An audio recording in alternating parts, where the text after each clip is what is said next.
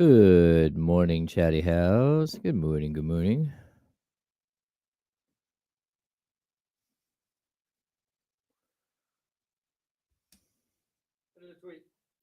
You did a tweet thing? Got it. Repost. I'm not up. There we go. Hey, Ramsey gets a belt. Congratulations, Ramsey. Nice job on a Monday. What up, Steven? What up, Wheezy? Good to see everybody. David, what's up? Jason, what up? Warren, we are up in here. So, Steven, happy Monday, bro. I hope anybody who went to Larry June had a great time. I don't know what Very that is. jealous. The rapper. Oh. Bay Area guy. What up, Mrs. Mac? Let's party on a Monday, huh? 30 seconds. The American dude's going to do it? First would be their first medal since 2008. Good morning, Katrina. In what? What sport? Men's gymnastics. I think they haven't medaled since 2008. Oh. I saw. We can talk about it. I saw this thing about Simone Biles last night that was nutty. Okay, here we go.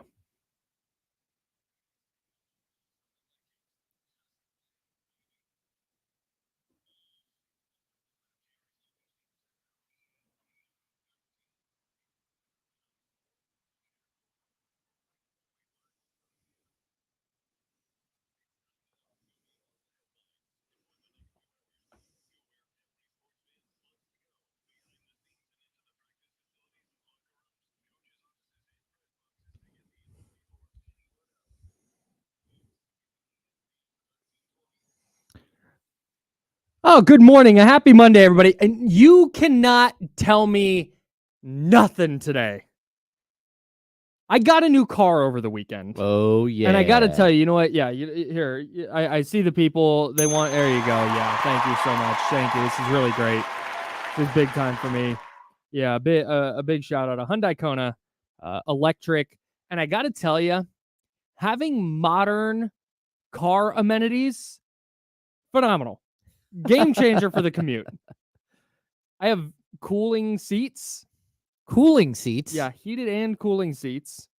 Again, this is all. There's people who drive cars that have been made in the last 7 years who are like, oh yeah, no, my car. Like I get that this isn't like a special thing, but for me, I've been driving a 2012 Honda Civic since September of 2011, and I've salute to the Civic. It took me all over the world. That's not true. It took me to like Arizona. Yeah, but back as well. And I love that little car, but did not have heated or cooling seats. It didn't have a push to start. It didn't have lane assist. It didn't have the smart cruise control where it slows down or speeds up based on the car in front of you. Mm-hmm. When I'm at a stoplight, when the car in front of me goes, my car beeps at me and goes like, hey, the front car moved. You can go now. Mm-hmm. So I didn't have to pay attention at red lights. That's a joke. I still pay attention. But what else does it have? CarPlay. Oh. I can have my music in my car again. Oh, yeah. Because my car was so outdated. My Civic was so outdated that my iPhone, when I plugged it into the USB thing that links up where I used to plug in my iPod to my car. Yep. It doesn't read it. The technology on the phone is beyond what the car can do. Well, that's not good. It's tough. So I'd been listening to music in my headphones. Music and podcasts. So I'd imagine wearing your earbuds all the time. And that's the only way you could, anywhere, anytime I drive anywhere. If I want to listen to a podcast, headphones. If I want to listen to music, headphones. So I listen to D-Lo and KC so much on the way home because I don't want to put my headphones in. I'm really surprised that you have cooling seats. I don't have cooling seats in my car. Sure. At least not that I know I bet you of. could if you paid for it. Maybe. It might be hiding there. Oh, definitely. Just not sure. That thing is a full-blown transformer if you want it to be. Yeah, like people mention the heated steering wheel. I don't really like the heated steering wheel. Yeah. I don't think I've ever got into a car and been like, oh my gosh, the steering wheel is so cold. I don't think I've ever had that moment. Yeah, I don't think so. I definitely have not. But I've also never lived where it's particularly cold. Yeah, I mean, I guess if I lived like in like Alaska somewhere. Sure. Or somewhere on the East Coast, maybe. Yeah, maybe in Colorado. Yeah. I'd be like, oh, nice heated steering wheel. Sure. You know what? I could definitely see that. Okay. If it's cold in the morning and you got to get in it and your hands are all freezing, that's fine. I could see that. I could see where there's benefit in that, but probably not with the weather out here. No. But yeah, man, it was great. It was really cool. I had a great drive in, and I'm excited to be. I don't have to pay for gas anymore. Hey, man, I pulled into the Fantastic. parking lot and I look around and I'm like, oh, where's Kyle at? Like, Kyle must not be here. Like, I that's was not a here. good thing. If Kyle's not here yet, then I'm like Yeah. instantly alerted. Like, Sure. because Kyle parks in the same spot every day. Same spot ish. Yeah. We don't have assigned spots, but when I pull up and somebody's in the spot that I usually pull into, Oh, yeah. I get not mad, but there's part of me that is like, hey, what are you doing? It's my spot. I do that every single time. But they're not. But you park out. Do people park in your spot? Yes. On occasion, there's I think it's a Mercedes or a BMW, like sports car. Oh, dude, we're keying that thing next Well, time. then I'll park right next to it just to be, that guy. Yeah, for sure. You got to get super close to like their driver's side door. What I like to do is like the island with a tree in it Mm-hmm. in the parking lot. I like to Island pull with a tree. exactly. That is okay. Sorry, go ahead. I like to pull through to the spot on the other side. So there's a curb right on like my back corner panel on the driver's side. Smart. Yeah, so then that way I'm slightly protected in case someone wants to ding my door, even though there's not enough cars in our parking lot. Yeah. So really, well, that's why I'm shocked because you not in the sticks necessarily of our parking lot because you can go way out there. Yeah. But you park further away from the car. That's why I'm shocked that people would happen to be in that random spot that you grab. Oh yeah. They take my spot on occasion, and it's frustrating. Then I've got to go to another tree spot and try to park there. And sometimes there's a car parked on the front side. Not my favorite tree. That's it's horrible. 916-909-1320, 916-909-1320 if you want to join the show. This is The Insiders. Welcome, and we're sponsored by Jiffy Lube. He's James Ham. I'm Kyle Madsen. We're giving stuff away today. We have a big Sacramento River Cats theme this week, and frankly, next week. And next week. 2 weeks of River Cat themes. Because this Saturday, everybody buckle up. Get your tickets now at rivercats.com. Because this Saturday, our very own James Ham will be throwing out the first pitch at the Sacramento River Cats game. Everybody, applause for James. Yes. Can't wait for that. So Saturday, get your tickets, rivercats.com. You've begun your throwing program. Have you continued? I've been a little shaky with it. I will get back to it today. Today, I will drag the 21-year-old out. Perfect. And make him throw with me. If you would like to bring your glove with you, we can throw in we can have a catch in the parking lot. We could. I think we could have it right outside here. You said, yeah, whatever you want to do, like man. In the building. I will throw my glove in my car. I have a couple of baseballs, and we can. All right. We can throw it around. I couldn't. The first time we went out and threw, we couldn't find a regular baseball, except for when I coached Little League when my son was little. You give the game ball. You give the game ball away, and so he's got like 5 of them because like over the course of 3 seasons, you get a game ball, game 9 or whatever. And we took one of those out and went out and played catch with it. I mean, they've just been sitting there forever. That's horrifying. Yeah, it's not like I pulled out like an autographed baseball. Like, well, Rich Harden really wasn't that good. So I have a Gio Gonzalez one. I can go throw the Rich Harden ball. He was gonna be good, and then he flamed out. He needed to go the Mason Miller track. Yeah, he needed to be a closer. No, I totally agree. He was so fun to watch. He was really, really good. Yeah. Except in the 06 ALCS. He came back from injury and was terrible in Detroit. Anyways, I think it was game 3. Doesn't matter. I get anxiety when I see people. Like, I have a Gio Gonzalez autographed baseball. Okay. The idea of just taking that out and throwing it around, again, if I tried to sell that, it would probably be worth about what the baseball is worth. Yeah, like maybe $8. Maybe. Yeah. Right? So, and that would be Gio Gonzalez super fan 4949 getting in my DMs asking for that baseball for $8. But because it has an autograph on it, I feel weird about throwing. When I see people wearing their autographed jersey, like at a Kings game, you're Golden One Center, someone's walking around in their autographed Pooh Jeter jersey. I'm like, what are you doing? Put that in, but hang that up. Why? And I get, again, Like, shout out to Pooh Jeter. Hope he's doing great. But that jersey is worth about what the jersey is worth. He was on the Portland Trail Blazers coaching That's staff. right. That's right. I knew he had walked come up up this and year like at some gave me a point. hug. Earlier this season. Like, what? Hey, James, you remember me? I'm like, what's up, Pooh? You remember me? That's right. That's awesome. Gio yeah. Gonzalez had 131 wins, Kyle. Good for him. 131 and 101 with a 3.7 ERA. If you had asked me how many MLB wins did Gio Gonzalez have, I would have said like 90. Oh, no. He was really good for a while. He won 21 games, 21-8. With the Nats? Yeah. He came in third in the Cy Young balloting and 20th in MVP balloting. How old is he now? 37? 38. Yeah. Good for him.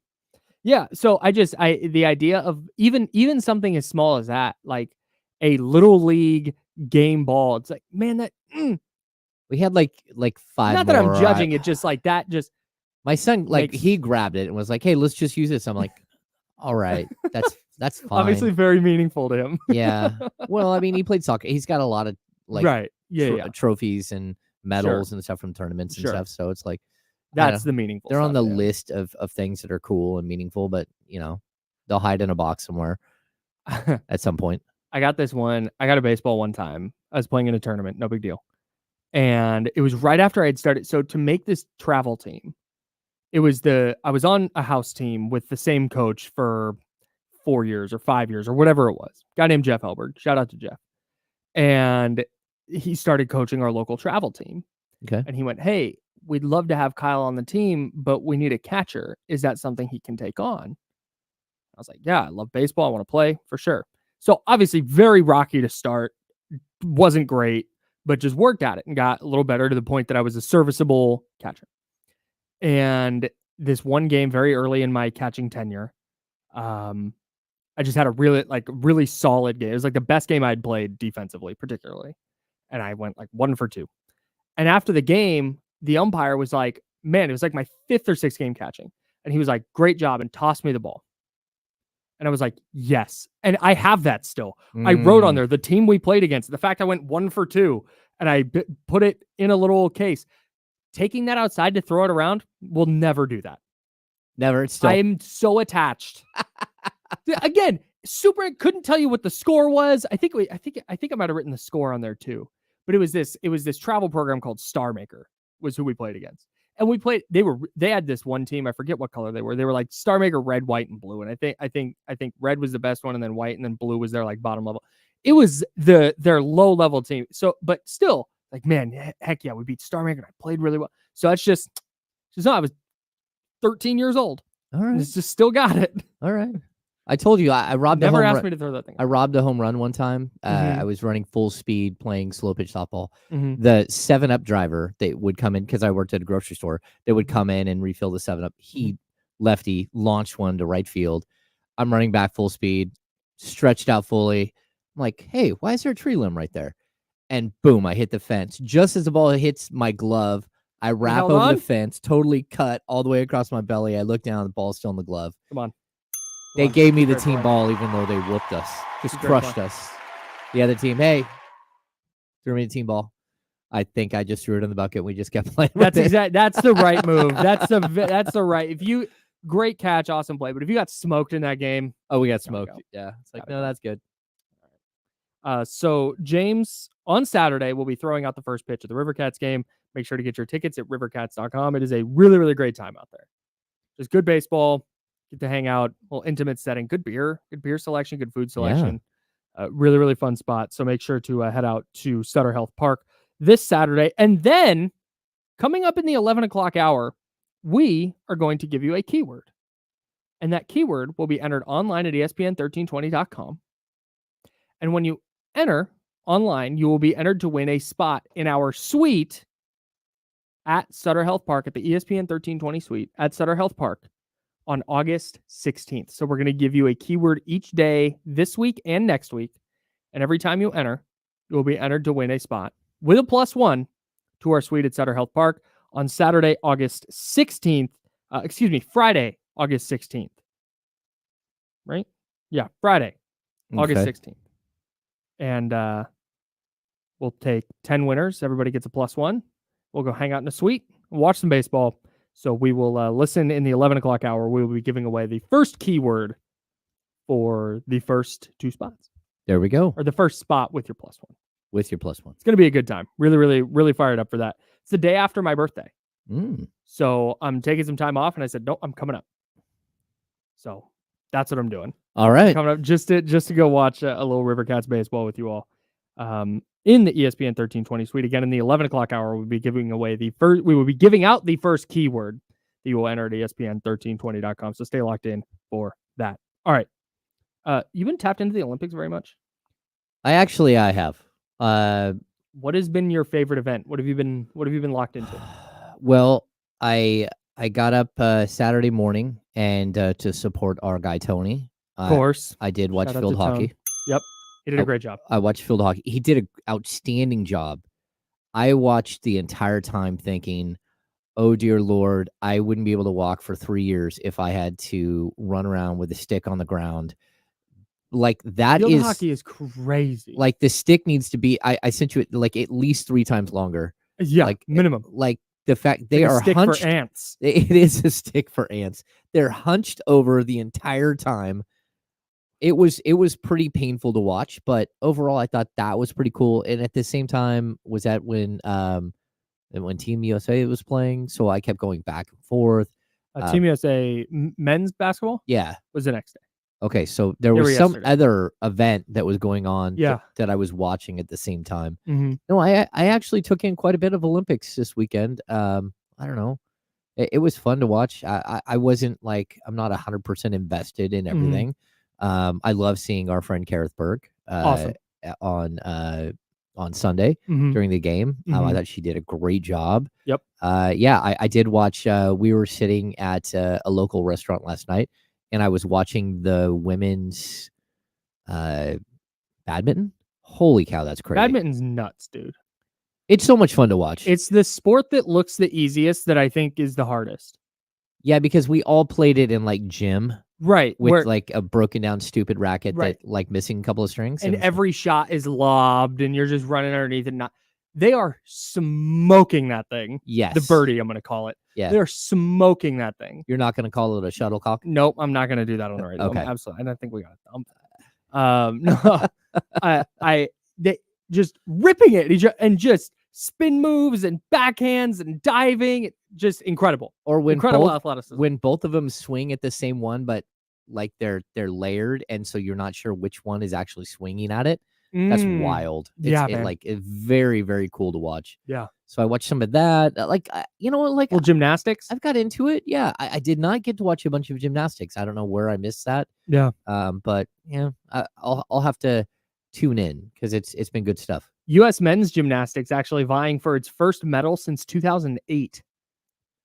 Oh, shout out to them. Okay. I learned something about gymnastics scoring on Twitter yesterday. Oh, I think I may have read the same thing. The Simone Biles deal? Yeah, it's wild. So, long story short, if you're not familiar with gymnastics scoring, you get like points for difficulty where they know what move you're going to try and do. Yep. And they assign a difficulty score to it. And if you do that move, you get those points if you just execute the move. And whether you land properly or not, whether you take a hop or whatever. Right. It doesn't matter how you whether you stick the landing or don't or fall on the landing. Doesn't matter. If you execute the move, you get the points. Simone Biles' difficulty score is so high that she would likely medal even if she didn't land her move. At all. At all. As long as she did the move in the air. Yes. Yeah. So she registered this. Ridiculous. I read like she registered it right before their events, like the day before or 2 days before. I think that's what you have to do. You have to like put in a thing. This is what I'm doing, so then they can properly like adjust the scoring for it. And it's like literally she's the only one who's ever been able to do this move at all. Yeah, the only one who's even tried it. And then they're like she has to register it, and it's called like the Biles 2 or something because it's like the second move that she's done. That's just like ridiculous and no one else can do in the world. So crazy. But then she hurt herself. So like hopefully she's able to. She said she's going to continue to compete. Yeah, she's ridiculous. She's going to go down as one of those athletes that I feel like when when my, hopefully if I'm lucky enough to have children someday, that my children, assuming they're sports fans or at least into the Olympics, will like talk about and ask about. Like Nadia Comaneci is a name that I just know. And we were just talking about this last night at dinner, actually. 76 Olympics. Oh, yeah. Was when she went out as a 14-year-old and got a perfect 10 in the Olympics. Yeah. And it's just, there's those legendary athletes that everybody just kind of knows. And it's really cool watching her do that. Yeah. Even like Mary Lou Retton was like, like on the Wheaties box and everything else, but like took America by storm. Yeah. And just like spectacular. And now she was the one that did the not the pommel horse, but the vault with the messed up leg, right? No, that's Carrie Struggs. I don't know. I think. I don't know. Yeah, I'm wrong, but it's not Mary Lou. Yeah. I just remember that. I can't remember what year. That's one of my first Olympic memories is watching that live. I just can't remember who it was. Carrie Struggs sounds right. Yeah. U.S. men's basketball got underway. That's the event that I tapped into all the way. I haven't gotten into women's soccer just yet because I know that they struggled at the last World Cup. The U.S. women's team did, but I didn't think they would have too much of a problem through their first couple of group stage games. Yeah. And they are +6 in their first 2 games, and they hung 4 goals on Germany, which is something Germany hadn't allowed in like 18 years. Oh, yeah. Yeah, it's crazy. Just dominant right now. Yeah. I watched the men's game on Saturday. That's the other game I was watching. Oh, men's footy? Men's soccer on and I thought that was really like a good bounce back game. Yeah. For Team USA. They got smoked. Yeah, but then they crushed New Zealand like 4-1. So it was a good bounce back. This is if I have this right, the men's Olympic team is very different than like the one that was just playing in Copa America. Well, the US team isn't that different, but maybe it is, but some of the other teams are very different. Right. It's like their U19 team or yeah, whatever. most European nations do not put forth their A-list team for the Olympics. They don't really care about the Olympics as much as they care about either Euro Cup or World Cup. Right. Yeah. This is very tertiary for them. U.S. men's basketball yesterday, 110-84 win over Serbia. Kevin Durant's so sick, dude. He's ridiculous. He is. I'm gonna miss him when he's gone. There's a ease to his game that just I find so appealing. Every time you hear him, you watch him play, and then like the Slim Reaper, like that's just it's a great nickname. It is, and he lives up to it every time. You're just like, oh, look at that. He just totally stole your soul. Yep. Like he just snatched it right out of your body. Just like, oh, look at that. No showcase games. Didn't get to practice. Well, I'm sure you got to practice, but didn't play in any games leading up. Steps on the court off the bench. But I did not realize that he's the all-time men's basketball leading scorer. Oh, I didn't know that. In the Olympics. Okay. And steps on the court and immediately goes 8 for 9, 23 points. It just boom. It's a buzzer beater at the end of the half. A really tough fall away.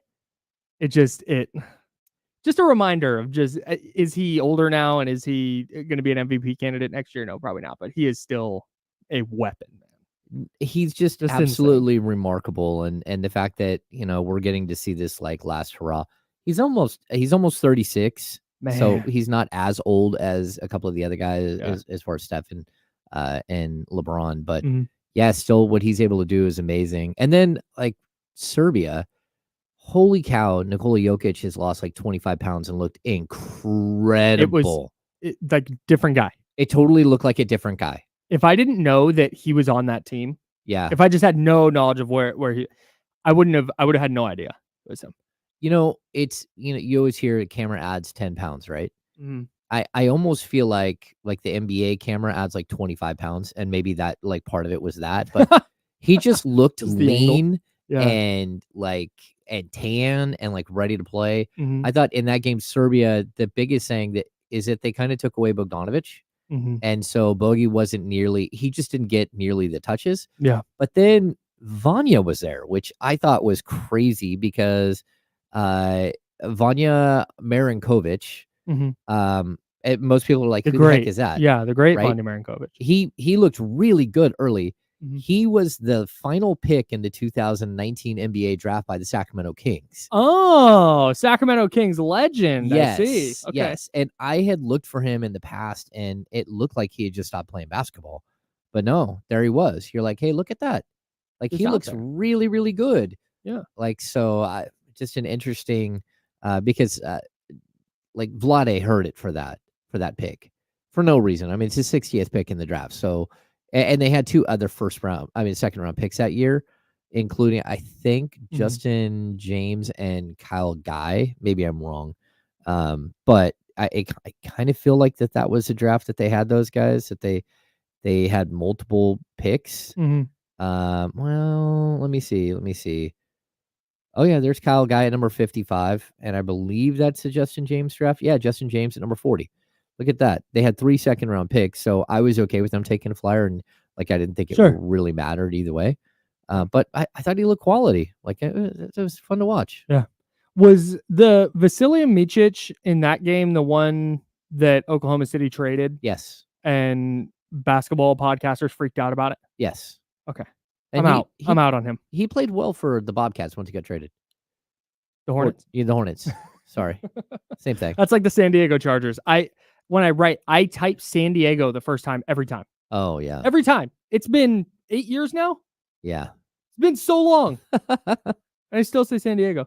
Yeah, averaged 11, 2, and 6 with the Hornets. I'm just out on him, though. The Kevin Durant body check. Oh. Really? That bothered me. Didn't like it. Yeah, they were Didn't even go for the ball. Trying to be physical there, like mid-court on those fouls. I thought that was a bit of an interesting decision. That wasn't the only time they did that.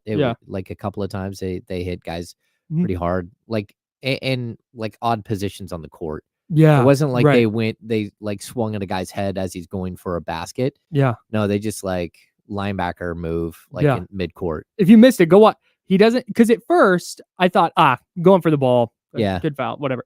But then you see the replay and he just runs in, not even reaching, just full blown shoulder to shoulder, and no tech, no flagrant. All right, FIBA. They looked at it. They did, and that's fine. That sets a good precedent. I'm actually here for it.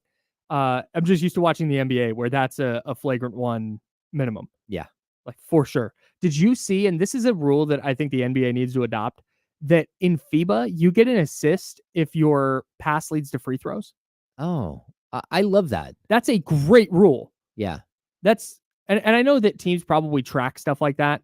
I know teams track the hockey assists or the screen assist, potential assists, screen assists. Yeah. Where if you make the right pass and the guy just bricks the open three, they what was that? Sorry. It sounded like a printer.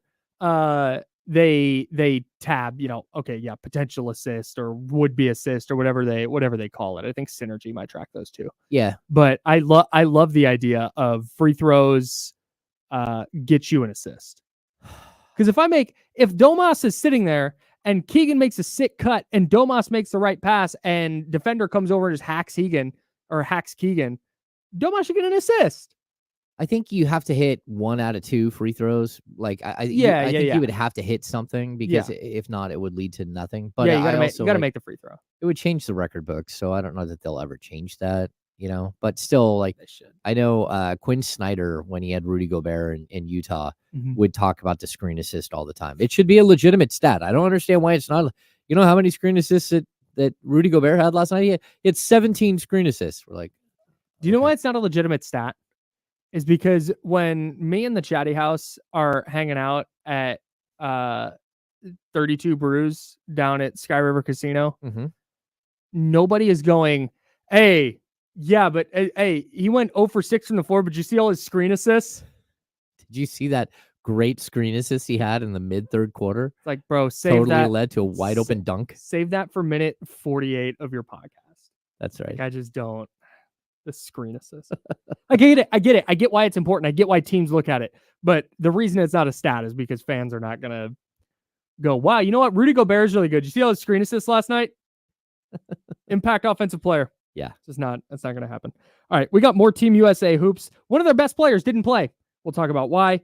We got MLB trade deadline stuff, and the 49ers and Raiders are in very different quarterback situations. We'll talk about it next. That's James Ham. I'm Kyle Madsen. We're the Insiders, and we're sponsored by Jiffy Lube here on ESPN 1320, Sacramento Sports Center.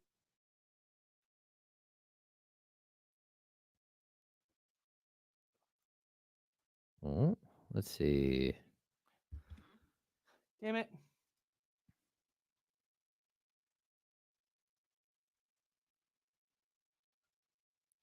Trying to find.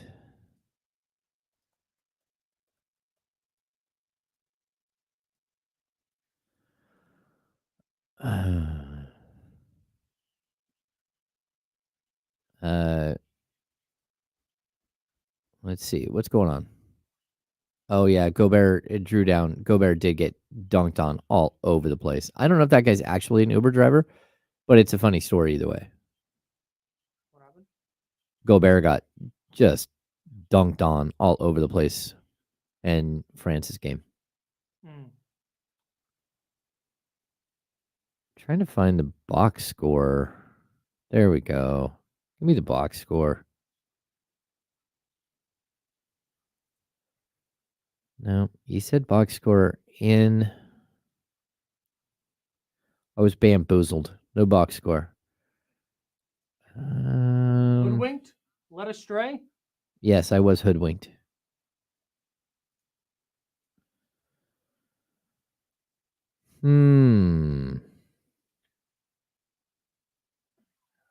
How did our the women's 3-on-3 121-19 over to Puerto Rico. Our men's team beat Chile. But that's U23 nations.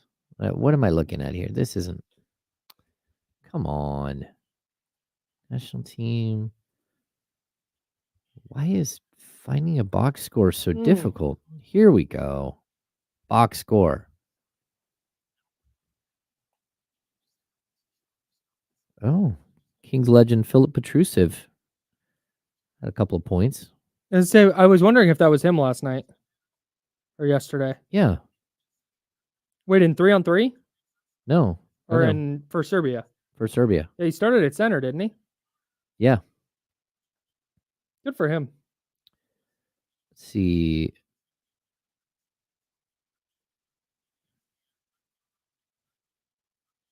Are we just about to come back? No.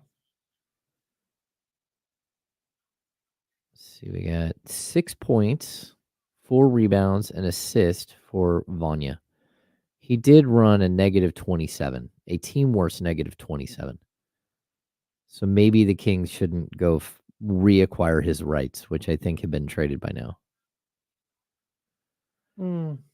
Good morning, Scooter. How are you? Good morning, everyone.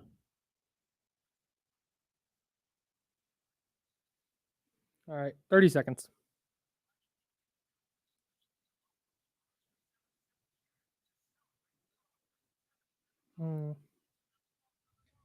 Man, shout out to the Marathon Turtle Hospital. You got more good stuff or what?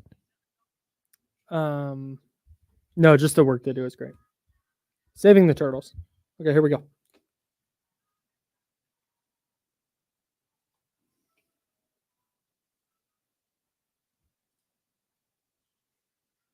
Now, back to the Insiders with James Ham and Kyle Madsen, brought to you by Jiffy Lube on ESPN 1320. Yeah, salute to the Marathon Turtle Hospital, man. Down there, just, I guess it's northeast of Key West. Mm-hmm. And we went down there when we went to Key West last fall and went to the Turtle Hospital. And man, the work they do there is incredible. Started following them on Instagram. Okay. And some of the work they're able to do to save sea turtles is just incredible. It's really, really amazing. That's wild. Yeah. I've seen videos. It's pretty crazy. It is. They're remarkable. Well, at my house, my wife has always been very cognizant of our waste and food waste and plastic waste and all that. And so particularly after going to this Marathon Turtle Hospital, I was like, I'm never using plastic ever again. And if I do, when I throw it away, it's going to be secured like in a bag. I'm I hate this. Like, I'm really, really bummed about it now. And did you know every piece of plastic that's ever been produced is still on Earth? Oh, that's wild. Because it doesn't degrade. Yeah, it doesn't. Yeah. It doesn't go away. It's just, so every piece of plastic since plastic's been invented, it's just still here. But anyways, I got crap from Abe from 98 Rock because I use a normal fork. We have dishes in the kitchen. We have a dishwasher and all that. And I use a normal fork when I eat lunch. And one day the dishwasher was clean and I set my fork in there because I had work to do, and I was like, oh, I'll empty it before I go. And then you know what happened. You get wrapped up, you start talking to people. I forgot to empty the dishwasher. I forgot to put my fork in the empty dishwasher. And Abe makes a video and blasts it out like, who uses a fork? Just use he sounds like John Ratzenberger. He's like, who uses a fork? Like, use a plastic fork like a normal person. Who uses dishes at work? Oh. Give me crap for it. Save the turtles, bro. Save the turtles. It's on you. You're the bad person here. That's right. Not me. I do like Abe, though. Abe's a great dude. Yeah, Abe's a cool dude. Yeah. I think that's why I'm talking about it on the radio. If I actually had beef, I wouldn't be talking about it. Yeah, I think Abe is going to do, he'll be in the 98 Rock. Yes. Like when we give away our tickets to the Rivercats game. Yeah. He'll be in the 98 Rock suite for sure. Yeah. Love Abe. If you ever get a chance to meet him, do it. All right, we're talking to USA men's basketball. They beat Serbia 110-84 yesterday. A reminder, speaking of the Rivercats game real quick, ESPN 1320 Sweet Night is Saturday, August 16th. We're giving away 10 spots, you and a +1, to our suite at Sutter Health Park for the August 16th game. We will be giving you a code word that you will enter at ESPN1320.com. That code word is coming up in the 11 o'clock hour. So stay tapped in for your chance to win 2 spots in our suite at Sutter Health Park. And then this weekend, come out and see me maybe throw a strike, maybe not throw a strike. Throwing out the first pitch. Have you decided if you're going to throw from the mound yet? Oh, if I have the option, I probably will. It will be the first time I would have thrown from a mound since I was young, though. So I don't know. I love it. Yeah? I love it. I respect that so much. Okay. Yeah. I'm usually like I when I play, softball or whatever, I'm very accurate. Yeah. Like, that's one of, Sure. I'm very accurate. So if we play catch, I hit you in the glove, chest level, every time. And same with passing a ball in soccer. Sure. When you're teaching it and you're coaching it, you're like, all right, point your front foot towards the person you're going to kick it to, and then boom, so.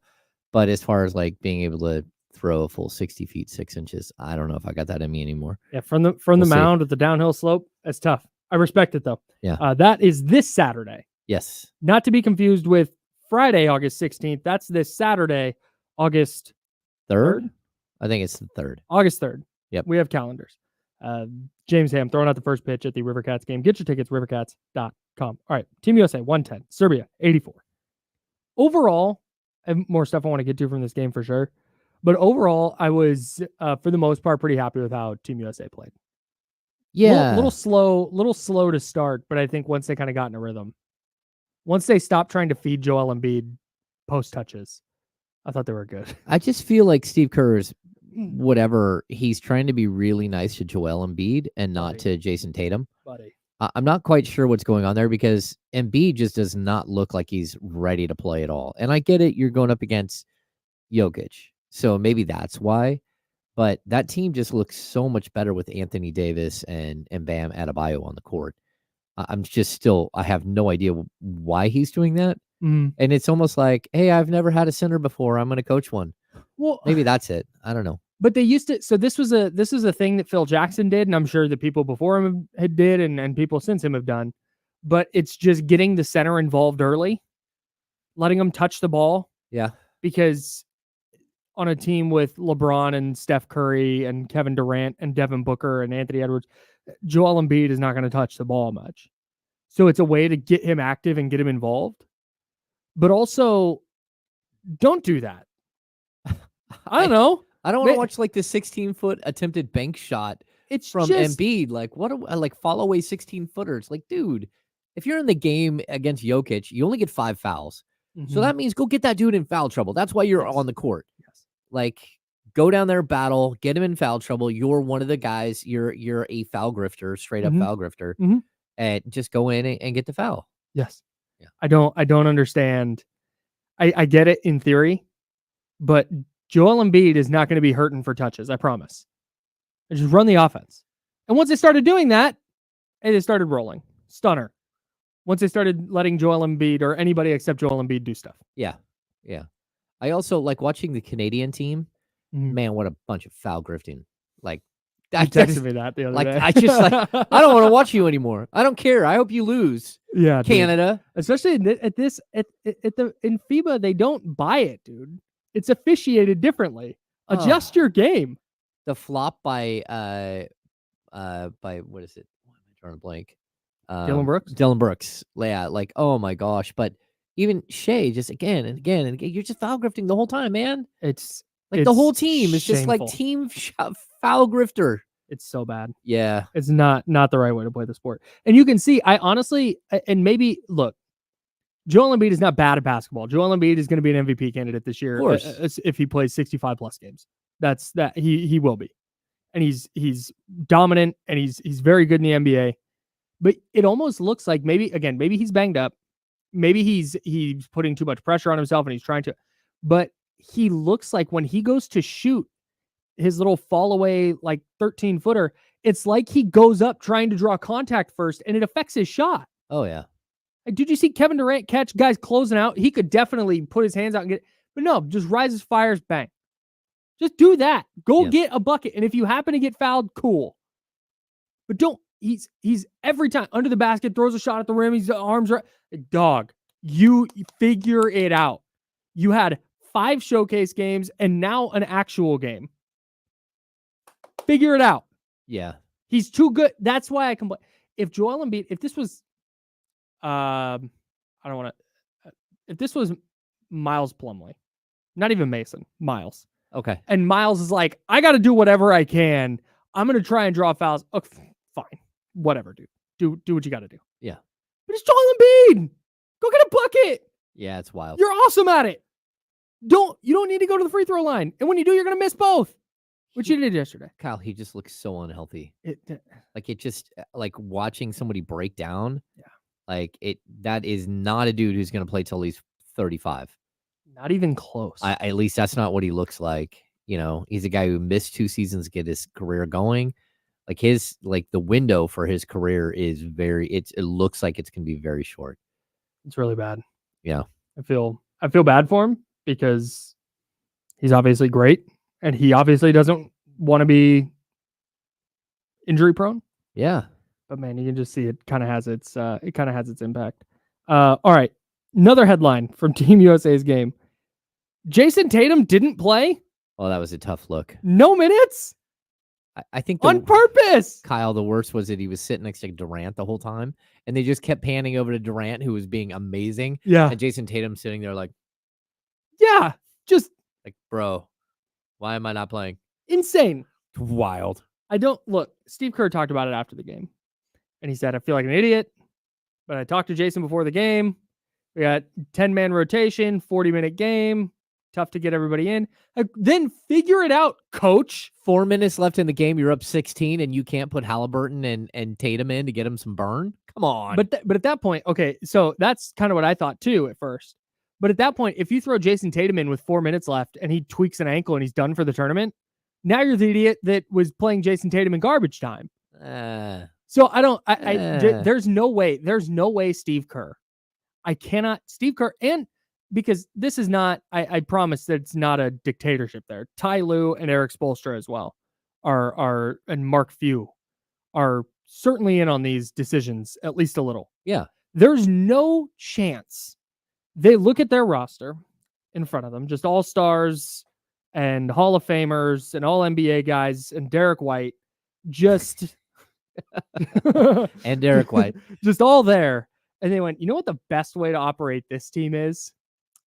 No Jason Tatum. I'm not even that high on Tatum. I'm not one of those people that's like, he's a top 3 guy. I don't think he is. I don't even know if he's a top 5 guy.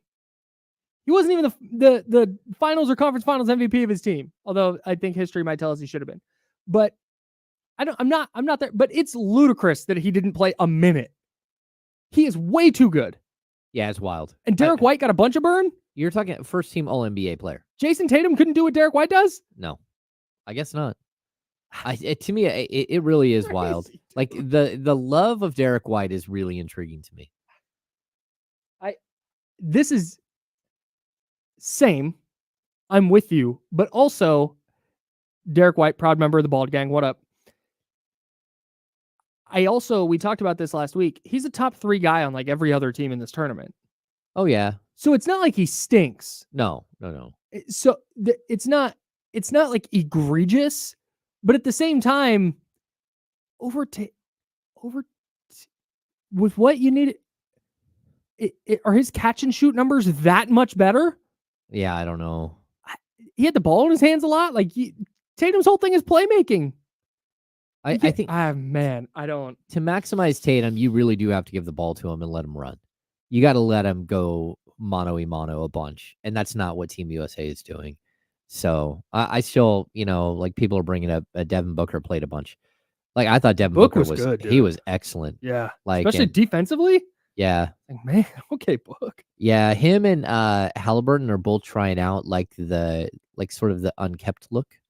Like the beard, and they've let their hair grow out. They're looking a little different than they don't have like a lineup. They don't have the fresh shave.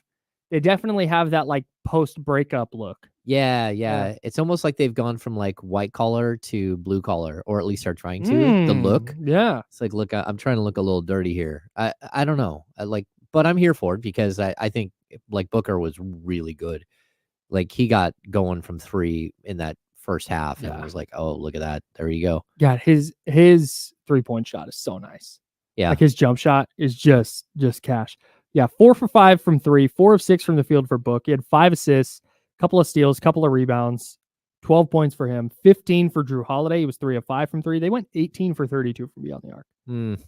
And I don't think they'll necessarily shoot 56.3% for the tournament, but they had a lot of wide open looks. Yeah, I remember there was a point where Drew Holiday did like a crossover and fall away like 17, 18-footer. Yeah. And it was just like spectacular. And it was like, that's like their 8th best player. The other teams are like, what exactly are we supposed to do here? Yeah, man. Like Jason Tatum's not even playing. What are we supposed to do here? Yeah, dude. Serbia's good. Yeah. Like Serbia can play. And Yeah. if you're another team in this tournament, you're looking, it's like, God, what do you do? I didn't even think Canada, I think, is the one team that might have some sort of shot, but I don't know. South Sudan should have beat the U.S. in their showcase game, and that's who they play next. So maybe it's South Sudan. And big shout out to South Sudan, by the way. And Lou Alding. Yeah. Got their first Olympic victory ever. Oh. Just really, really awesome seeing that story, seeing it culminate in a win at the Olympics. And hey, maybe they go give the U.S. hell again. That's intriguing too, because Serbia's in that group. Mm-hmm. So like who's going to make it out of that group? I mean, clearly USA beat Serbia. They've got a great shot of beating of making it out of the group, but like that still leaves the door open. Like especially if you got one win, they got a loss. I don't know, I'm rooting for him, man. Yeah. I can't imagine that Jason Tatum's not playing in their next game. Oh no, Steve Kerr said he's playing. He's playing. Trust me, he's playing. But didn't say, and so is Tyrese Halliburton. Maybe he did say that, but but okay. All the concern is for Jason Tatum. Like I know he's first team All NBA. I didn't play him. It's my bad. Would you be? But look, if Jason Tatum didn't play the entire tournament, there would be outrage. They would do segments about it. There would be. We would talk about it the entire tournament. That'd be story A. Let's say they go beat South Sudan just comfortably. Let's say it goes like this Serbia game did.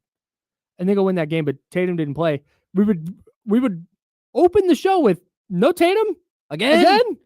So look, Tyrese Halliburton, all love, right? Just ton of respect for him. Really good player. I wouldn't be shocked if he doesn't see the floor.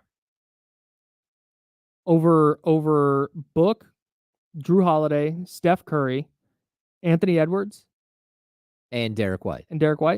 Yeah.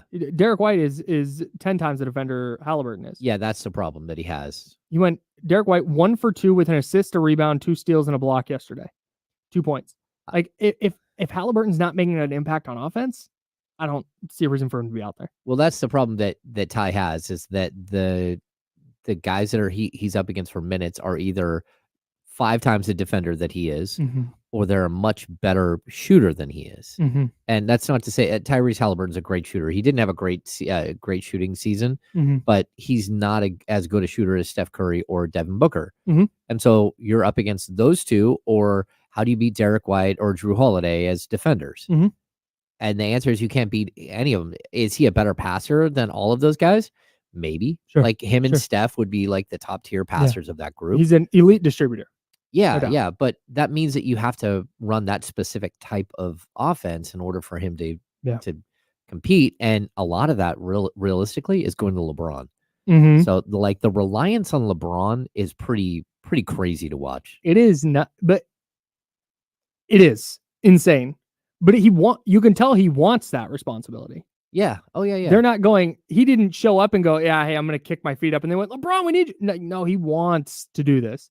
That steal and coast-to-coast layup through like 4 dudes yesterday. Yeah. Where he did the whole shrugging thing on the way back and was yelling. That was insane. There's not that many dudes in the history of basketball that are doing that. And he's still doing it at 39.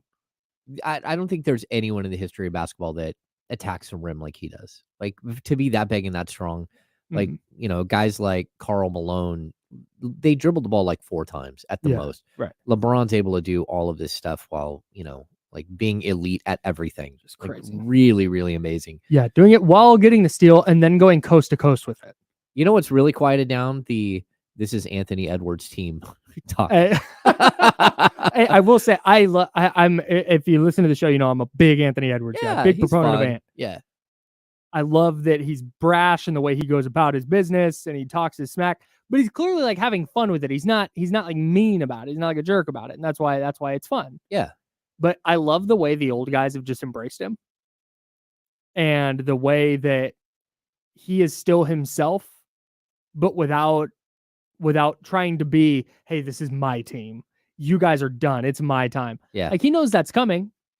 And I'm sure there are instances where he's said that to him in practice or whatever, talking trash. But he knows, like on game days, he knows what time it is. And he's not out there trying to do too much.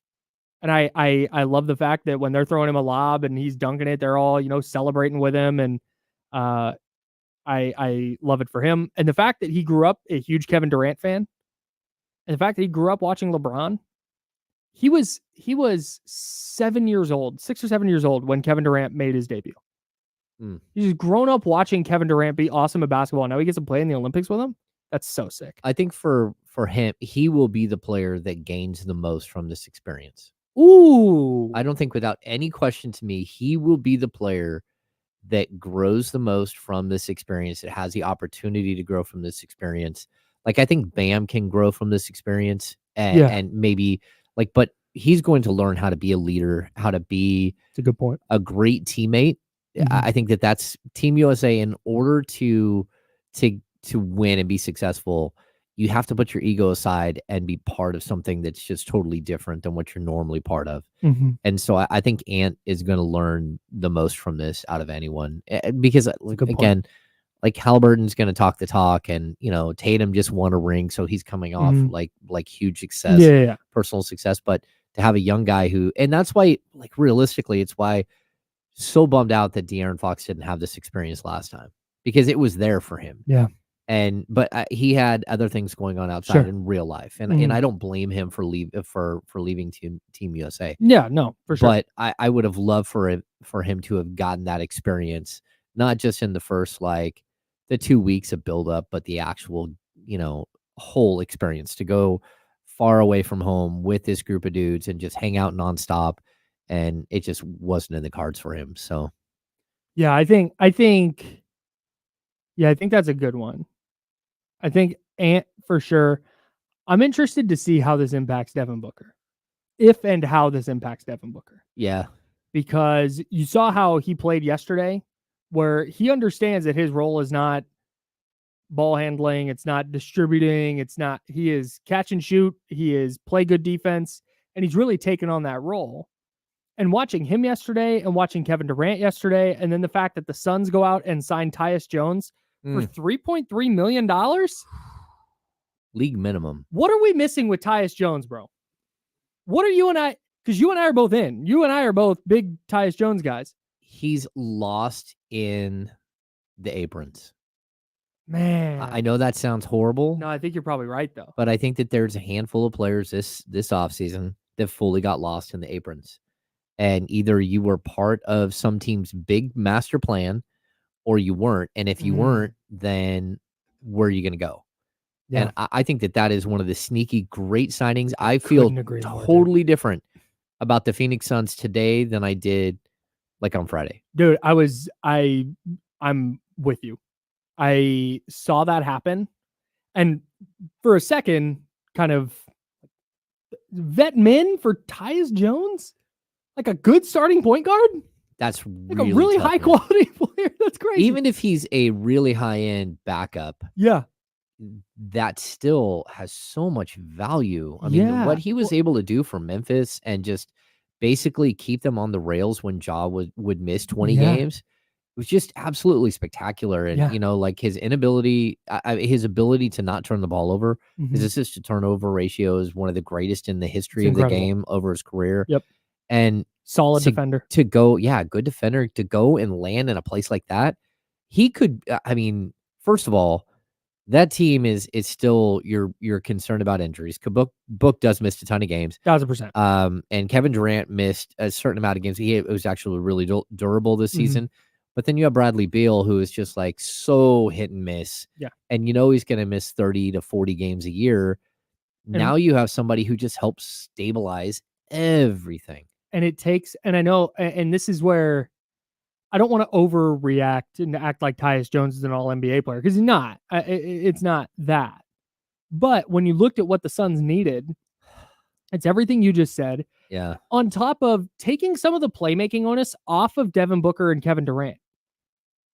And not making it where Grayson Allen needs to put the ball on the deck and Bradley Beal has to be out there. Like Bradley Beal can now just kind of be a spot up guy with the second unit. Yeah. And that's dangerous. Like that's where Bradley Beal can really cook. And now all of a sudden you start to see how these dominoes kind of fall into place. And maybe Phoenix is a play-in team and they don't make the playoffs. Sure. But I think the domino effect of what Tyus Jones can bring could make Phoenix more dangerous than they were going to be going into the year. And that's for Phoenix, that's a really nice signing. I think it's a great signing. Again, it totally makes me think different about who they are as a team. I think the battle for the 5, 6, 7 in the West is going to be flat out nasty. And I think one or two of those teams could easily jump into the top 4. But realistically, if we're lining them up right now, the 5, 6, 7 is some combination of Kings, Suns, and Pelicans. And I think it's going to be a flat out battle. Maybe I'm wrong there. Maybe there's other teams that are going to be there. I don't buy what's happened with the Clippers. Clearly the Lakers, the Warriors, but that group there, and then maybe even like a team like Memphis comes back into the fray. But maybe Memphis could jump up into that 5, 6, 7 conversation. Yeah, it wouldn't shock me if one of the teams from the top 4 last year, the top 3 plus Dallas. Yeah. It wouldn't shock me at all if one of those teams fell back into that mix. Yeah. Whether it's injury related or Denver just kind of feeling their way around without Kentavious Caldwell-Pope in the lineup and trying to figure out what they are as a team, and also getting motivated to play an 82-game season. How much does Denver, as Nikola Jokic approaches 30, how much does Denver start to focus more on the postseason than the regular season? Maybe they come back into that mix. I don't think Michael Malone would necessarily let him do that, but maybe Minnesota takes a step back this year. I think there's ways that 5, 6, 7, that hunt could involve a ton of teams that are pretty talented. The West is crazy. Yeah, the West is going to be wild, man. And that's one piece that just, it takes that team, their top 5 or 6 just got better. And to make that move this late for nothing. And look, the Kings went in and they basically gave this league minimum deal to Jordan McLaughlin a couple of weeks ago, right? Yeah. And hey, maybe that works out. Maybe he's a better fit because he's not going to require the minutes. Maybe you weren't in on the Tyus Jones because Tyus Jones just said no. And hey, I'm looking for a starting level job and you guys don't really have that. And he's like, okay, look, then we're going to just sign a guy that we think will fit what we're doing right away, right? Just for that depth. But like again, the Kings they made a signing this weekend too. They brought in Boogie Ellis, who played really well for them in summer league, and maybe that's a transaction of, like, more for Stockton than anything else. But like I just feel like Phoenix just took a major step. Yeah, and that's tough. Need another adult in their rotation. Yes, and they absolutely got one. That's true. One of the adultiest adults in the league. All right.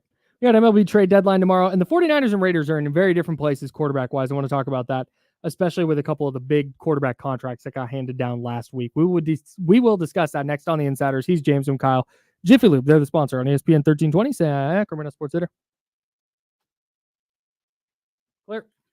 The 49ers have activated Ricky Pearsall from the active non-football related injury list, according to Ian Rappaport. Excellent.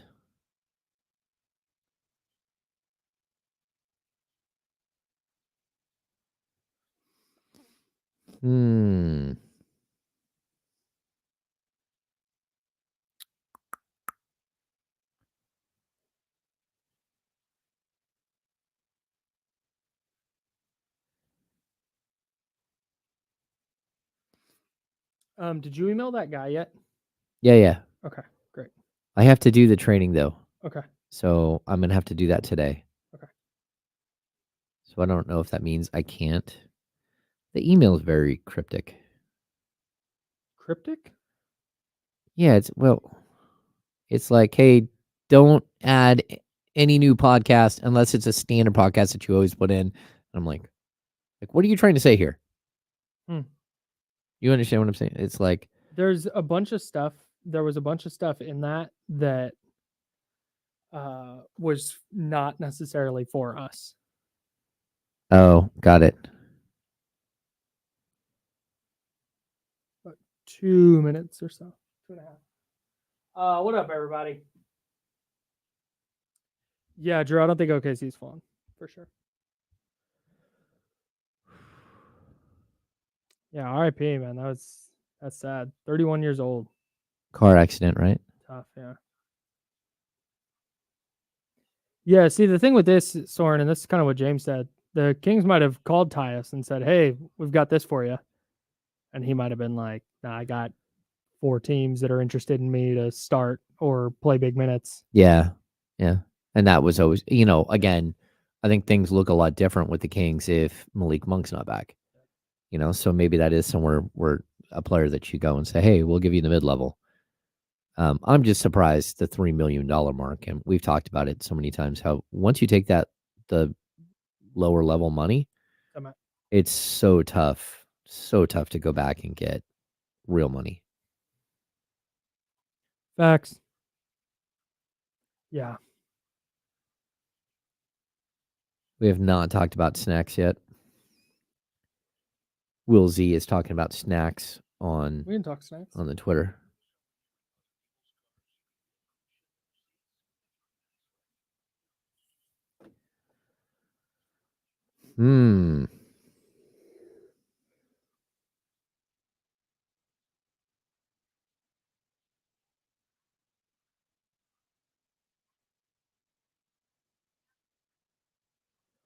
Oh, we're starting to see trades. Miguel Vargas heading to White Sox in 3-team trade. Oh, shit.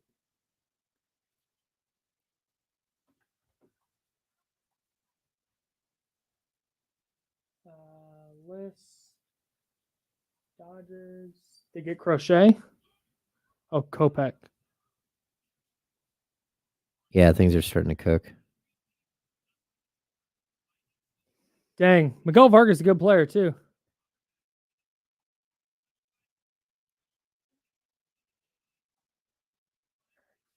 To St. Louis, Tommy Edman to... Oh, and they got Tommy Edman.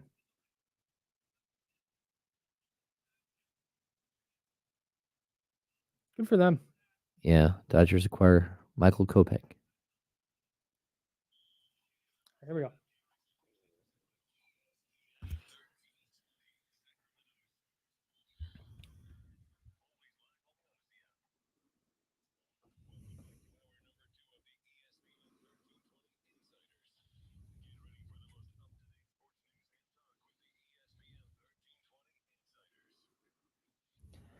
Hour number 2. That's James Ham. I'm Kyle Madsen. We are hanging out with you until noon.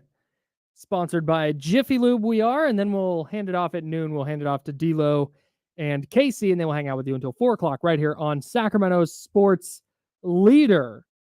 We'll talk some MLB trade deadline here in a bit. MLB trade deadline is tomorrow at 3 o'clock p.m. Pacific time. And we'll have some 49ers and Raiders quarterback stuff. I was thinking about their 2 quarterback situations and just how different they are, but how literally last year or 2 years ago, I guess, within the last couple of years, the Niners have been in a similar spot to where Vegas is. So we'll talk about that here coming up. You bought new snacks today. I did. You went to Costco. You filled up the Fortress of Snackitude. Shout out to you for doing that. I think you feed the entire office. It's possible I do feed the entire office. This thing that was supposed to be just for a handful of people has now become a... Yeah, I always feel bad because, some people are like, oh, I'm so hungry. It's like, well, we do have an entire locker full of snacks. So I'm too nice. Yeah, I'm going to go there. But I get it. Like, I totally get it. I get why you do that. And it's nice for people that you do that. It's funny though. You bought new snacks today. You'd made a couple of Costco runs and gotten kind of in general the same stuff, but this time you went new. Yeah, there's a couple of the same. Like we get the fig bars. Yeah, love the raspberry and blueberry fig bars, and those are good. Mm-hmm. And then we get the Costco version of the Kind bars. Yes, which are like the dark chocolate Kind bars, which are always, that's one of Kenny's favorites. Yep. But then I had to mix it up a little bit, and since we talked about PB&J all last week, big PB&J guy, I got they're not cookies, they're like a bake, they're like an oat like biscuit almost, like a soft biscuit. Yeah, with but PB&J. It's a peanut butter and jelly. It's like a peanut butter biscuit with jelly inside. It's delicious. It was fantastic. Yeah, so what a great way to start the day. And then I also got some.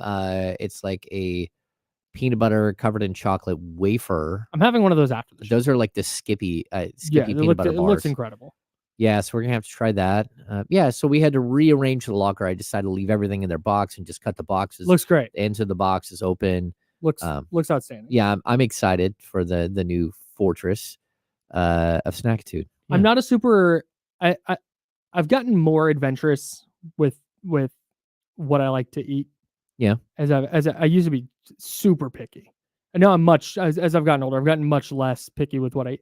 But at the same time, when I go to a place, I go to restaurant A, and when we pull up to restaurant A, I know, hey, you know what? There's 2 or 3 things on this menu that I'm getting. That's what it is. They're like, oh, we got this new special. I'm like, nah, I'm just gonna stick with this. Like, it's just what I get here. It's what I like.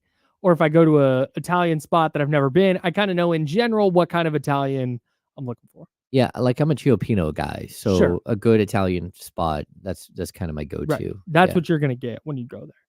When it comes to snacks, don't care. I have no loyalty to a snack. If it's something that looks good, it's going in the cart. Especially, I shop at Trader Joe's a lot. Yeah. Especially at TJ's. They got new snacks coming out all the time. Just walking through there, I'm like, hey, I know we need these 12 items, but if there's a new snack, it's going in the cart. It's in the cart. Yep. Yeah, I found that like you do need to mix up the snacks, like so people don't get tired and like whatever's happening there. Yeah. Like, the idea behind the Fortress Snackitude is that people will actually take a snack. Right. Instead of paying the vending machine. And instead of paying $2 for the vending machine plus some Which service is nutty, charge. dude. The vending machine here, look, I don't want to put anybody on blast. Maybe the building owns that and that's what it is. But to me, the work vending machine should be like, yeah, everything in here is 50 cents. Like, yeah, you work here, throw them a couple bucks, or not a couple bucks, throw them a couple of quarters and get your bag of Doritos. But it's like $2.75. Oh, it's outlandish. It is crazy. Yeah. I'll go spend like $60 at the Costco and it will save us all like so much money. It's ridiculous. You save me every single day. If we did not have the Fortress of Snackitude, I would operate differently in the mornings. Mm-hmm. But I know that, hey, I'm gonna have a breakfast item in there that I can grab when I get.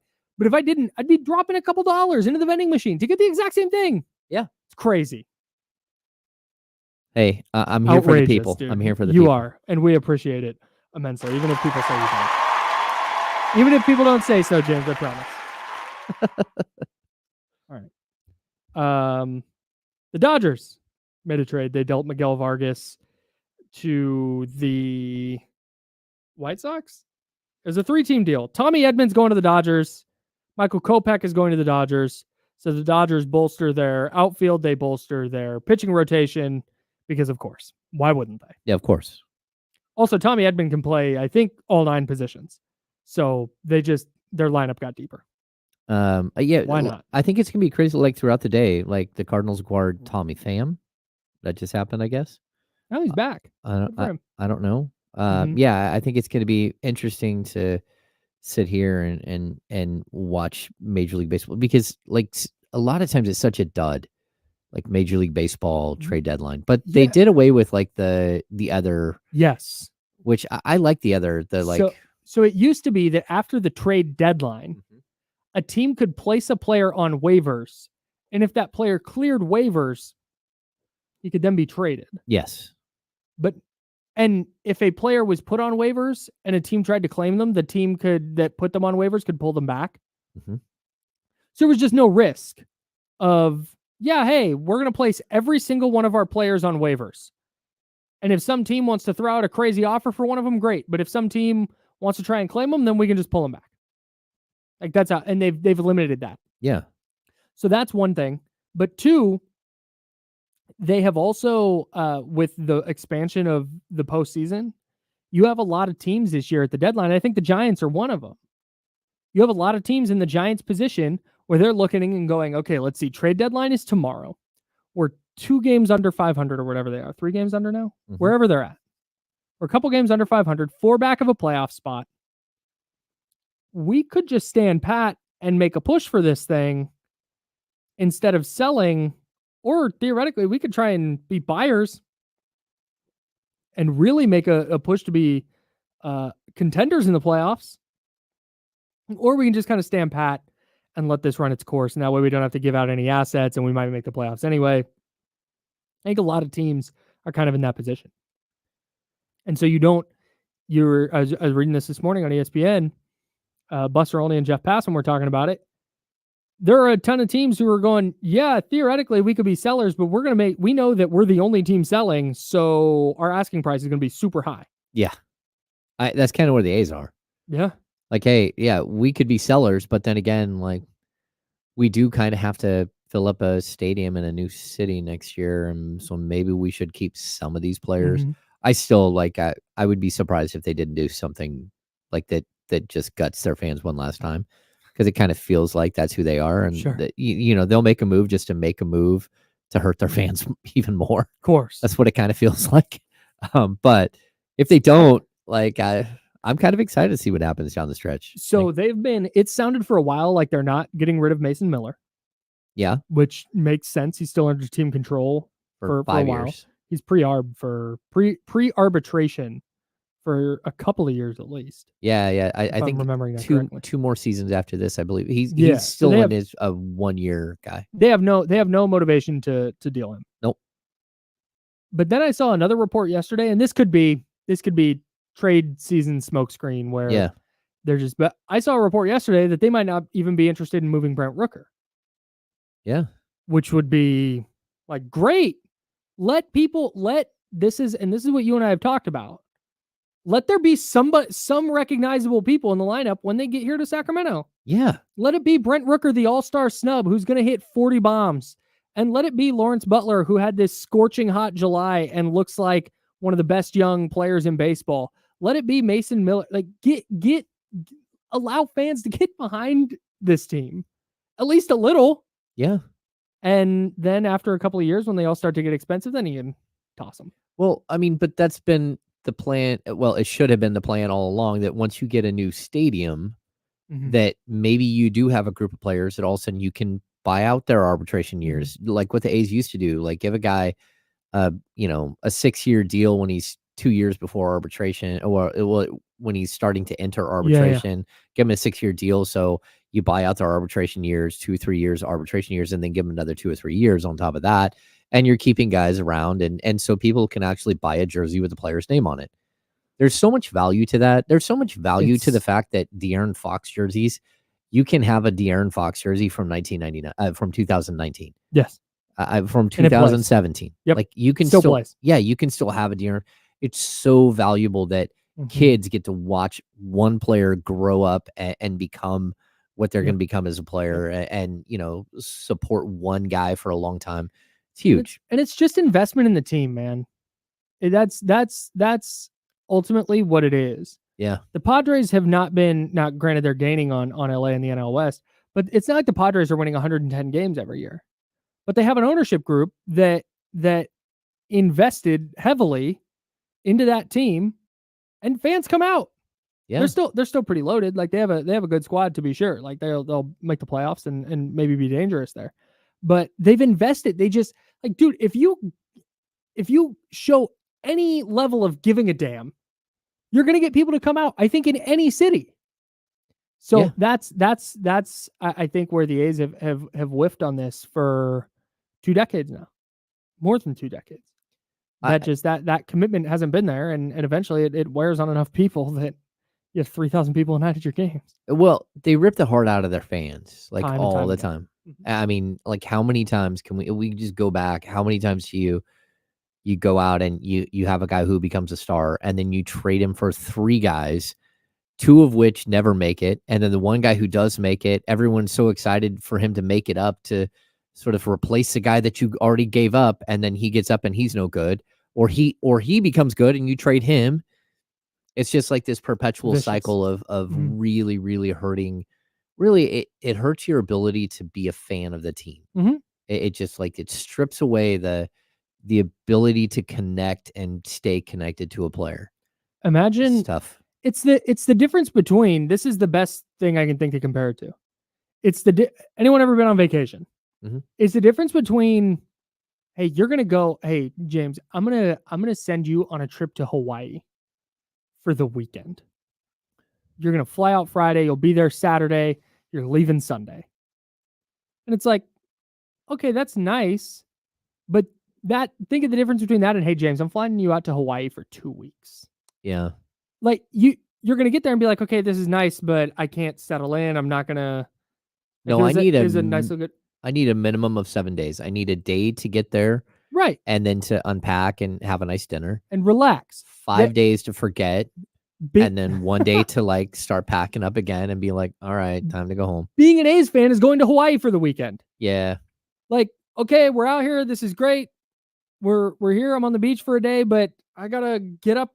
I can't even stay out because I got a 8 a.m. flight in the morning. Oh yeah. It's okay. Very, very tough. Right. And I'm not a weekend getaway guy. Like, no, I like, it's just too much. I rock a weekend getaway, but to, like, Tahoe. I can do Tahoe for a weekend. Yeah. I'm not going to get on an airplane for the weekend.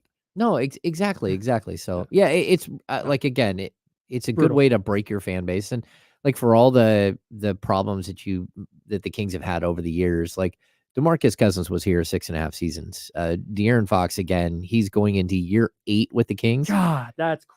Harrison Barnes was with the team like 5.5, 6 years. Like, that is a long time in the NBA. You're getting to see a good portion of somebody's prime, a good portion of somebody's actual playing career. And that's a good thing. It's a good thing to attach to somebody. I mean, again, Domantas Sabonis should be here until, like, throughout his entire prime. Until he's done playing. Yeah. I mean, as of right now, today, you're looking at, like, pretty much a minimum of 6 seasons of Malik Monk, like, as a King. And that's a good amount of time for somebody's NBA career. Yep. So, yeah, I think it's good. I think it's good to settle in with a group of players. And of course, you want to find success and all that stuff. But, like, just the inability to stick with a plan and to stick with a group of players and just breaks and then every year draft a light hitting shortstop, and then you have no pitching prospects coming, and, like, it's definitely a struggle being an A's fan. Yeah, when you watch playoff highlights and you go, oh, I forgot that guy was on the team. Yeah. Oh yeah, that guy. And it's the whole team. That's tough. There was some dude who was pitching the other day, and I'm like, I don't know who this is. And then they flash the stats. This guy, like, 24 relief appearances. I'm like, I have no idea who he is. I have no idea who you are at all. How did this happen? Yeah, it's just hard to stay engaged, man. Yeah, it is. So ideally, I think the A's are probably going to make some moves where they're selling a little, but I would love to see them hang on to Rooker. And like I said, I think they're going to hang on to Mason Miller, especially now as Ramsey notes he's on the IL with a broken pinky. Yeah. Because he punched the table. Yeah, slammed his hands down on a padded table. Is that what it was? Yeah, isn't that what Jesus Luzardo did too? Oh, maybe. Broke his hand playing video games? Oh. Because he banged it on a table? Well, I think it might be playing in Oakland that does this to you. You're always like, I can't handle this. Yeah. I guess. Absolutely wild. I think the Giants should be buyers, by the way. They should That's be why buyers. I fall on this whole. I've seen it's gone. I follow our friends at 95.7 The Game very closely, and I follow the twists and turns of, oh, they lost 2 out of 3 to the Dodgers. You gotta sell. Oh, they just took 4 from the Rockies. Oh man, now you got to be buyers. Now they got, and I think all signs point to Farhan Zaidi kind of just sitting on his hands, because that's sort of the ethos of this team. And maybe he sees that his chair is getting hot or his seat's getting hot, and he decides that this is the time they're going to unload prospects and make moves and really try and compete this year. That's what I think you have to do. I push back against that for a little bit, because I just kind of looked at the National League and I didn't think there was a way the Giants were going to be super competitive. But if you're going to get Robbie Ray back looking like a Cy Young candidate, which he did against the Dodgers after struggling through the first inning, he was awesome the rest of his start. Blake Snell has been outstanding lately. You have Hayden Birdsong, who is a bright young prospect who's been awesome since coming up. That's a really good rotation, a 3-man rotation to go to a playoff series with. If you go add a significant bat to your lineup at the deadline, yeah, maybe you have to give up a prospect, or 2, but just do that at this point. Yeah, because the amount of guys that we've heard about time and time again who have not been able to come up and have an impact at this point, go get an impact player now. That's where I've decided I land on that. Yeah, even like if you're the Giants and the A's are considering trading Brent Rooker, why would you not go chase? Why would you, like, you have not had a guy hit 30 home runs in a season since Barry Bonds, which is and bananas. Absolutely crazy. He retired so many years ago. Yeah, he's been snubbed for 15 years. Like, whatever it is. He should have been in the Hall of Fame 12 years ago. Yes. And that's a 5-year wait period, people. Like, and you can't find anybody, man. And the A's find, like, hey, you think you can hit 30? Yeah, I can hit 30 jacks. All right, come on board. Seth Brown, get out there. Yeah, Seth Brown. I can't believe Seth Brown is still on the team. Every time I turn on A's game, I know Seth Brown plays for the A's. Every time I turn, I'm like, damn, he's still, good for him. How is he still here? How are you the one guy? Because he's like Derek Barton and Cliff Pennington. Yes. And all these dudes who are just not quite good enough. Like, they're fine for the A's. Yeah. They're batting cleanup for the A's, but really they should be batting like 7th on a real team. Or 8th. But they're like, yeah, that guy, because you can keep him around for however long. For nothing. Chad Pinder should still be on this team, by the way. Oh, I loved Chad Pinder. He retired. I know. Wild. He's a damn good player. I'm sad he hung him up. Yeah, he was fun. Yeah. Talk some Niners training camp. Pads come on today. Ricky Pearsall has officially been activated, by the way. That's fun. Yeah, that happened today. Ricky Pearsall, Niners first round pick. So it's weird. In minicamp, he was in a blue non-contact jersey for the whole minicamp. Mm-hmm. And then came out for training camp, reported 40 days later or whatever it is, and reported and immediately got placed on the non-football injury list because of a hamstring thing that he sustained away from the team. So I don't know if it's 2 different things he was dealing with or what's going on there, but he's back. That's kind of weird because, like, look, if somebody is doing something silly away from the team and you want to put them on the non-football related injury because they were doing something stupid, like riding a mountain bike and got in a crash or something. No, it's just, he could have been playing football, but because it happened away from the team facility, it goes as a non-football injury. Okay. So he could have been just training, just doing. Well, clearly he was probably training and just like pulled up. Yeah. So, but it's just, I don't think it's a great sign that to start his career, he was blue non-contact jersey and then on the NFI for the first week of camp. But anyways, he's back now. and we get to see. He apparently was really good in minicamp from everything I've heard and read. Yeah, I'm excited to see him play. Yeah, same. And pads. Kyle Shanahan talked about this. Like pads is when things get real. Yeah. The practices matter before that, but if you're an offensive lineman, you can't get your hands on somebody until you have pads on. And then their offensive line coach, Chris Forster, has talked about this. It's not whether you get your ass kicked as an offensive lineman, because it's going to happen. It's how you bounce back from that. And when the game gets violent, can you continue bouncing back and getting up off the mat and getting hit again and again and again? So this is a big deal. Pads coming on is a big spot in training camp. Oh yeah. So I always hated that week, like or all the time where you're just running around with football with a helmet on and nothing else. You're like, okay, this is lame. Yeah, this is lame. Yeah, and you get pads on. Get pads on, but it's still August, and you're like, oh no, that's so hot. Oh, it's so hot. At least they're in Santa Clara, where when it's hot, it's like 85. Oh yeah. Brutal. They'll be all right. They'll be all right. Yeah, man. I'm excited for that. I think, I don't know. They have the Niners this year have. I was just thinking about this morning. This isn't on the rundown. I'm just talking now. That's fine. I was thinking about it this morning because I was writing about how they have this many guys that need to prove themselves with pads on. And it's like it's just all the rookies. How does that player adapt to being hit in the NFL and to playing through contact in the NFL and to delivering contact in the NFL? Like Malik Mustafa, the safety they drafted in the 4th round out of Wake Forest. Mm-hmm. When you see him play, he is downhill run stopping safety. He just physicality is his game, and he looks like a guy whose physicality is his game. He's as wide as a bank vault. It's crazy, and that's where how does that now translate in the NFL? Is this a guy who's just going to be a special teams guy because he can't figure out how to play defense, or does he come in and day one make such an impact because of his physicality that all of a sudden the Niners are like, we got to get this kid on the field? Like, those are the things that can be made and broken in these practices. And I can't imagine being a rookie where you're like, yeah, hey, Dominic Pooney, 3rd round offensive line pick, who could conceivably be their starting right guard. Hey, go out there and just get hit by NFL defensive linemen and be good with it. Like, that's a mental hurdle I couldn't clear. I think it's funny. The guys who play like the safety you're talking about, mm-hmm. It doesn't matter whether they have pads on or not. They're coming. Mm-hmm. Like, even if they're not going to hit you because it's non-contact mm-hmm. or you're just wearing helmets. Yeah. Like, that dude is alive. Like, you sense him as a player. Sure. Like you go back. I remember one of my first practices with helmets on, I went over the middle, went up to catch a ball. Mm-hmm. I got hit in the back of the head so hard that my hands hit my face mask, and then the ball crushed my hands against my face mask. And I had black lines on the back of my hand from bruises from where, and that's when I realized that I'm not going over the middle when that guy right there, Kevin Thompson, I'm not doing it, man. I'm not doing it. If you're right there, I'm going to know you're right there, and I'm going to go around you. I'm not going to get hit in the back of the head again.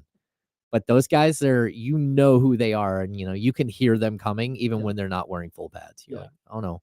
Yeah. I promise there weren't a bunch of Ravens players who were excited to go over the middle with Ed Reed. Oh yeah. Pads on or not. Yeah. It's like you said, just that little thought in the back of the head. Yeah. Yeah. So excited to see that. I got some quarterback stuff I want to get to with the 49ers and the Raiders, because I cannot believe what I read this morning about the Raiders quarterback situation.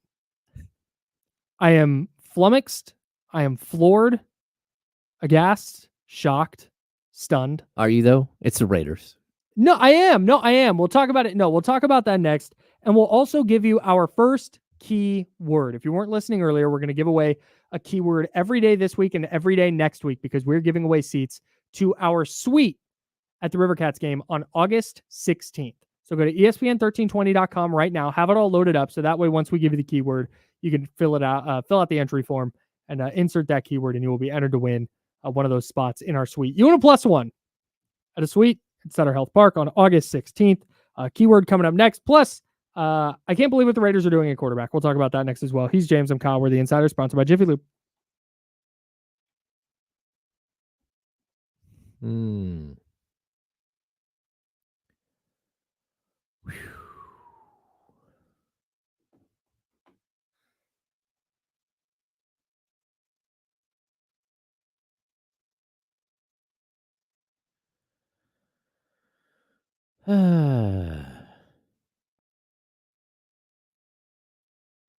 Wow.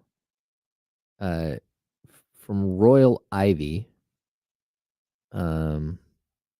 This is Donatis Urbonis is reporting Who? from basketballnews.com. Demontis Urbonis? Donantis Urbonis. Yes. There you go. From Basketball News. Luol Deng has been funding South Sudan's national basketball program out of his own pocket for 4 years. That's wild. Clearly, he doesn't have enough money because he hasn't built it. They don't have an indoor gym yet. But still, hopefully it's coming. Yeah. Man, that is remarkable. He pays for gyms, hotels, plane tickets, everything. Kudos to Luol and the staff. We wouldn't have been able to put this team together without them. I would like to see, like, hey, there are other players from Sudan and there are other players from other nations that could help, like teams like this. Yeah. Or even if you're a guy like, I don't know, like on Team USA and you're watching, you go into a battle with these guys. How would you not like, how's this thing being funded? It's not? Okay, let me help out. Sure. You know, LeBron James, you know what? I think I could help fund you guys for a couple of years, you know, if that's okay. Or I can at least chip in, you know? I don't know. That's sick. Luol Deng's doing that, though. That's really, really cool. Yeah.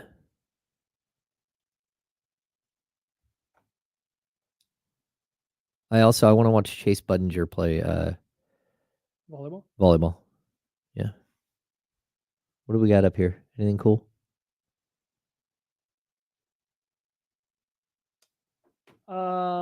Congratulations to Norway on their big handball win over nice cut. France.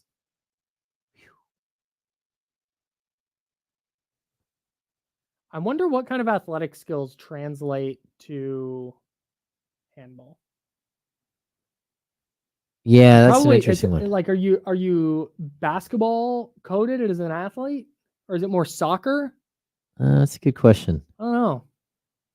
Yeah, watching field hockey, it is definitely like soccer. The spacing, the way you're trying to like, you know, once a team has the ball down on one end, how you're trying to move around the box, like their whole like corner situation is wild. It's absolutely You're just crazy. in on field hockey now? I don't like. Did you watch like? I watched a little bit. All the women, when there's a corner, it's not in the corner. It's almost like the edge of the 18-yard box, right? And somebody stands right there. They flick it to the top of the box. Somebody else has to touch it, and then someone else can rip it. The defenders, there's a goalie with all the pads. The defenders have helmets. They go behind the goal. They put on helmets. They go stand in the box with their stick. As soon as the ball gets roped and it gets knocked out, you see them tear off the helmet and throw it behind. They're throwing it behind and go. It's wild. What?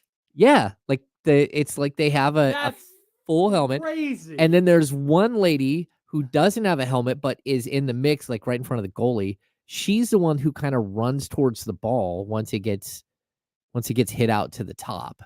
Yeah, like it's a sport that I kind of want to watch more of. Dude, I'm so in now.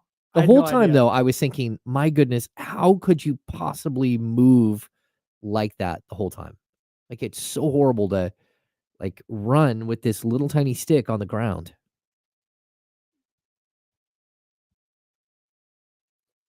Yeah, I wasn't trying to disparage handball, by the way. No. I just genuinely don't know what kind of athletics are required for that.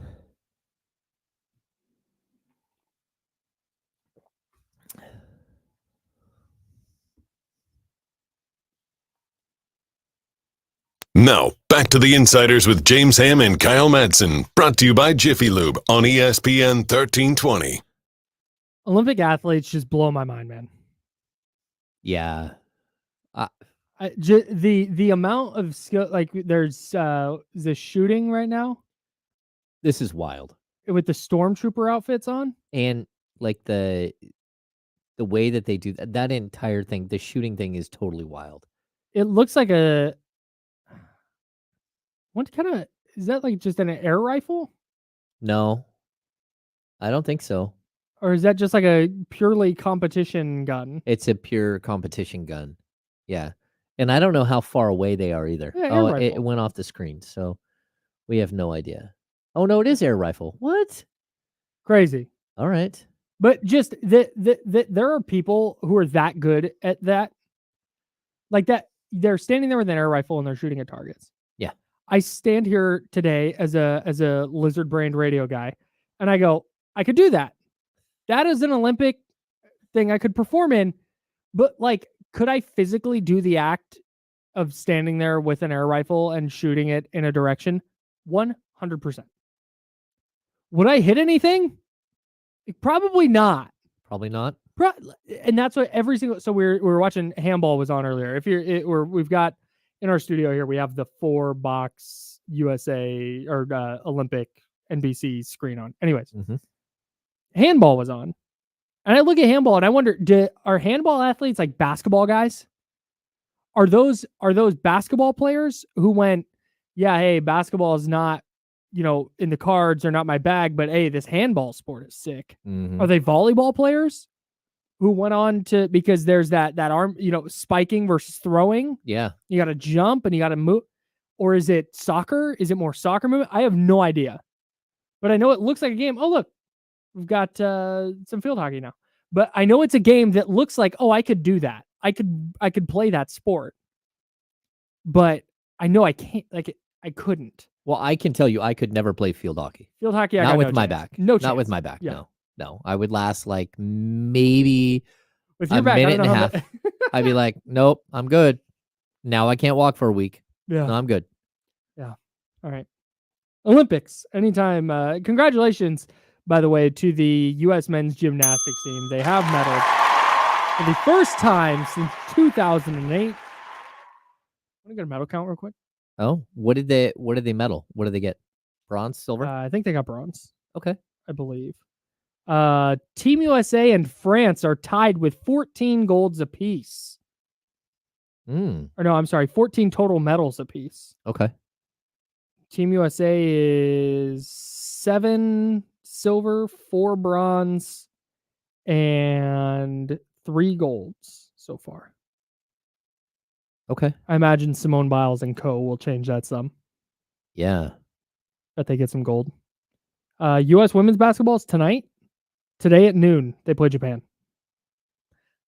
I think the U.S. ladies take that one. Okay. The rugby is crazy. Have you? I have not caught any rugby. Okay, there's a USA rugby girl that that's a freight train. Oh yeah. Yeah, love that. Like 6'2", 200 pounds. Oh, just a unit. Yeah. Love it. Yeah, just like shedding. Yeah, I haven't gotten to shedding people. I haven't gotten to take that in yet. Yeah. It's a bummer. Where were we at? Oh, okay. Raiders, Niners. I think it's great. Quick Niners note. I think it's been great not having to talk about the starting quarterback this year. Yeah. You know how exciting that's been? Since when did I start doing Niners? 2018? Every year there's been some kind of, should they pay Jimmy Garoppolo? Should they not? Should they pay Jimmy Garoppolo? And then should they they do. trade Jimmy? And it's like, okay, so Jimmy's the guy in 2018. And then he gets hurt. And then going into 2019, it's like, man, he's going to be healthy. He got the ACL. How's it going to be? And then he goes out in 2019 and he's really good. And they go to the Super Bowl and they lose in the fashion that they did. So you're going into 2020 going, is Jimmy the guy? He's going to be the starter, but how good is he? Deals with injury all that year. They draft Trey Lance in 2021. And every season after that was a chaos. Thank you. And now they have Brock Purdy. He's just a guy. I thought when the Raiders signed Gardner Minshew, that Gardner Minshew was that dude for them. Where they were going, all right, we have Devontae Adams, we have Michael Mayer, we have, oh my God. We forgot his name last time. Brock Bowers. Thank you. Bowers. Good Lord. It came into that. Nice job. Thank you. Yes. Here's why. Harrison, the name Harrison Bryant is a tight end. He was with the Browns. Okay. But he is the name that always comes into my head when I try and think of Brock Bowers. So the only name I can come up with is Harrison Bryant. Brock Bowers. Got it. And maybe they're looking at their team and going, yeah, you know what? We're just going to open it up, and Gardner Minshew is from Washington State. He will let it rip. Love this for him.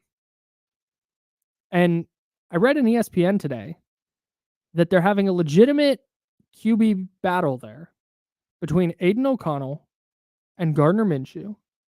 And this ESPN NFL insider, I believe it was Dan Graziano, I'll confirm that here in a second, thinks that it's going to be Aiden O'Connell who's the week 1 starter, and I don't understand. Help me. So I'm a huge Minshew fan. Yes. But I also understand he's like NFL journeyman who he just pops in, he can be your starter. He's almost like a 4A baseball player, or a platoon player. He's so close to being like a starting level, like long-term NFL quarterback, but just not quite. And I still if you're the Raiders, you probably should have drafted a top-tier quarterback and let Minshew be the quarterback for a year or 2 or 8 games if that's what it works out, that you're just not very good and, it's time to give the rookie a shot. But I just felt like Aiden O'Connell, we had so many discussions last year. Has he done anything to show you that he's a guy? And the answer was every time, no, not really. He's just a statue in the back. Right. He's just this lumbering 1990s quarterback. He's a backup. Yeah. A backup or like a quarterback from a generation or 2 ago. Sure. Not today. And so maybe we're wrong. Maybe he's got the big arm. I mean, he certainly can throw the ball. But I just think Minshew is one of those guys who he's better than his stats. And you have a better chance of winning with him than you do with most other quarterbacks. And maybe we're wrong, but I don't know. So here's where I'll defend Vegas a little bit. They picked 13th this year. Yep. Obviously 3 quarterbacks off the board with the first 3 picks: Caleb Williams, Jaden Daniels, Drake May. And that was pretty expected. But then Michael Penix Jr., a player the Raiders were tied to a lot leading into the draft at number 13, goes number 8. And then J.J. McCarthy goes number 10 to Minnesota. Okay. They didn't even get a chance at Bo Nix, who went 12th to the Broncos. So I don't blame them for not going and getting a quarterback this year. In fact, the fact that Brock Bowers fell to them at 13, I thought was crazy. I didn't think he'd make it out of the top 10 based on everything that I was reading and hearing. Okay. So the fact that he falls to 13, yes, that's the right pick. Just good player. You'll figure out how to use them. Great. So I didn't even hate that they didn't go get a quarterback this year, but I think they're close enough. And with so many teams making the playoffs now, go start Gardner Minshew. Give yourself the best chance to win off the rip. Yeah. I don't understand the notion that Aiden O'Connell, unless, and this is here's what Dan Graziano wrote at ESPN. I think Pierce will feel loyal enough to O'Connell to lean his way. And if neither player separates himself during camp, I predict that's the way the Raiders will go in week 1. How long O'Connell holds the job will likely depend on whether the team is winning, but it wouldn't be shocking at all to see both of these guys start games in 2024, and someone totally different could be starting in week 1, 2025. Maybe, and again, you and I are not down in practices, watching in the Raiders building. Maybe Aiden O'Connell has taken these steps and these leaps, and they saw something last year that we missed, and they went, this is our dude. He's going to be the guy everybody rallies around. Great. I'm happy to be wrong here. Yeah. I'm just maybe I'm too high on Gardner Minshew. Maybe I'm too low on Aiden O'Connell and too high on Gardner Minshew. But I've seen Gardner Minshew quarterback enough teams now to think that he gives them a better chance to win this year. And the fact that they would even entertain Aiden O'Connell because of some loyalty, it's not like he's a first round pick. It's not like he went out there and gutted out 17 starts for them last year, which is really gritty and won them a bunch of tough games and this and that. Like that's not how last season went at all. They should feel no loyalty to Aiden O'Connell. None. No. He does not. I don't understand that whatsoever. Yeah, and for me, I know a lot of people are like, well, what are they supposed to do? All these quarterbacks went before they drafted at number 13. The answer is you move up. You move up, or look, if you do want to go budget, like, is it just me or did Justin Fields go to the Steelers for like a 6th-round pick? Like, was there someone else out there that you could have brought in that would make you more secure and them starting over Aiden O'Connell? Because everything you saw from Aiden O'Connell last year just said backup quarterback. Mm-hmm. That's okay. Like, sure. like that's a perfectly fine job in the NBA, in the NFL, to come in and be a backup quarterback. I don't think that you can change who he is. Mm-hmm. I mean, that's not. Maybe he'll step in and be great. But I don't think that's going to be the case, especially when you had a legitimate star, like 25 snaps per game running back, and you let him go. Mm-hmm. And now, like, he's not a guy that you can put like a scat back with him and think that you're going to get through, like doing like a bunch of like rollouts and stuff. That he doesn't have that in his bag. So I'm just like, I don't understand what the design is here, unless you're really looking for like the next Dan Johnson. It's like, oh, okay, well, that's what we're looking for. Like, you don't have the team to do that. So I'm Dan not Johnson? Yeah. I don't know. Explain. Like, or are you just saying rando guy? Well, no, just like generic quarterback. Just a big, tall guy that just stands Okay. in the pocket and gets lit up all the time and has no mobility. And when he does have mobility, you're watching. Daniel Jones? Oh, Daniel Jones. I'm sorry. Dan Johnson is an A's legend. Yeah. Daniel Jones. I'm sorry. That's what he looks like to me. Like peak Aiden O'Connell might be Daniel Jones. Maybe. I wholly disagree. First of all, you don't think Daniel Jones is one of the most mobile quarterbacks in the league? Well, once he's loose, he's fine, but he's still running around and he gets lit up all the time. I don't know. Okay. Yeah, I don't. If they loved one of the guys in front of them, then maybe you go trade up. But it's the same deal with the Niners not taking a tackle at the end of the first round. Yeah. They went, we think Ricky Pearsall is going to be a good player. So you get the good player instead of trying to reach for a player that, and Shanahan even said, we talked about it on Kawakami's podcast, where he said, we thought that players in the back of the first round had just a good chance as a player in the back of the second round to be a starting player. So I think that might be, and teams might not have been willing to move. Well, I think there's a difference between a tackle though and your quarterback. The quarterback is literally what you're building your team around, most teams. But I think this year it was the top 3 guys. Yeah. It was Williams, Daniels, and not Penix, but May. Mm-hmm. And then Penix, Bo Nix, and JJ McCarthy were probably not players worth trading, like, to move up from 13 into the top 8 where they would have needed to get for a player that they may or may not love. Yeah. Look at what the Niners did that. And they face planted spectacularly. Yes. But and they paid for it for 3 years. Yeah. And they got extremely lucky that Brock Purdy is great. Very much so. Last pick in the draft. So I get why they wouldn't want to do that. But at the same time, I don't understand paying Gardner Minshew what they paid him and then out of loyalty going with Aiden O'Connell. Yeah. That doesn't track to me. I don't love that. No, I don't love it. That's either. not my favorite thing. Yeah. Okay. Speaking of quarterbacks, we got people getting paid. Truncated version of good idea or bad idea today. Tua Tagovailoa, $53.1 million annually across a 4-year deal. It was really funny. The initial guarantees on the contract were reported at $167 million. Oh man, which would be the most guaranteed money for a non-Deshaun Watson quarterback ever. Oof. Then the structure of the deal comes out, and it's actually $93 million. Guaranteed, 93.1, I think, which puts him at behind Dak Prescott and right in front of Kirk Cousins in terms of total guarantees. So really his deal probably breaks down to, I haven't dove all the way into it, but it probably breaks down to something closer to like 2 years and 46.5 a year. Okay.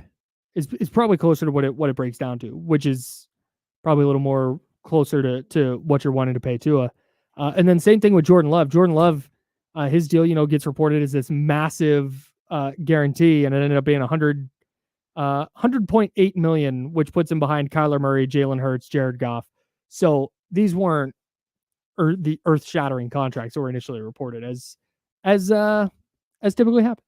Well, I'm kind of down with the Tua deal because I think you've chosen a path, and like there are times where I really don't think that I want to see Tua play football anymore because he's been hit so many times, and you're like, oh no, I don't want to. Like, please don't play anymore.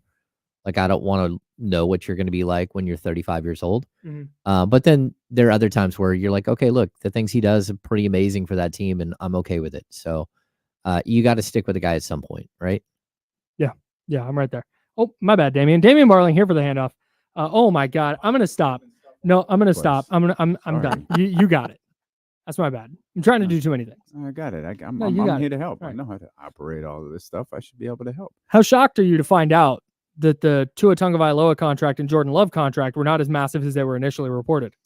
A true stunner. Yeah, that's the NFL, man. Like that's the NFL. That's just the way it works. For those two particular players, it's not surprising at all. I mean, they're very much they're very much I think guys and not I know guys. Like if you're a general manager, I know it's Patrick Mahomes, it's Josh Allen, it's probably Joe Burrow, it's Justin Herbert. I know. Tua is I'm pretty sure.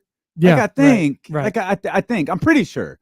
Yeah. Jordan Love is well, I probably maybe. Yeah. But there's a fascinating, like, to me, if you think you do this, you pay that contract that has the $100 million guaranteed or whatever.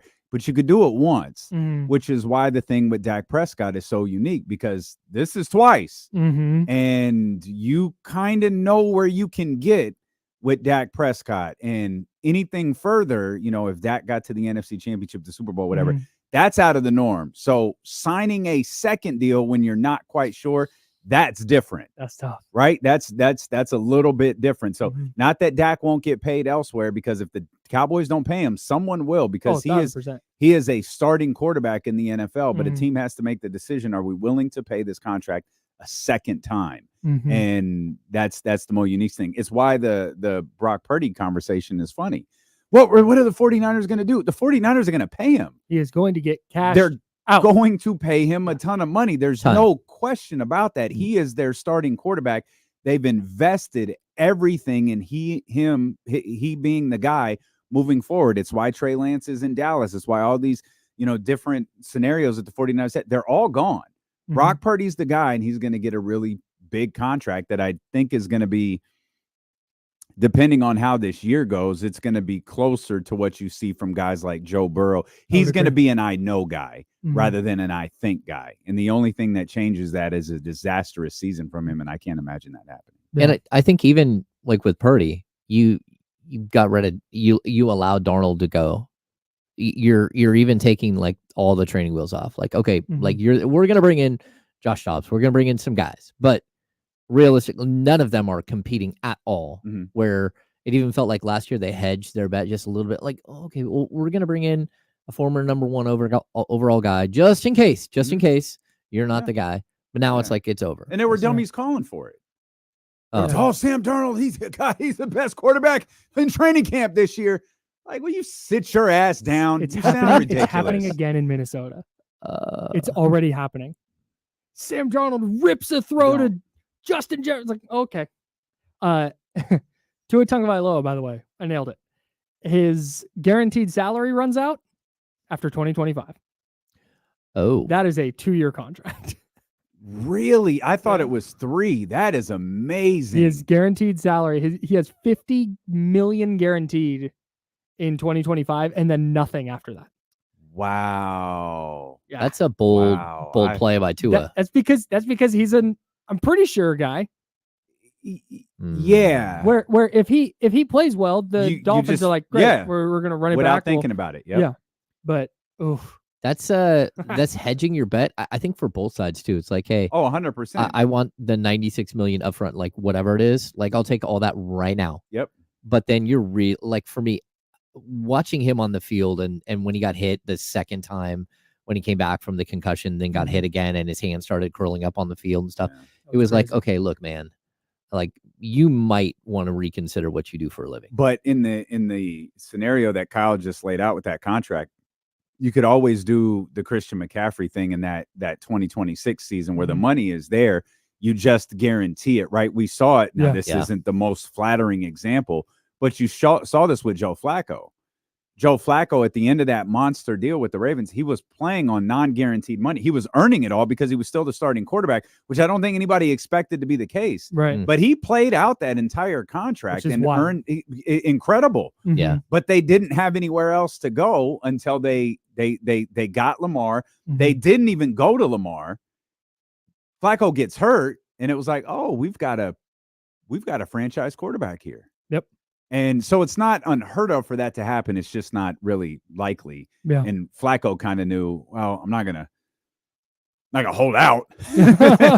But he did. I mean, it's a risk, it's a gamble. But he wound up getting all that money, which is, I mean, that's Kirk Cousins level amazing. Yeah. Yeah.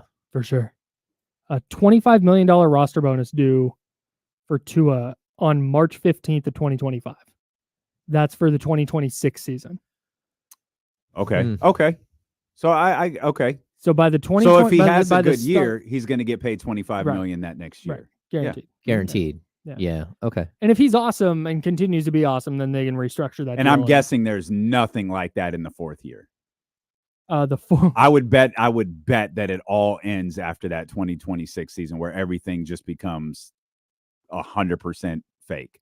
Yeah, in 2026, on March 15th, 2026, $3 million of his 2027 salary is guaranteed. Okay. So, but which is they'll restructure by that point, or he'll play somewhere else. What do you guys got coming up? I don't know, man. I'm watching the women's basketball. We're going to team at 12. ESPN. Yeah, so no, we'll sit here. That I can't imagine, like I do, to a certain degree, as much fun as we have. We are professionals, but watching the opening ceremony together with no sound on Friday was a blast. Because it was like, I don't know what is going on, but Celine Dion is getting it, and I'm all here for it. I was so confused. Serena and Carl Lewis were on the boat, and I'm like, hey, who are those people? And I'm like, wait, that looks a lot like Serena. Wait, they're in France. They're not in.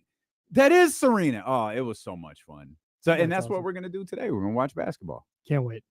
James, great show. We're the Insiders. We'll be back tomorrow at 10 a.m. We're sponsored by Jiffy Lube. Until tomorrow at 10, drink water and be nice to people. D-Lo and Casey here next. Bye.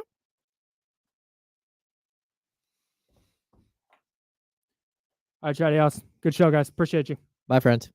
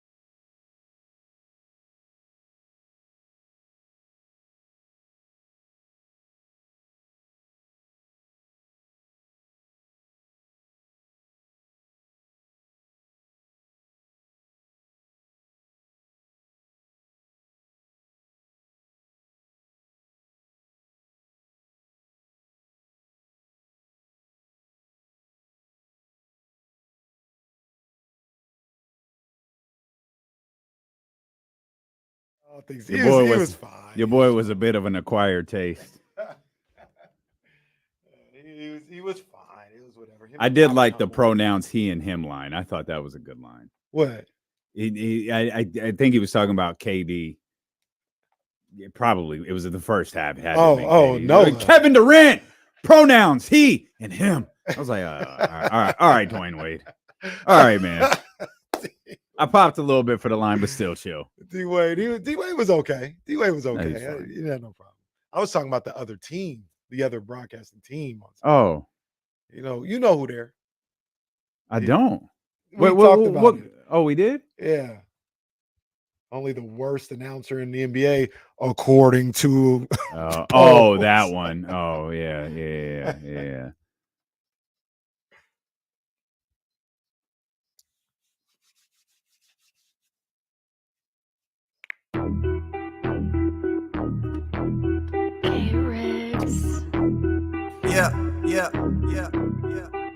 We got them screaming D-Lo, KC, D-Lo, KC, D-Lo, KC, D-Lo. We got them screaming D-Lo, KC, D-Lo, KC, D-Lo, D-Lo. We your number one spot. We your number one spot for some sports, huh? Got the city going crazy when we work, huh? We top 2, but we ain't 2, we in first, huh? And when you need the real, we is who you search, huh? D-Lo, KC, D-Lo, KC, D-Lo, KC, D-Lo. We your number one spot. What's good, baby? Hey, one more time for the weekend gone by. And we welcome you in here to a very busy week here on Monday, July 29th. Episode number 983. Oh, boy. As the countdown to 1,000 rolls along, RSVPs rolling by the day.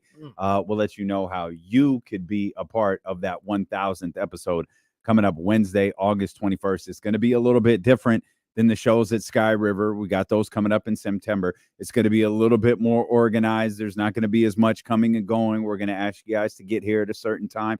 Take your seats. We're going to make it special. We're going to make it worth your while, I promise. It's going to be different. It's going to be special. The wheels are not only in motion, but they're full steam ahead down the road, man. So episode number 983 as we count down to August 21st. Yeah, man. I'm Damian Barley. The ultimate needle mover in God mode himself. He's Kenny Caraway. Yes, sir. Acknowledge me. And we are happy that you are here with us. As we got the Olympics on in front of us. USA in a tight one all the way. It's 2-2. This game over right now. The tallest person on Japan looks to be 5'1".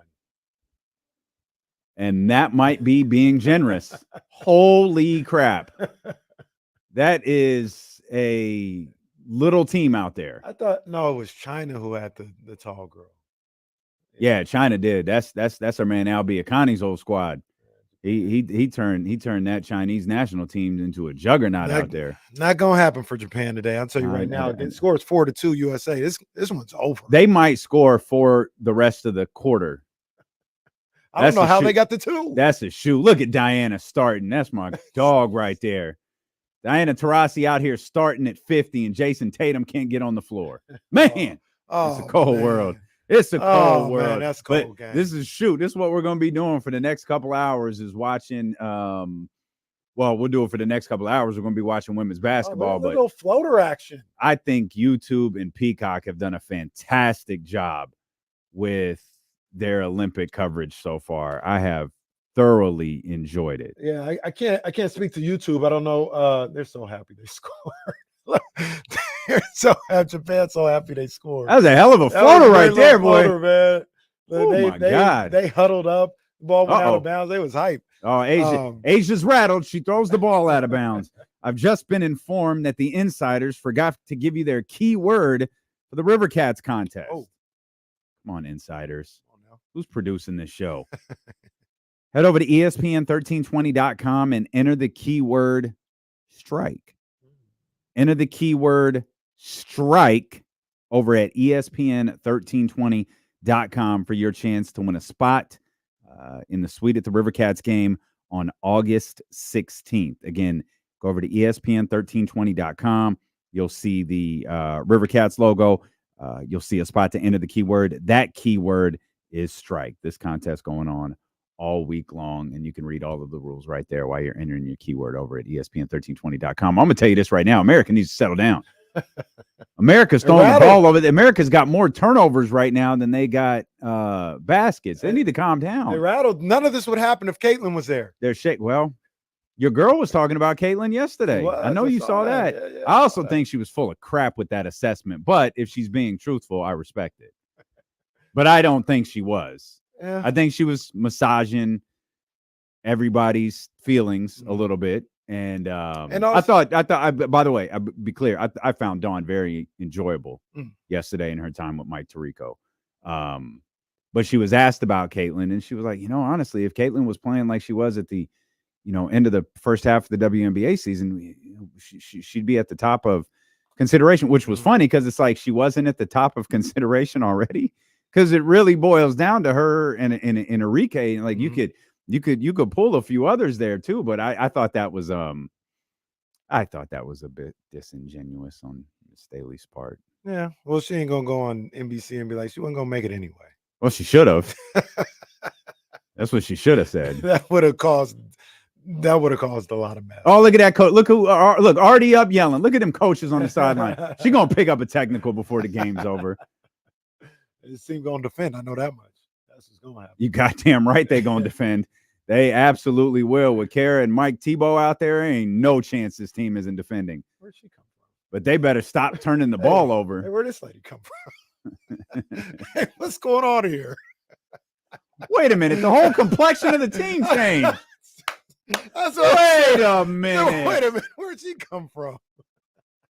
All of a sudden, they're going to go on a 10-0 run. It's like that person is tiny. It's like an AAU term. That individual with the ball is just micro. And now she's guarding Stewie.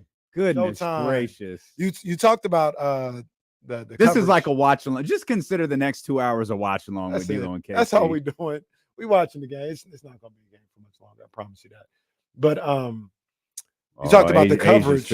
Asia's feeling it. The coverage so far. I can't speak to the YouTube situation, but NBC and the Peacock app, they've been doing a phenomenal job. The issue that they have, which is it's not their fault. It's just that's what happens with the Olympics. Is so much happens throughout the day, like in the morning before we wake up on the West Coast, and then they try to show it to us again in prime time. Some people have no problem with it. I'm like, I hide scores and all this. I don't want to know what happened. And once I know what happens, it's sometimes it's hard for me to go back. So we got a little bit of that with Simone Biles yesterday, where hers was like first thing in the morning, like even before the basketball game. When I was really confused when Tirico started talking about Simone in the past tense. I was like, it's like 10. Like how is it already done? But that's where Peacock gets a big dub because they have playlists that highlight the moments. So they have a playlist of Olympic highlights that will show like Simone's floor routine or whatever the case may be, and then go to the next thing. Then they have a different playlist that says USA's highlights for the day, and it's a huge plus. Plus, you can't see it now because we're watching the game on a single screen, but their multi-view is on point. I as a shoot, I watch badminton and judo on Saturday morning. So are you one of the people that you'll kind of watch anything because it's the Olympics? Yeah, well, it was kind of I was up before everybody else. And so got back from the walk and just like, I'm going to turn the Olympics on. And that's what was on. Like badminton was on, judo was on. And so I just went to the multi-screen and I just wanted the Olympics on, right? Because I don't really know what's on when.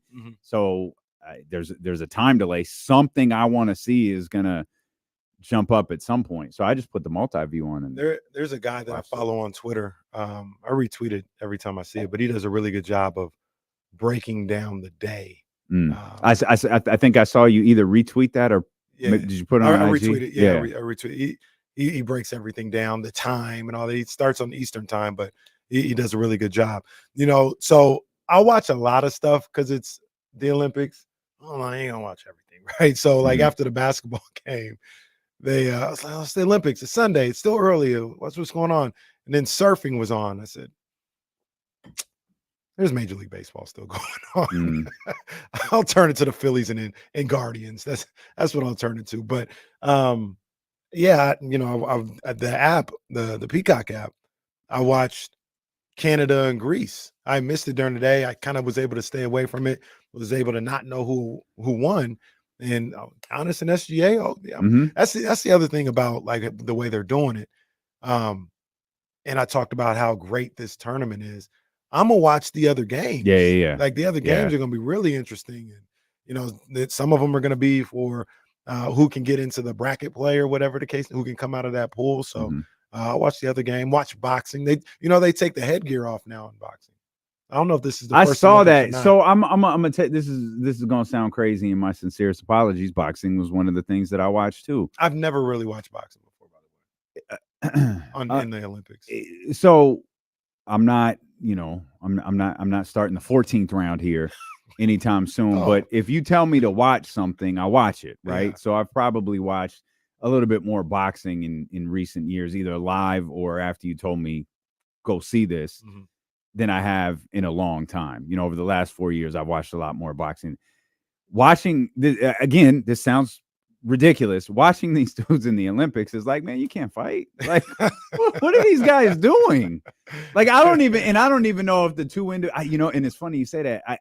I didn't recognize that their headgear was off until you just said that. I'm thinking back to it, and it's like, oh, their headgear was off. Yeah, I didn't even know that was going to happen. It was not pretty. I did not. That was not a pretty show. It's not.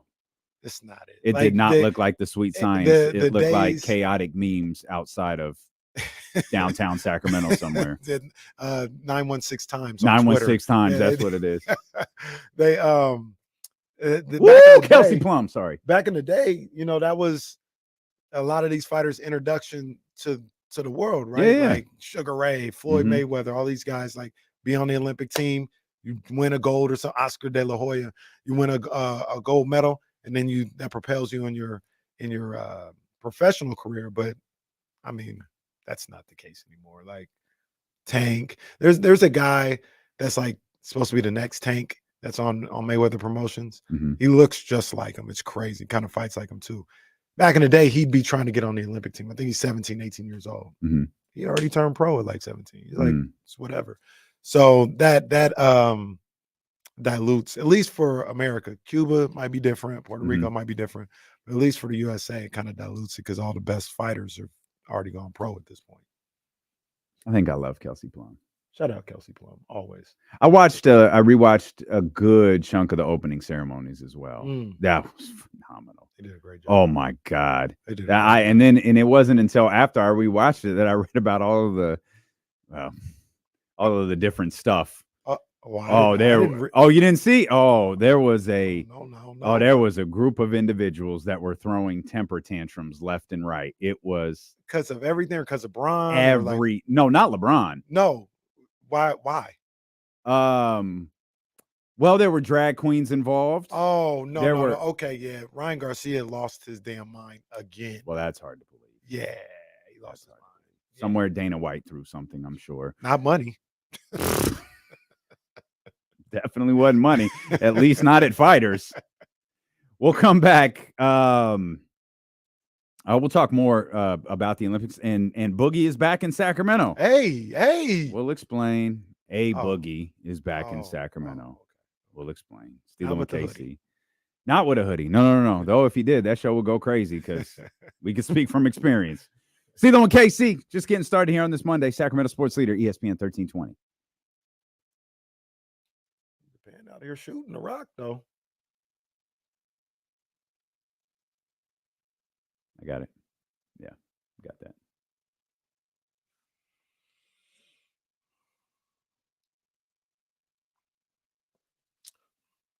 You guys, I had an epiphany that D-Lo completely disagreed with. Oh, you're bringing this shit over here now, huh? All right. No, Casey trying. I wasn't gonna bring. I'm just saying. Go ahead. I'm go just ahead. letting them know. A little epiphany. Go ahead. I'm just letting them know. I wasn't even gonna go into detail. I was gonna leave suspense. You was just gonna say you had an epiphany and left it? Yeah, it was a non-sports epiphany. He had a thought.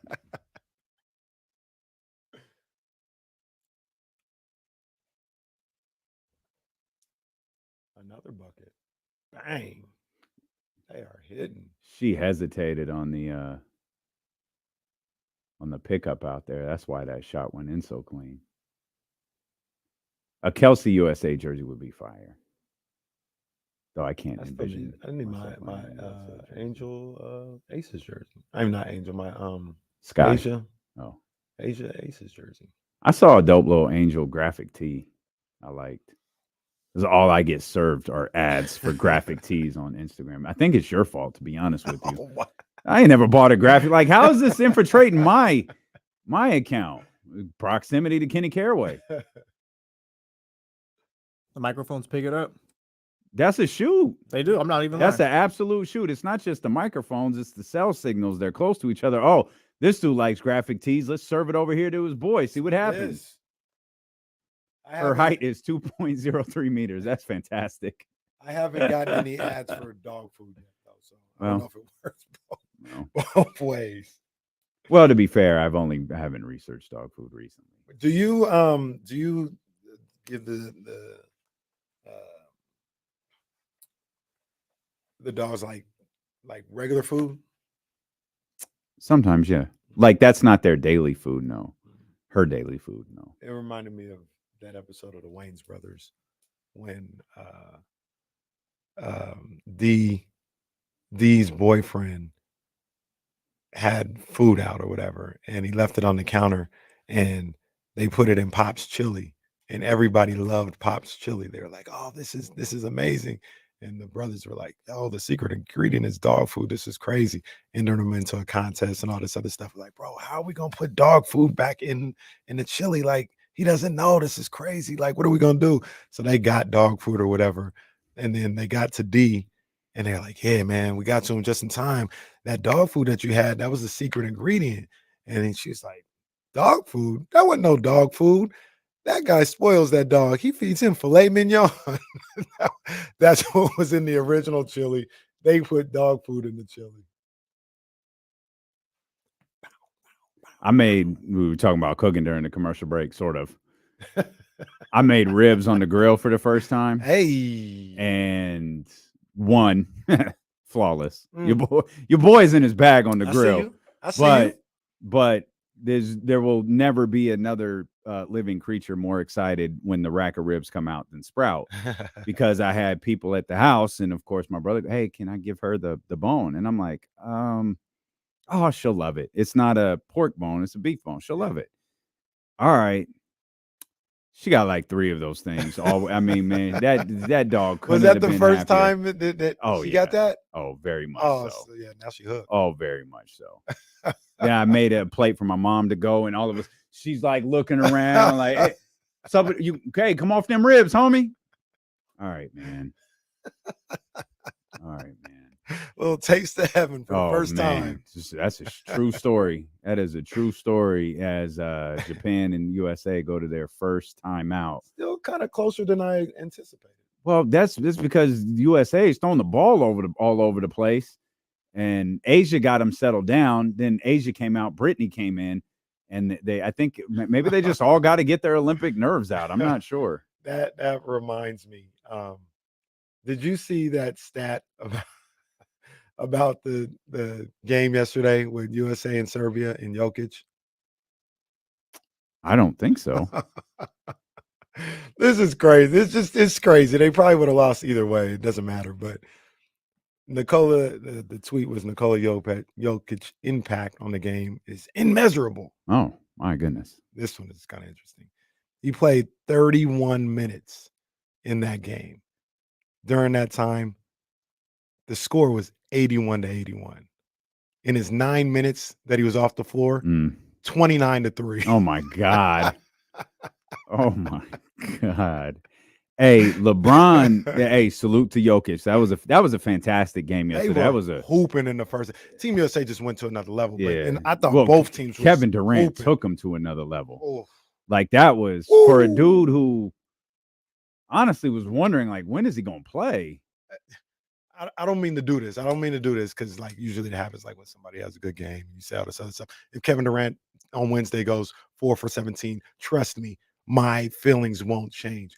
But Jesse was there. Wasn't that a conversation between you and our guy Kyle Madsen about a top 10 player of all time?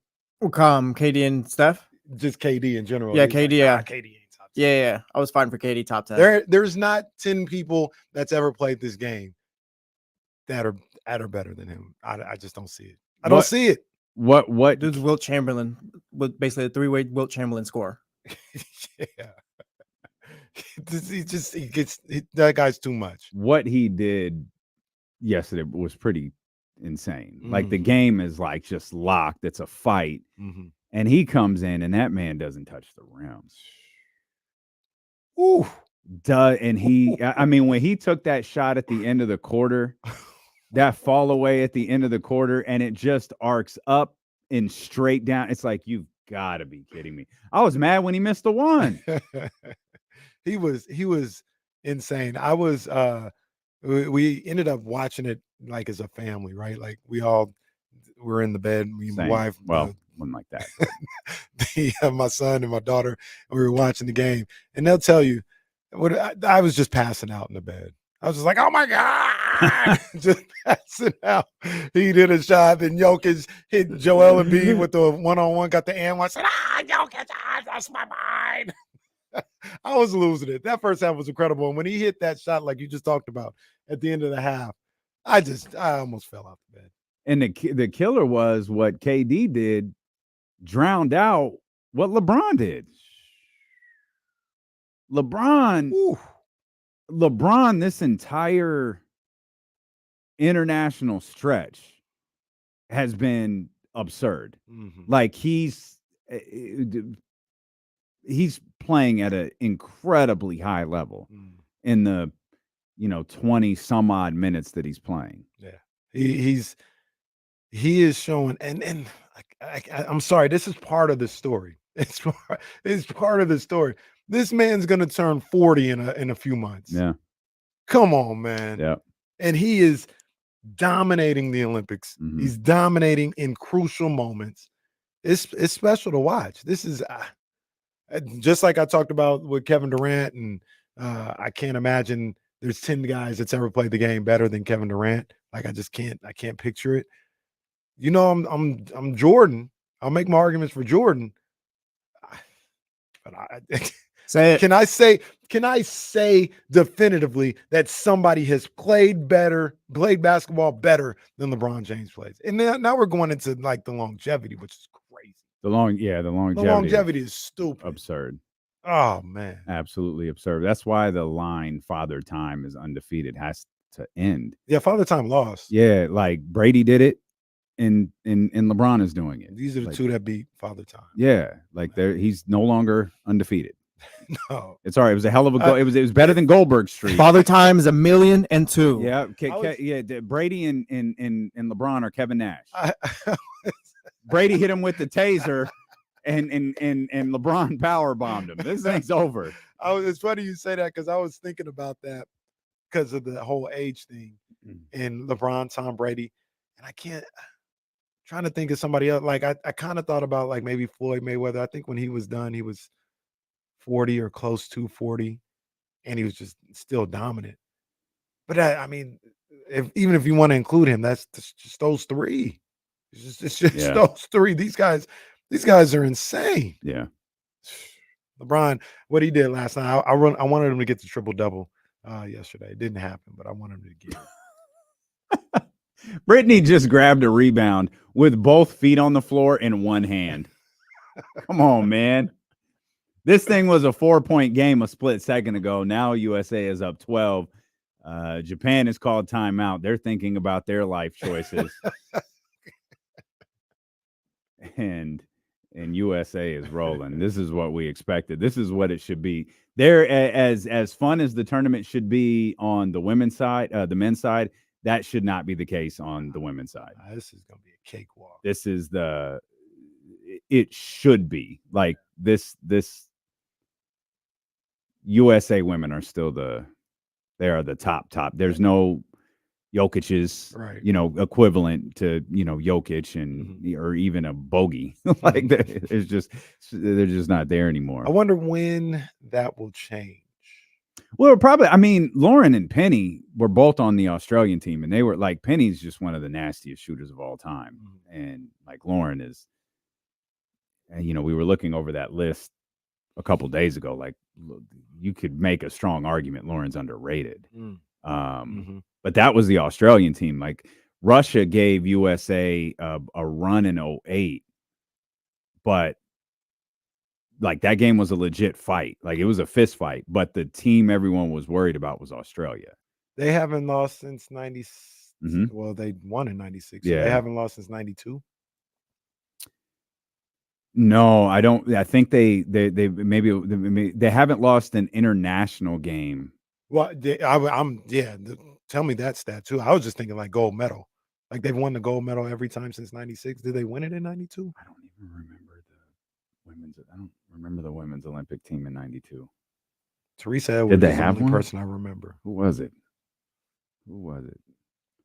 But I mean, yeah, at this point, you're about to get the number too. They haven't lost a game probably. I don't know how long. Basketball in the 92 Summer Olympics. That's Barcelona. USA was the bronze medalist. They lose to Australia. China was the silver medalist. And I'm going to be completely honest with you. I do not know what these initials stand for. Oh, it's okay. I guess it was the Soviet Union team. Maybe masked as something different.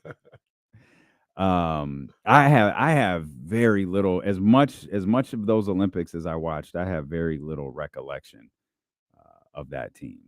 Yeah, I don't remember that. I basically got introduced to women's basketball in 96 because I remember the hype around that team and how special it was for them to get that gold medal. I remember watching that game. I remember more about them in the 96 Olympics than I do the men's team, to be honest. The women have won 9 out of the 11 Olympic tournaments they've entered.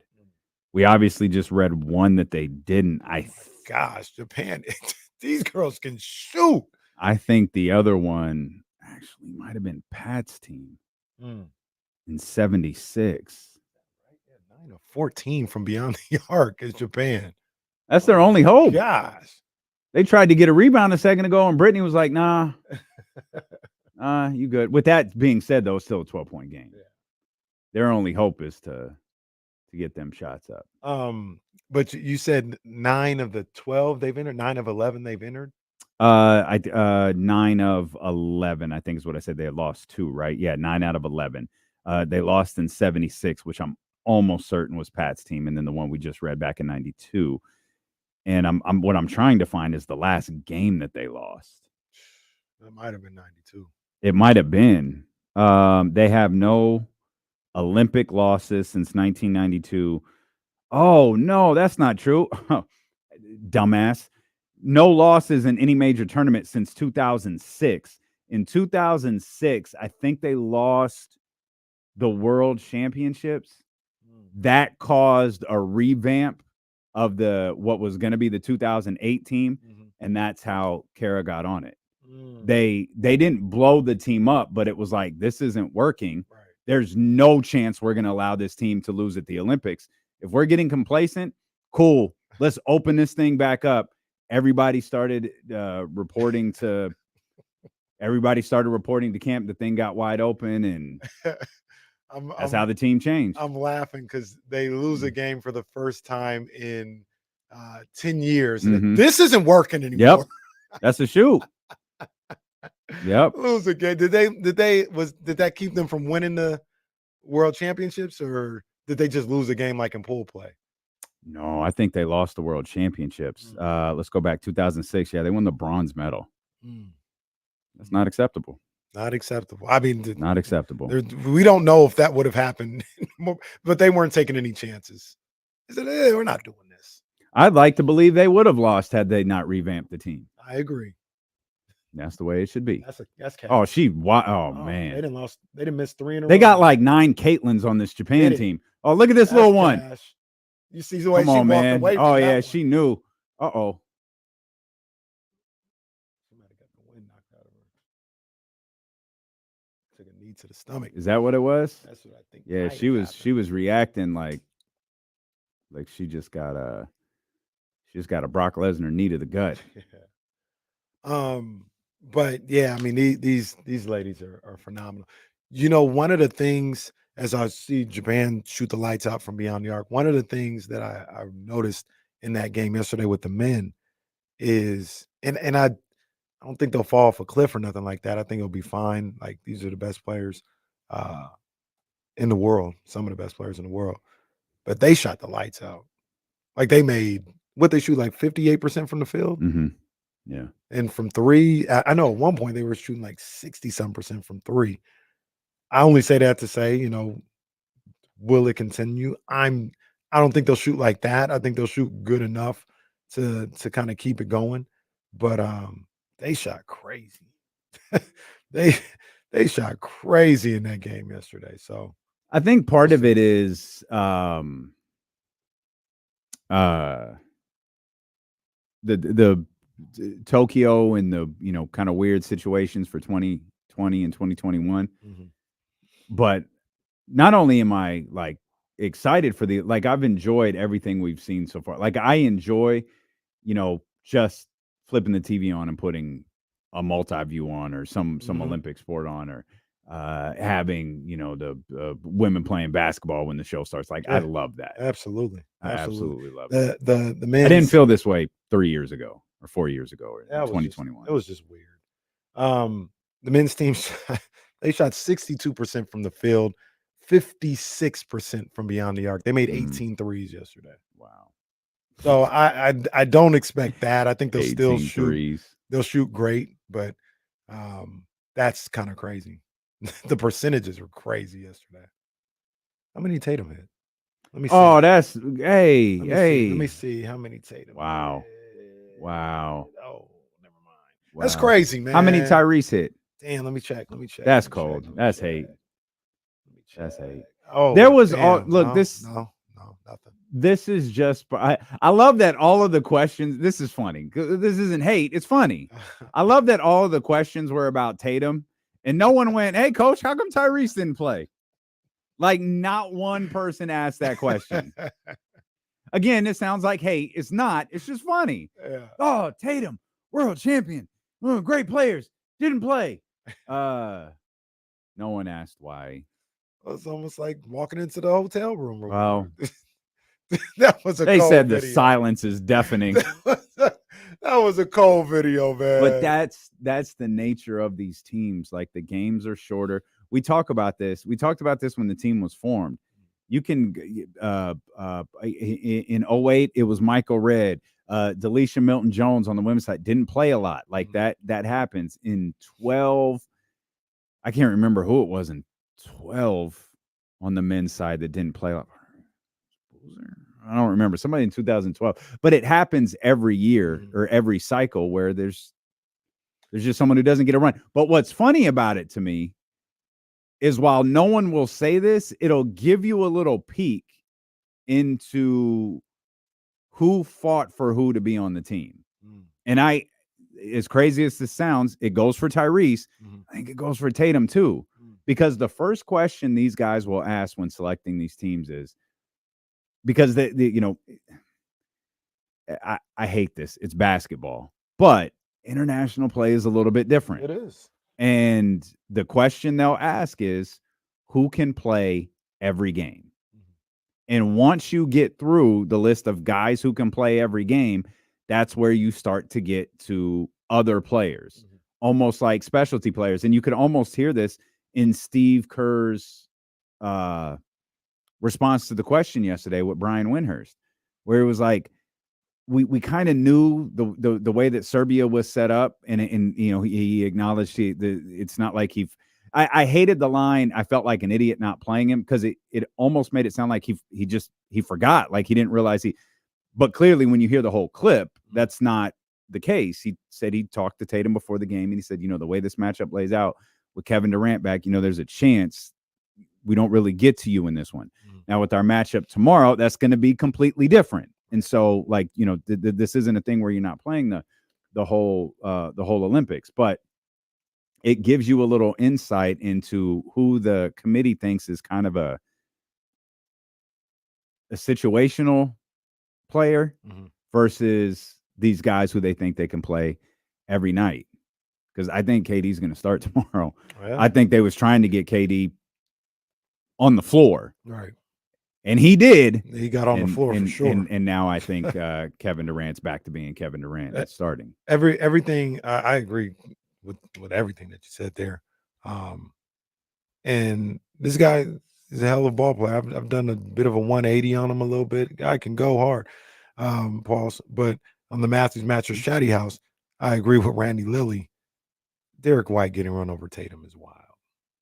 Derek White he didn't do anything wrong yesterday. He looked fine. He plays defense. But is that a specialty player? Like, isn't Derek White a specialty player in his own right? I hear you. There's no one. Derek White's not better than Jason Tatum. Mm-hmm. But in what they're looking for on that team, where you got scorers and guys who have the ball in their hand, doesn't Derek White fit a little bit better? Like, didn't he have? And I don't know. I don't know the number. Didn't he have like 4 steals yesterday? Yeah, he did. Like Derek. My thing with that is the difference between what Derek White can give you for what you're looking for and Jason Tatum can give you is not so drastic where he needs to be playing over Tatum. Like, it's not. It's like I'm just throwing out a name, right? This is going to come off like but it was the first name I thought. Mm-hmm. Say he was on the team. The difference between what Derek White could give you and Buddy Hield could give you is drastic, right? It is drastic. You're correct. That's 8. Well, no, that's 8. No, it's fine. It's fine. It's 8. Buddy minding his own business. That dude ain't bothering nobody. Just walking the streets of San Francisco. And if there was like some type of composite score, like the way to grade a player or something like that on their performance and what you're looking for, Derek White might be at an 85. Buddy Hield might be at a 55, right? That's not the case between Derek White and Tatum. If it's even like, I'm going to give you that Derek White gives you what you're looking for better. It's for probably like 85 and 80. So if it's that close, combined with what he can do on the offensive end, I don't think that Tatum. But you have I'm not trying to make a case for Jason Tatum not playing. Mm-hmm. I'm just defending the Derek White playing time a little bit, I guess, in that I feel like they had scorers. Mm-hmm. They had guys who could put the ball in the basket. They needed someone who could take away a couple of possessions, or wanted someone who could take a couple of possessions away from Serbia. And I gotta be honest, I didn't really realize Tatum hadn't played until I pulled up the box score, because I wanted to see what LeBron had. And then that's when I realized Tatum hadn't played. But I don't think it's that big of a deal. I'm sure Jason does, as he should. Jason Tatum should feel like it's a big deal. But I just think it's fascinating. I think it's fascinating because there was a lot of Derek White over Jalen Brown and that whole conversation, and what it became. Clearly, they saw Derek White could do some things that other guys couldn't. That's something Kawhi could do. Mm-hmm. Kawhi can do the things defensively that Derek White can do, probably to a greater degree when he's healthy. Mm-hmm. And I think that's why they went the route that they went instead of going with Jalen. I also, we get our jokes off and things of that nature, but I thought Don Staley brought up a great point, and it's something that a coach or somebody would look at in this situation. And I loved about it is you've got Tyrese Halliburton not playing, not getting any minutes, and I don't know how many games or whatever the case may be. Who's the first guy up after every made KD shot? Absolutely. Who's the first guy off the bench? Mhm. Who's the first guy? You know. Well, he was sure. second after Anthony Davis hit him with the DX. Oh, Ant-Man. Yeah, Anthony Edwards. I mean, yeah, Anthony Edwards hit him with a. He hit him with a. He didn't just hit him with the DX. He hit him with a prolonged. It was like a combination of DX and like Bobby Brown, circa My Prerogative. It was like right on the cusp of that. And the funny thing is, the camera caught him and just stayed on it. They just shot the entire sequence. It was amazing. It was amazing. Absolutely. But yeah, I love that. I love that from behind the Tyrese. I say this all the time on this show and everywhere else. You know, I'm a coach, I'm a father, and you talk about things that I teach my son. I'm pointing that out. You know, just as much as I'm pointing out what KD did or LeBron did. Like, look at Tyrese Halliburton. You know, does he want to play? Absolutely. Does he feel like he should be playing? Absolutely. Is he letting that affect his approach to what type of teammate he's going to be? Not at all. I love that. I salute Tyrese for that, man. I don't think Tyrese is getting DMPs the whole tournament either. I think he said he was playing tomorrow or Wednesday. I think, because I think some of these guys that you're not sure about, you're probably going to get run before the pool ends. But Tyrese, this is the difference between the two. Tyrese is next. Mm-hmm. Like, there's no question about that.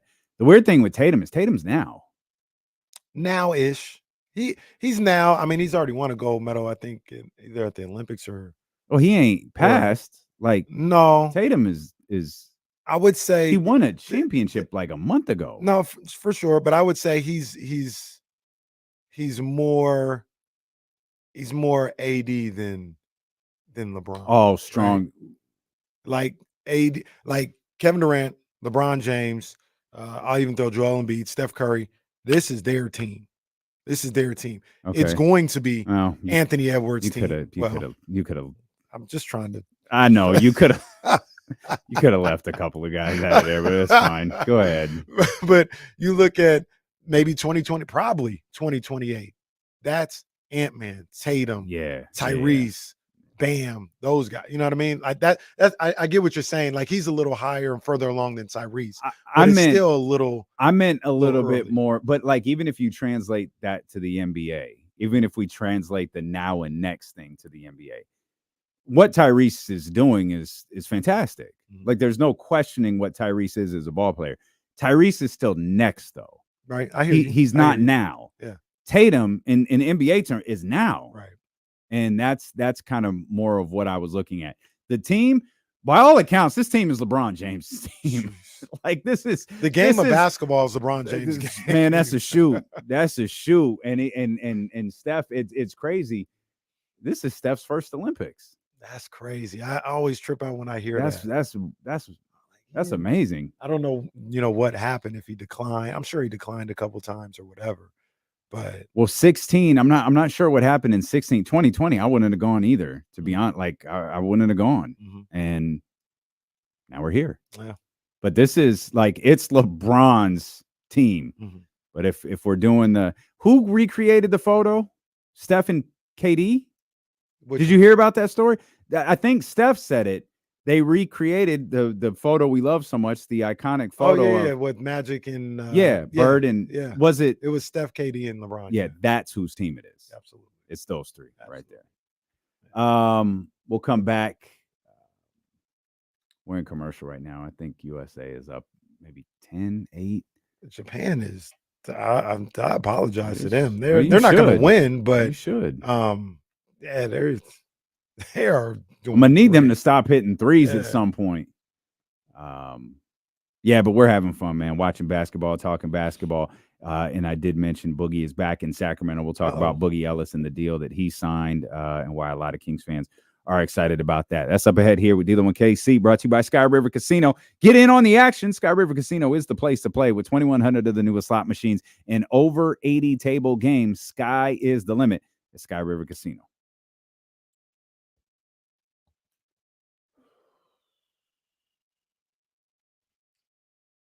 Comes a terrifying new experience. That is kind of crazy. See, I don't need to be making movies like this. They definitely don't need to be giving people ideas.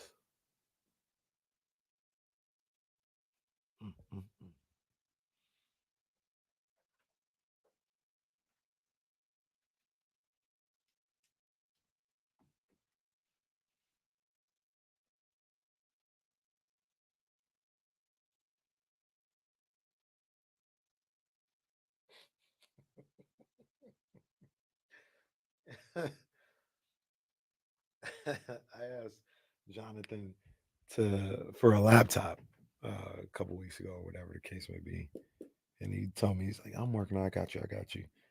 And he just emailed me that it's done, and the caption for the email is "New PC. Who this?" Shout out, is Jonathan back? I didn't see him. I saw Seth though. He must be back if he sent you that. But I saw Seth. COVID mania is running wild, brother.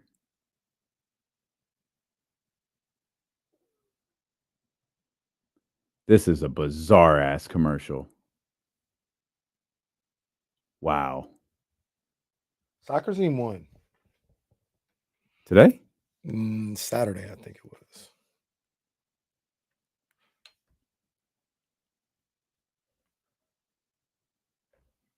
Man, I hated to Coach. I'm sorry I missed it, Coach. I absolutely. Man. Vibes were up. We had a proposal and an acceptance from twin sister Tish. She getting married. Yeah. She proposed to somebody? No. She was proposed too, man. Salute to them. That's man. dope, Salute. man. Yeah. That's dope. Yeah, I'm sorry I missed it, man. I'm sorry I missed it.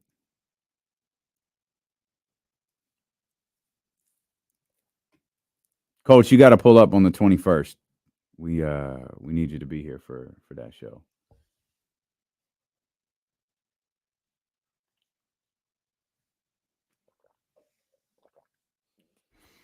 I know Good Kid Dad City sent me a note today.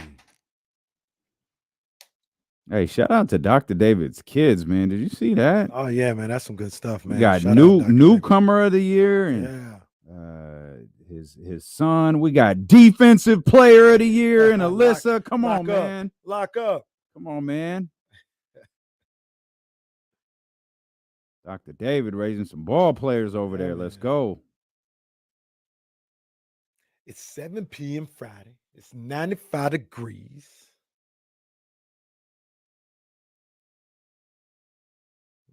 Combined with the fact that USA's only hit 1 3-pointer.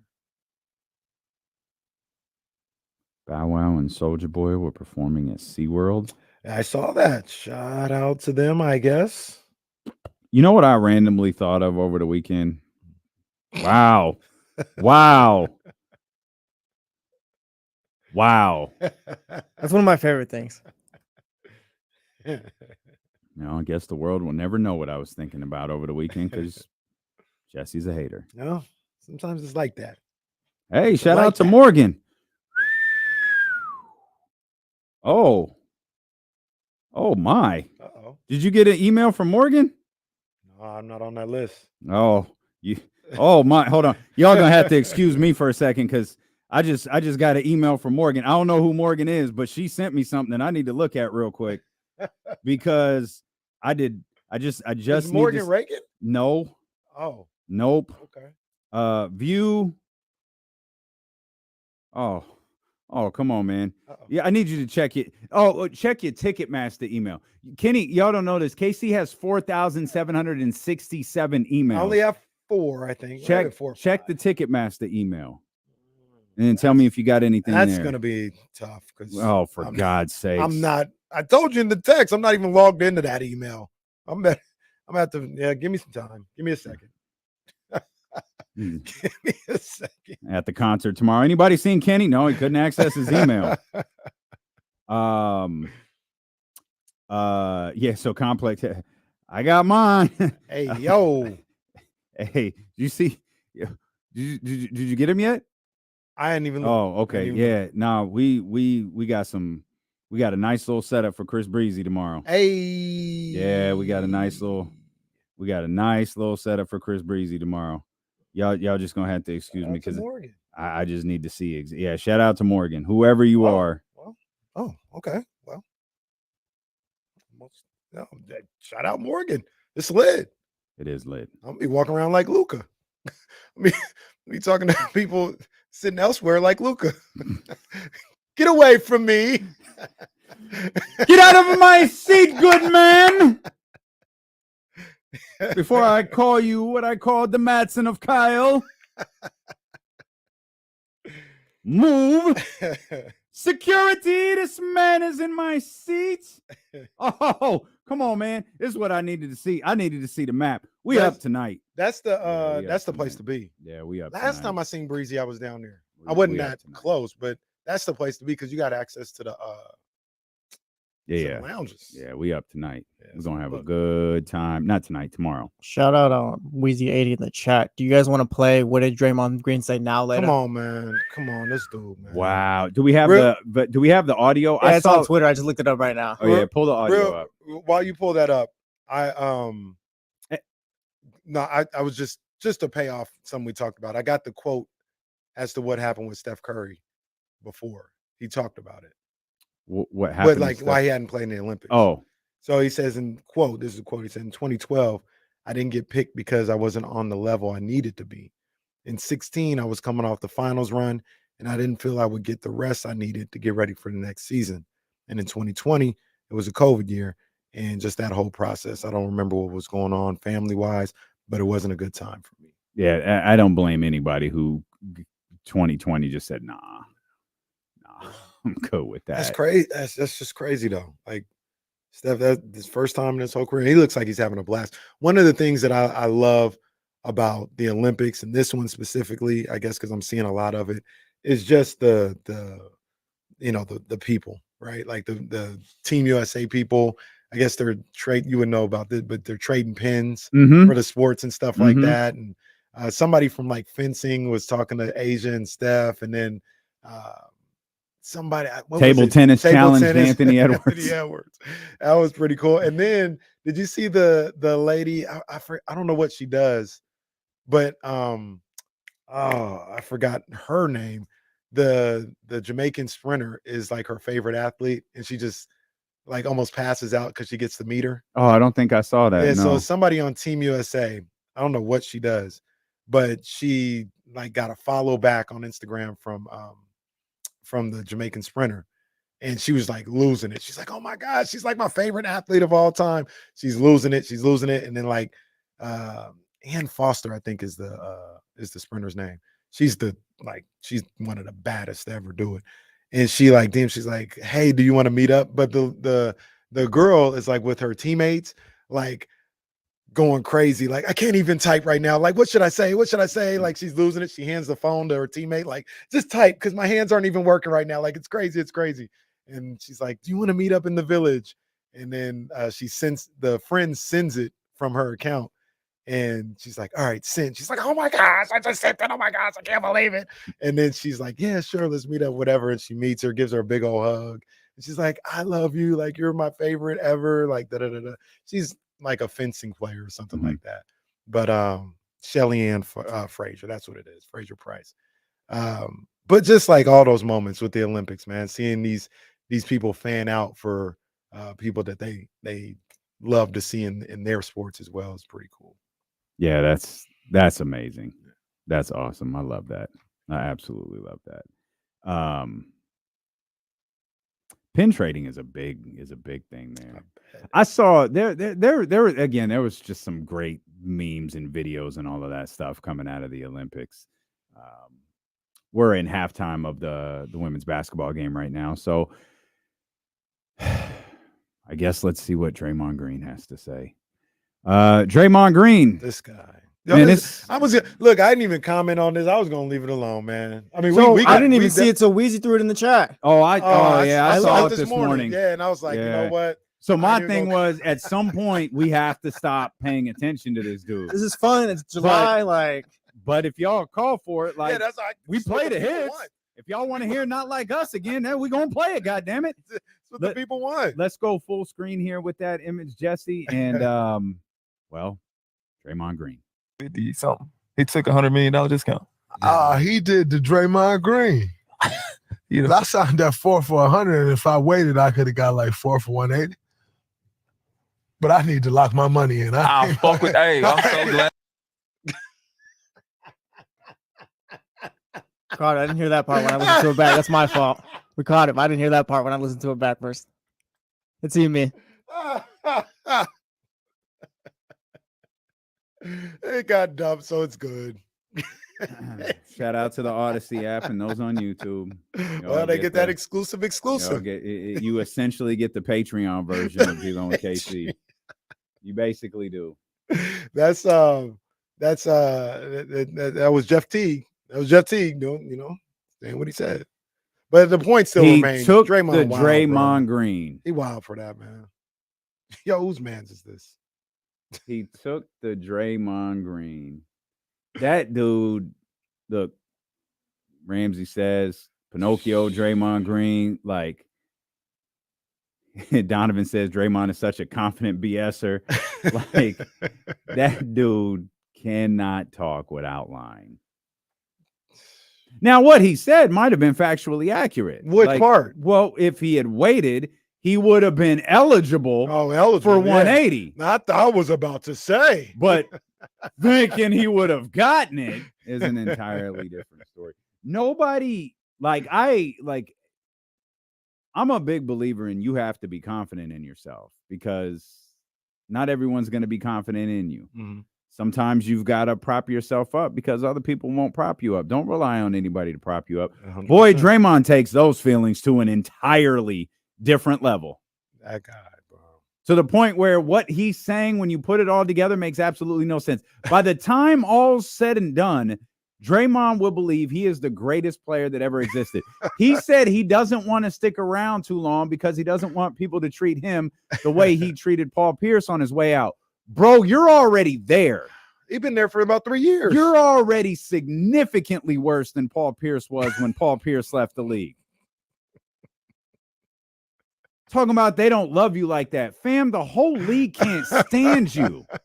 With the exception of LeBron James. You might be out of the league if you didn't buddy up to LeBron James the way that you do. That sounds about right. The smartest move you ever made was bringing Rich Paul on as your agent. I mean, how crazy is that, though? How crazy is, like, you hear something like that and, like, yeah, he did the Draymond Green. Crazy. Bro, stop. That's bro. wild. It's crazy. You could have you would have sounded foolish anyway. But if you would have just said, oh, yeah, man, I remember I was in that situation where, hey, what up, Coach K? Coach K going to talk the whole Olympics. She going to be the designated talker? She might be because, Sacramento legend. Yeah, she's pissed. Yeah. Oh, yeah. Don't be. Yeah. Defensively, yeah, she's pissed. Don't be too mad, Coach. They're hitting shots at a ridiculous. No, I've seen that look before. Get out of my face. Get out of my face because I swear to God, if this team doesn't start defending the 3-point line, we're going to have a problem. Nice out of the start the second half like that.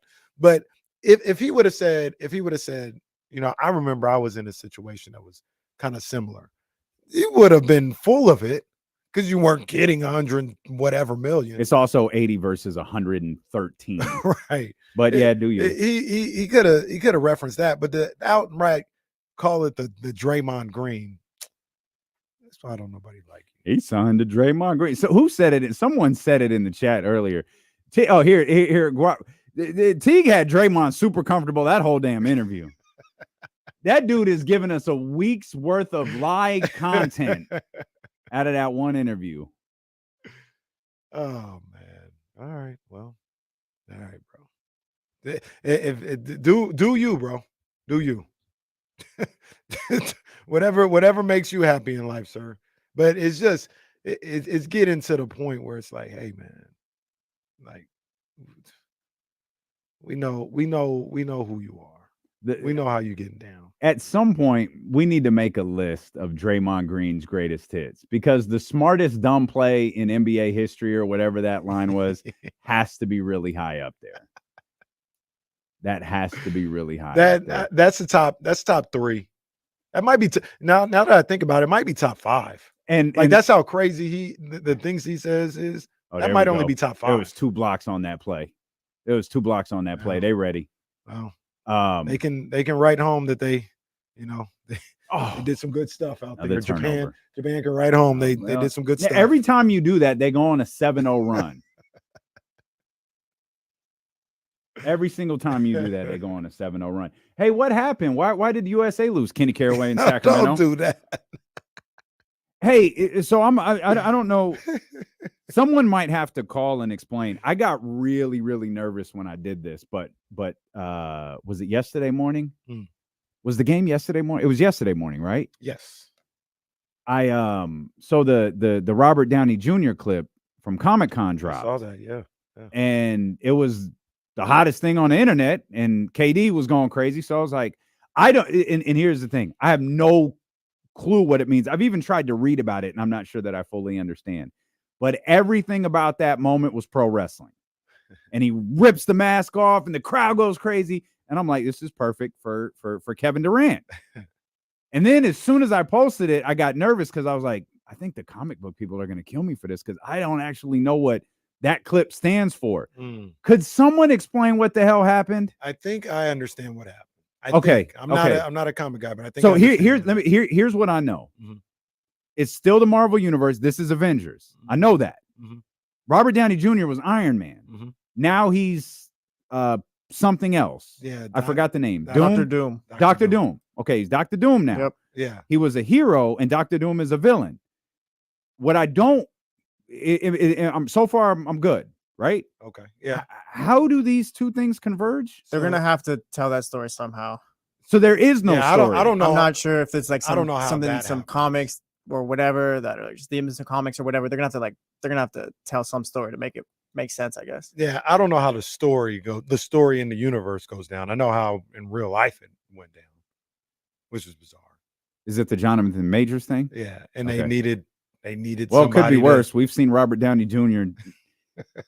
He once played Jonathan Majors in a movie. So It's crazy. We've seen that, but okay. Yeah. So I guess the thing I didn't understand that this story has not been told. So the Not story as of far as I know. so Yeah. they have to make one up. With the Dr. Doom stuff? Yeah, because they can't pretend that's not him, can they?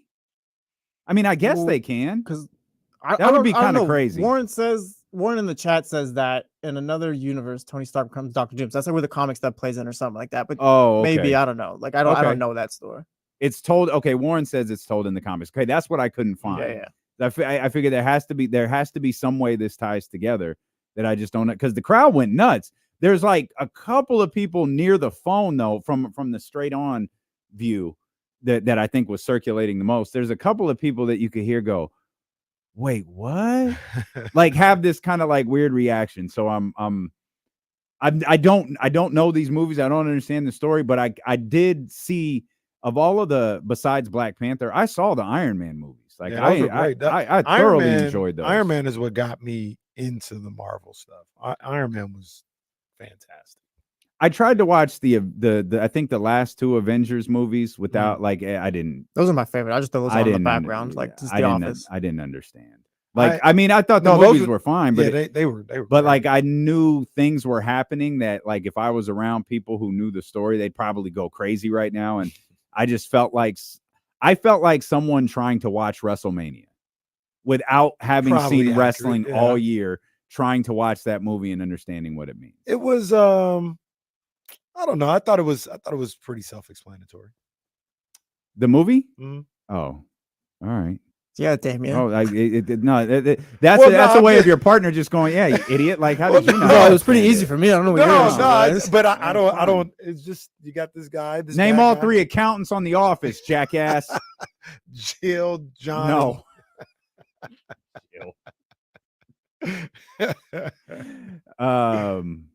So there's two more Avengers movies coming out. That's what that was all about. Secret Wars and the Dr. Doom one, I believe. Okay. All right. I love the reaction. That was a pro wrestling moment. I love how Robert Downey Jr. was kind of like he was kind of like a little like caught by the moment. He kept the straight face and then he looked over and kind of winked and smiled and he's like, "Oh, this went over." That was a moment though. That was cool. that was a moment. That was all over the place on Saturday night, I think it was. It was essentially how Redacted revealed himself to be the higher power. Yeah. That's exactly what it was. He just needed to drop the it was me, Spider-Man, or whoever's in the it was me, Black Panther. It was me, Spider-Man. Or whoever. It was me all along.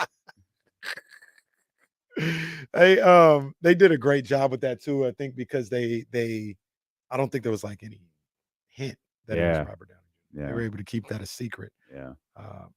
So good for them. It was cool. Good tweet by you. I loved it. I just didn't understand it. And then it was one of the rare times I was nervous about a tweet. Oh, this is stupid. Robert Downey. And like, no, man, it's not. No, it's just Kevin Durant. So they were getting at you? No, they weren't. Oh, no one cared that much. Like, I greatly overvalued my Twitter presence. But I was nervous that, like, what if this means something? Like, I was tweeting something out of the context in which it was meant for, and I had no clue what it actually meant. And so, I mean, that's like 98% of Twitter anyways, but that's not what I do. So I did get nervous, like, man, Warren's going to text me like, hey, jackass, take that post down. The whole MCU is angry over this. Oh, my bad. The MCU or whatever it's called. Is that what it's called? It is. I want to get in. It just seems like such a daunting task to watch all those movies. It is and it isn't, from what I can tell, because I'm one of the people that, like, I watch the movies and I just watch. You saw all of them? No. Oh, far from it. Oh, far from okay. It. But I just watch them when I want to watch them, and I enjoy the movies for what they are. I don't know the super backstory or nothing like that, but you just enjoy it. I saw it's not like a secret. It's easy to find, but somebody showed how you're supposed to watch the movies if you want to do it that way. I think Kyle sent me that. There's like 30 movies. There's a lot of movies. I think the order on Disney Plus too. Like if you click on the little Marvel stuff, it's like if you want to watch it in this order or whatever. And it's not in the order in which they were released, right? No, it's like the timeline or whatever, timeline order. The killer is they start with Captain America, and it's kind of boring. Captain America's boring. Am I alone in that thought, Chatty House? Let me know. I'm just talking about. I just like watched, the movie, the first movie, or I guess it's the first movie is kind of like just slow introduced. I like it, but like his ones after that are way better. He starts in like the 40s or 50s. Right? Yeah. The ones after that, his two movies after that are way better. I'm gonna get after it at some point. Is Deadpool a Marvel gimmick? Yeah, he used to be. So like that's when like Fox and stuff comes into play, because like they had X-Men and all that. So Deadpool's more like X-Men, but now Marvel. That's when what comes into play? Like X-Men. Oh, yeah, like because Fox owned that or their little franchise, I think, or whatever. Yeah. But now Disney owns all that, I guess, or they got that. So now they're like introducing Deadpool and all that stuff into it. I remember I used to watch. It's like a crossover. X-Men, the cartoon, when they first came back as like a cartoon in '93 or something like that. I was kind of on that for a year. I was like every Saturday morning I get up and watch those cartoons. And then I like the like did they never followed up on like Professor X. Remember the movie they had with Professor X, and he was on I think they told the story of how he got into the wheelchair, became that's paralyzed or something. X-Men like First Class, I think. Yeah, or Days of Future Past, one of those. They never followed up, right, with another movie? No, there was a couple after that, I think. I guess I was just gone. I don't know. You're speaking another language right now. Because my wife, she likes Wolverine. So when the movies come out, we'll watch that. So like that's the new one, right? It's Deadpool and Wolverine, right? I saw that on Saturday. We saw. How was it? Sorry, Casey. It was cool. I liked it. I think the Deadpool. I think Ryan Reynolds is very funny. No, he's good at that for sure. He makes me laugh. I saw Logan. I've never seen Logan. Logan was pretty good, but once again, I don't know the whole story. I'm just know you saw what's Logan? Logan is Wolverine's daughter. Oh, no, Logan is Wolverine's name. His daughter is in the movie, but like Logan is Wolverine. I thought her name was Logan. No, but I don't remember. But he didn't know. Did he not know he had a daughter? Like, cause she was out doing wild things by herself. Like, I never watched that one. Oh, yeah, I thought it was she was just like out doing wild things, and like Wolverine like things or special things, and yeah, she didn't know like Wolverine was her dad. I don't think, but I ain't gonna say nothing. I'm more confused than when the conversation started. Well, it gets kind of convoluted. Like we have X-Men and the Avengers and all that. I genuinely, just because I've seen all of the Iron Man movies. I genuinely want to see how all of this ties together because if you want to get into it, go to Disney Plus or whatever and start with I'm not Avengers stuff. I told Kyle before he got married, like, hey, I'll watch all of these movies, for you and your wife. I'm gonna watch all these. I didn't even start. I lied to the man and his wife. I never even started the movie. I still to this day, and again, I've seen the Deadpool movies. I've seen the Black Panther movies, and I've seen the Iron Man movies. I tried to watch the two. I kind of like spaced out in the last two Avengers movies, and I'm pretty sure that's all I've seen. I've never seen an X-Men, or I've certainly never seen Captain America. It's like is Ant-Man. Ant-Man, yeah, he's part of it. I've never seen that. Yeah. Those are solid. See, they're getting at me in the chat because they're like, Kenny, you're messing everything up. I didn't commit that movie to memory. You can tell me they had a basketball scene in there. I don't know. We made this substantially worse. The only thing I remember from that movie is the one thing I won't say nothing. I'll leave it alone. That's the only thing I remember from that movie. Why is the volume up? I don't know. It's bizarre. I don't know, but Brittany just had another shot. The USA is up 20 now. Yeah, well, a little superhero conversation. USA's up 18 now. Well, they probably got yelled at by a particular assistant coach during the. Japan should be happy. I did not expect them to have 53 points at this moment. I'm just looking at this team, looking at Kara on the sideline next to Mike Tebow, and Kara played with Diana. That's crazy. Who's still on the floor right now playing basketball. That's crazy. Diana going for number 6. That is absolutely ridiculous. Absolutely ridiculous. There has to be, well, no, not the way that they come into the league. I was going to say there's got to be someone on this team she's twice the age of, but not they come into the league at 21, so that's not going to be possible. Not on this squad. Was she 42? I think she's 40. I think she just turned 42. All right. America finally doing what they're supposed to do, and that was your Marvel Minute. Catch DC next segment. Oh, that was a solid like that. I teach you about Batman. To the MCU, our sincerest apologies. We don't mean to. Sorry for getting Logan wrong, everybody. We apologize for that. We will try to do better. I will attempt to start. I'll go to Disney and I will attempt to start getting some of these movies under my belt. I'd like to. I don't know if it's ever going to happen. I still got to watch The Office. But like you don't need to watch Bad Boys 4 yet. You don't need to watch like all the Iron Mans or anything like that either. Like you'll be cool. No, I already with saw Iron Man 1. You saw them all? All right, you're good. I saw. There's 3, right? Yeah. Those are the best movies, though. Yeah. What you think is better? I like the Captain America ones. See, I was talking. Isn't that the one you just said was boring? He said the first one was boring. I like the first one better than I guess he thinks it's like. I like it better than he thinks. Well, I didn't get to the other two are way better. The other ones are way better. Iron Man to me is the best. I love how Comic-Con is now this massive pop culture thing. Because like at once it was like, oh, this little nerdy event. And now it's like one of the biggest pop culture events of the year. It's because it makes money. The nerds got money. That's today's title. Nerds got money. Wow. Well, the same could be true for WrestleMania. The nerds got money. Bro, this I should have sent it. I didn't send it because I didn't think you guys would think it was funny as I do. But that Shawn Michaels Sunny Days. Well, that was crazy. But it was a TikTok. I think it might have been an Instagram reel of a Maury thing where like they're doing the lie detector gimmick. Yeah. And Maury's running through this thing to prove that this guy didn't have an affair on his wife or girlfriend or whatever. Yeah. But it starts with, we asked you with the lie detector on, were those noises coming from the bedroom, sex noises with another woman during the weekend of WrestleMania?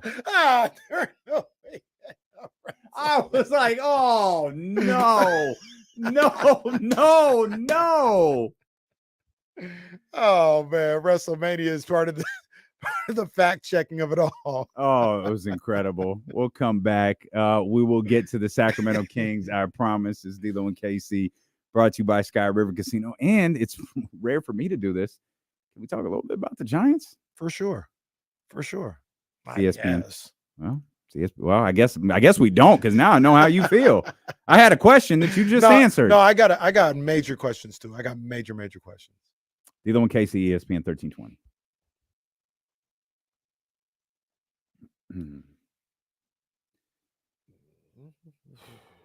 Yeah, I'm good. I got everything, man. I got everything. Oh boy. What's that mean?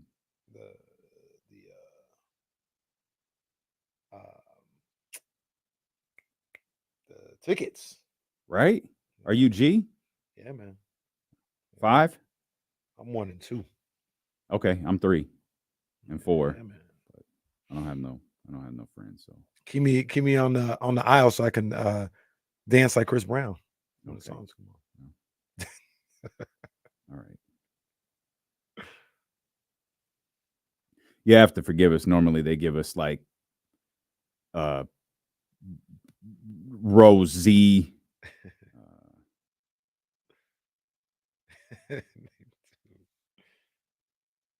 Obstructed view. Turned up with my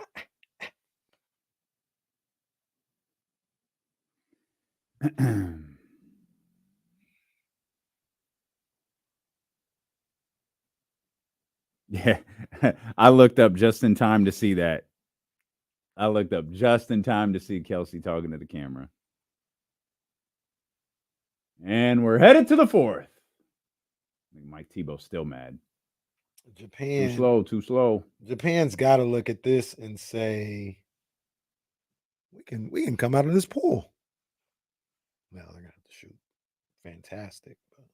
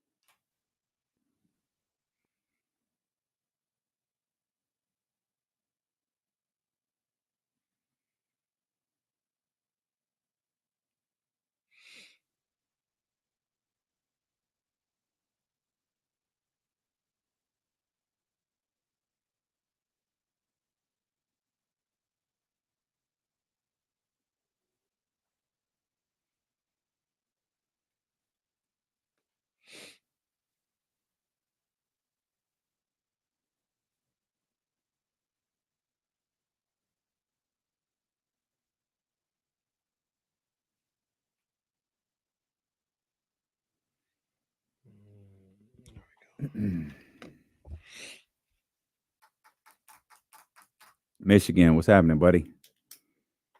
What is happening? We did get a addition to the top moments in D'Lo and KC history that wasn't on the list before. The growing moment. Oh yeah, that was a wild one. That was one of my favorite moments. I'm still ever. recovering from that. Yeah, no, that was. Casey's like, we're saying the same thing. I was like, I don't think we are. Yeah, this list of D'Lo and KC moments over the first 1,000 episodes is this is going to be a tough list to narrow down. What number are we on? How many we got?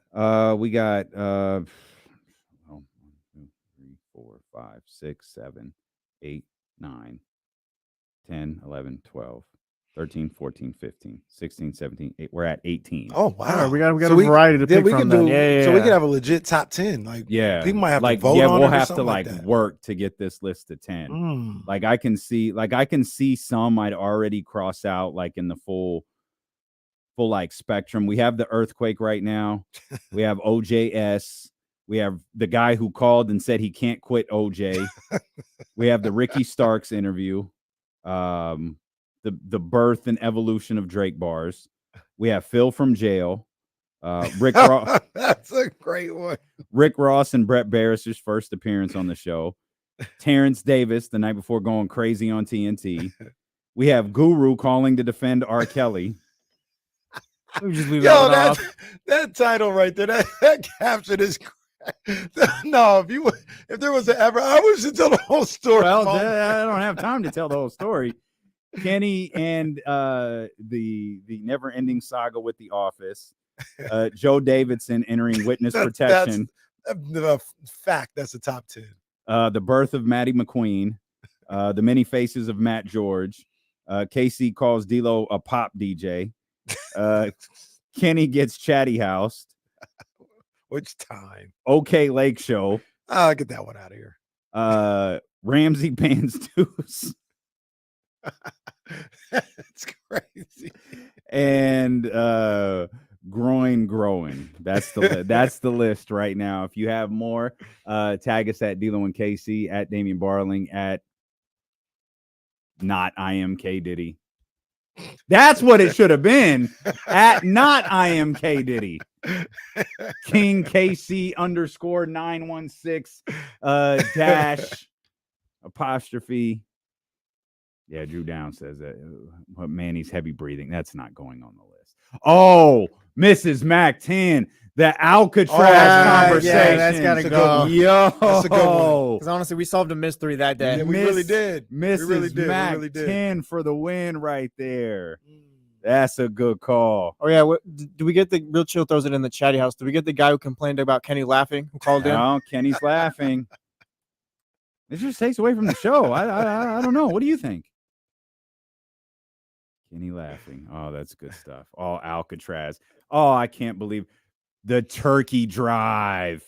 Oh, Jazzy's turkey drive. I wonder, that was around Thanksgiving.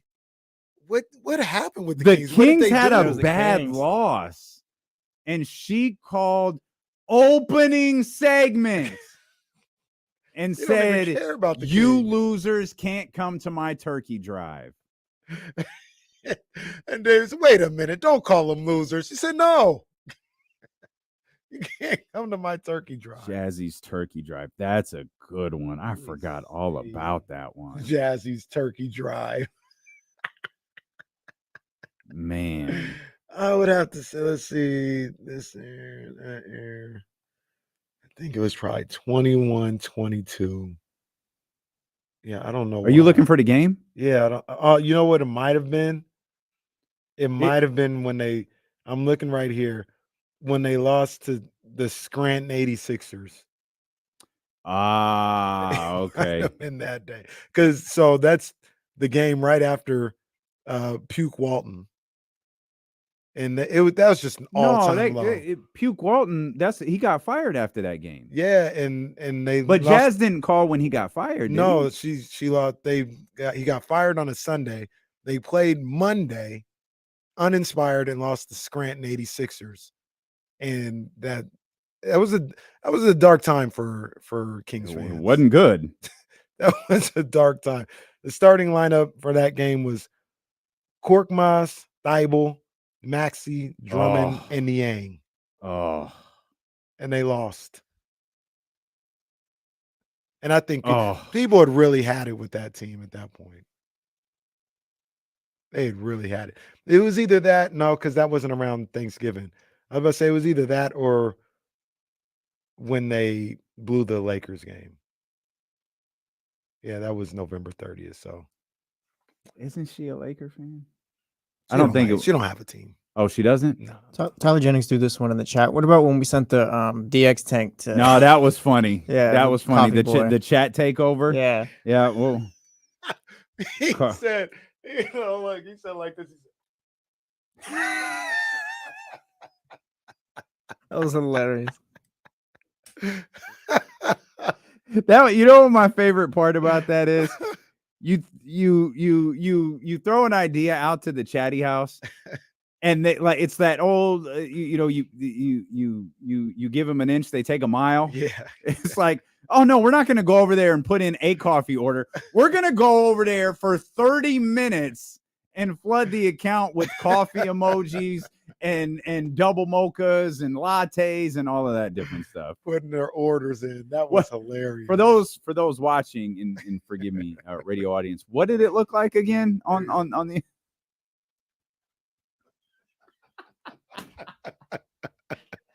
Yeah, that's about it. That's it. The birth of the local radio yahoos. Oh man, that's tremendous. That's crazy. Shout out to Luau Dang in South Sudan, winning the first ever. I was trying to lock this down, but was it the first ever basketball game or first ever Olympic event ever that they ever won? Oh, It that's might have just been question. basketball. I was thinking it'd be basketball. Yeah. You know who we need to get on the show is our boy Laney. He's at the Olympics. Man, yeah. He did the designs for the Nigerian national team, the stuff that they wore at the opening ceremonies and the stuff that they're wearing. He dropped a dope Olympic collection this weekend. He's with he out everybody. there. I saw him with Pharrell. Yeah, he saw out that there. big man. Them in South Sudan was fitted for the opening ceremonies. Leezy out here trying to produce the show. Well, Leezy texts me, says, I just met Bobby Jackson. That's cool. He said he wants to come on the show. Well, let's do it. Well, we once booked him for the show, and I don't think he actually joined us. I think we booked him when he got the Stockton job. Yeah. And he just never came on. I think was that I don't remember if that was 2 hour D'Lo and Casey or 4 hour D'Lo that and was Casey. 4 hours. That was I believe. 4 That was hours. pretty recently, not Well, like no, so recently, but I think we kind of didn't somebody get to him? We don't know for sure. But Jesse, correct me if I'm wrong. Didn't he hit you up at like 5? I think we talked to him like it was. I think we talked to him and all that. No, we didn't. We didn't. You did. I'd have to look it back up. I remember this vaguely. Yeah. I think he hit you up at like 5 and was like, "Hey, sorry about that." Like, show's over, Bobby. Yeah. Now I remember that. Yeah. There's nothing we could do about it. So forget it. Oh man. Well, shout out producer Leezy. Well, Chris Haynes' first appearance on the show got to be in here, right? That was a classic. That was a classic. That was a moment. Yeah, that was. I know. You had this at Ricky Starks, huh? Oh yeah. Okay. Yeah. Ricky Starks for me is like I'll probably fight for that to be very close to the top. I don't think that's my personal favorite. I don't think this is top 10, but just to remember this. Kelly's Kids was pretty funny. For some. And D'Lo's reaction was even funny. Do we have a blooper reel? Like maybe like the week of like that whole E40 conversation and the Bay Area rappers and E40's coming on Friday. And then yeah, that's a whole different list. Yeah, like just not bloopers, whatever the lowlights we call them or whatever you want to call them. E40 booked for the show on the live stream. We make graphics for it. And a whole conversation that week, it was a Friday, and the day of he cancels, but is on the morning roast for an hour. That was tough. Well, Mark. I remember the old Kofi Kingston interview. Remember that? I think we have quite a few of those. Zabo says, "Remember when Pilo was supposed to be on the show?" In Pilo's defense, he was on D'Lo and KC. He went to the wrong address. He was on D'Lo and KC. That's true. He did go to the wrong address, which was wild. Yep. Jamil Hill was supposed to be on when her book came out. Oh, man. Yeah, I remember that. She was supposed to come on when her book came out. And this was the guy. We had booked a bunch of interviews through this guy. Yeah. And he hit me like at the last minute and say, "Hey, Jamil can't come on. Do you have another date?" I sent him another date, and I never heard from him again. Literally never heard from him. These people crazy, man. Come on, man. Yeah, we've got some. We could throw out. Yeah, I'm on vacation. Sorry, I can't come on. Oh, so we've promised to reveal. Yeah, we're gonna tell that story. Yeah, yeah. We'll tell the the guy who just dogged Jesse. The wild goose chase every time I try to book him for the show. Sometimes it would work, sometimes it wouldn't. It got to the point where one of us had to reach out to him because I think he saved us in his phone, but didn't save Jesse. Right.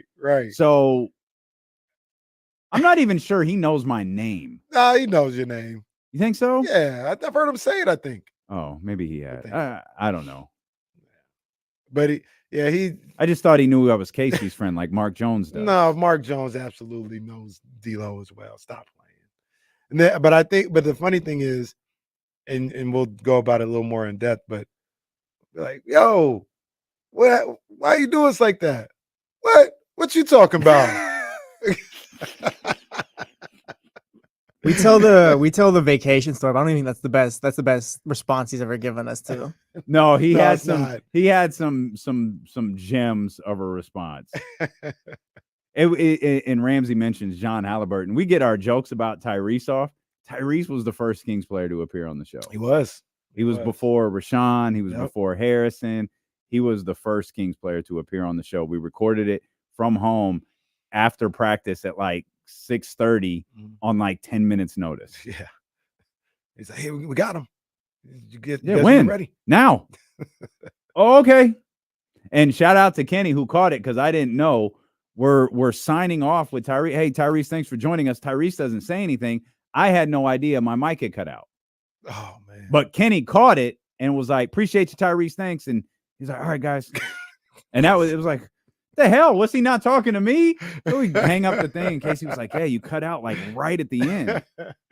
Yeah, man. Like Dame just said, we joke, we whatever. Tyrese and his family have always been good to us. Always been good to us. Yeah, Mr. And like Halliburton is it's a shoot when we say we love Tyrese. We're perplexed by like the coverage. That's really what it is. But we love Tyrese Halliburton. I'm also at times perplexed by his choice in hairstyles. Right now, he just, he's roughing it. Yeah, but he put like gel in it like a couple of days ago. So it had I don't know. I it don't have had an answer for that one. it had the big thick curl and it was like kind of flat and it was like, all right, Ty's trying something out there in Paris. He's trying something out there in Paris. Let's salute. So real quick, I know we got different things that we got to talk about, we got to get to. Kings basketball, Boogie is back-ish here in Sacramento. Hey, Boogie. Hey, Boogie. No hoodie. Giants baseball. I want to talk about that. I also want to talk a little bit about Brock Purdy and and what that whole situation, because I heard you guys on the handoff. And I want to talk about that. Well, we got another contract when we left on Friday. We did. We went that from one's crazy Tua Tagovailoa to Jordan Love, but is it? I mean, the way things I expected, but just the whole premise of what happened. Jordan Love, kind of crazy. Like that's about 7-9 game sample size right there, huh? Jordan, the crazy thing, and I was listening to one of the 49ers podcasts, Matt Mayoko or whatever. He kind of said what I've been saying for a while. I'm just perplexed that people look at that game in the division round and came away with such a, I don't know if consensus is the right word, but they were so impressed with Jordan Love and so like unimpressed with Brock Purdy. When Brock Purdy had, I don't want to say a way better game than Jordan Love. Jordan Love was okay. Like he was okay at best, but people were like, oh, Jordan Love, he almost went into San Francisco. No, they probably lost because of him. That's one of the reasons why they lost is because of him. I thought he was average at best. I thought that team was average at best, and everybody just loves the Packers because of that game where they didn't even play that good. If what happened in that game more than anything was LaFleur got them as far as he possibly could. Like he had a great game plan. He had them ready to go. Salute to them. They executed it fairly well. And then it was time for the players to make plays, and they couldn't make a play. Top 5 coach in the league? He might be. He's really good. I mean, I think so too. The record in his first 4 seasons at this point is absurd. It's crazy. Yeah, it's absurd. It's crazy. And then this year he did it with a different quarterback. But that's that's what I was talking to Kyle about. Kyle and James. Jesse brought up like the sample size, and when you have that first contract with Tua, with Tua and Jordan Love, like you can operate in that first. Like I think you can operate off of the. I think this is our guy, and if we're wrong, we'll deal with it later. But there's very few. I know this is the man. Now the Miami Dolphins are going to say, I know Tua's our guy. The Packers are absolutely going to say, I know Jordan Love is our guy. But with your first contract, you can operate just fine off, I think. And if you got a guy who's developed, it's not that different than basketball. If you got a guy that's developing, if you got a guy who can win you some games, it's like, yeah, we're going to sign him to this rookie extension. Now there's no tier so to speak. You're operating on what the NFL contract markets look like, and you're fudging numbers, as Kyle was going over with Tua's contract, and you're making it look like something that it's actually not. But there are very few I knows. I know is Patrick Mahomes. I know is Josh Allen. I know is Joe Burrow. Like I know is Lamar Jackson. There are a handful of I knows in the entire league. Brock Purdy has a chance to go from I think to I know this year. Yeah, I'm one of the guys, like, if you ask me, I'll just say I know. I'm convinced with everything I've seen, and that's from fair. Brock Purdy. You ain't your money, but you don't really know. But I know that, like, you give him whatever he wants. You make him the highest paid quarterback in the game because of what he's shown, and because that's just the way the system goes. Like, if you're making Jordan Love the highest paid or one of the highest pays, I mean, Brock Purdy should blow past Jordan Love. Absolutely blow. Like that, if I was Brock's agent, that's, oh yeah, we cooking. Because I should be, he's right now, he's a way better quarterback than Jordan Love. Yeah.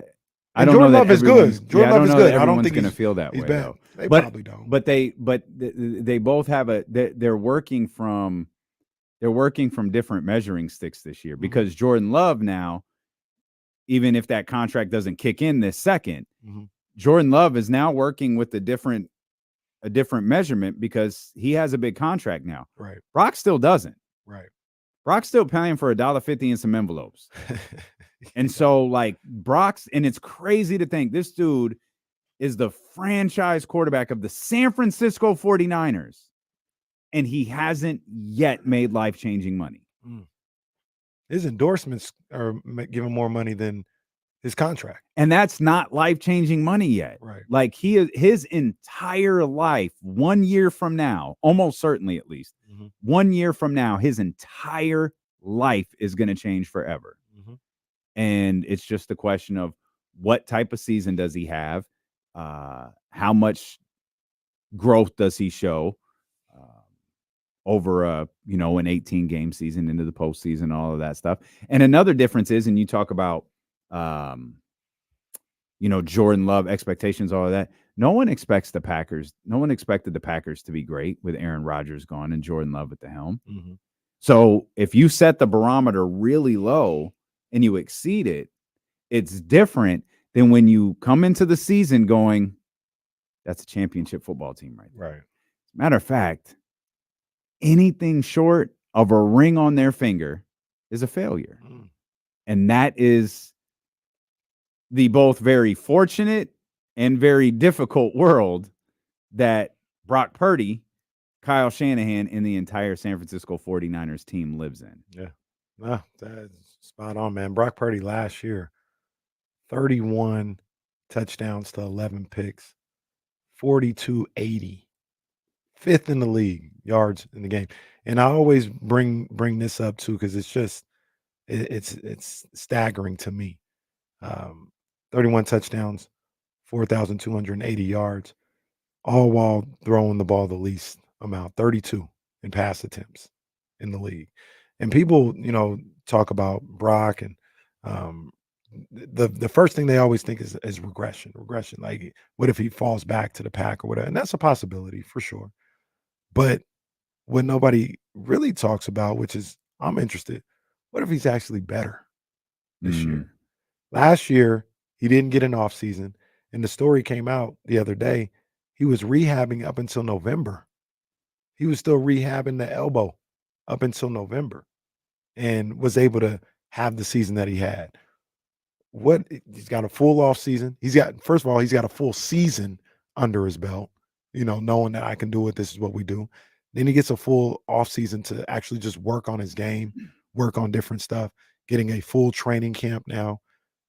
What if he's a better football player?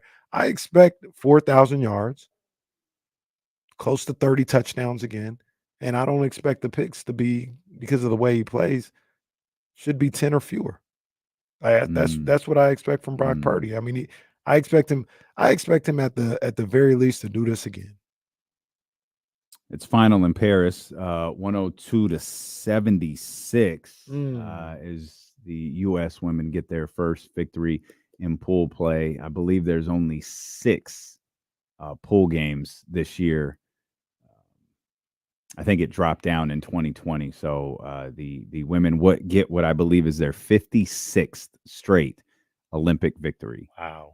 The last Olympic game that they lost was dating back to 1992. They have since won 56 straight. They are.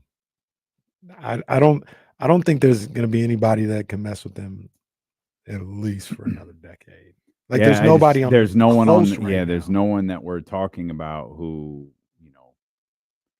there's no Lawrence. That's just not there right now. Like it's going to be led by like some little girls that are like 10 years old right now. Mm-hmm. Like that's going to be, oh man, they might be able to get it USA. Girls watching Caitlin and Angel right now. That's who's 9 next. and 10-year-olds right now will be the ones that give this women's team an issue, and that's even just assuming that the women here aren't getting any better, which they are. Yeah, they balling. Yep, they absolutely are. 56 straight wins for the women as pool play rolls along, and the Olympics continue in Paris. And still, Dak sits at home, wondering what's next for him.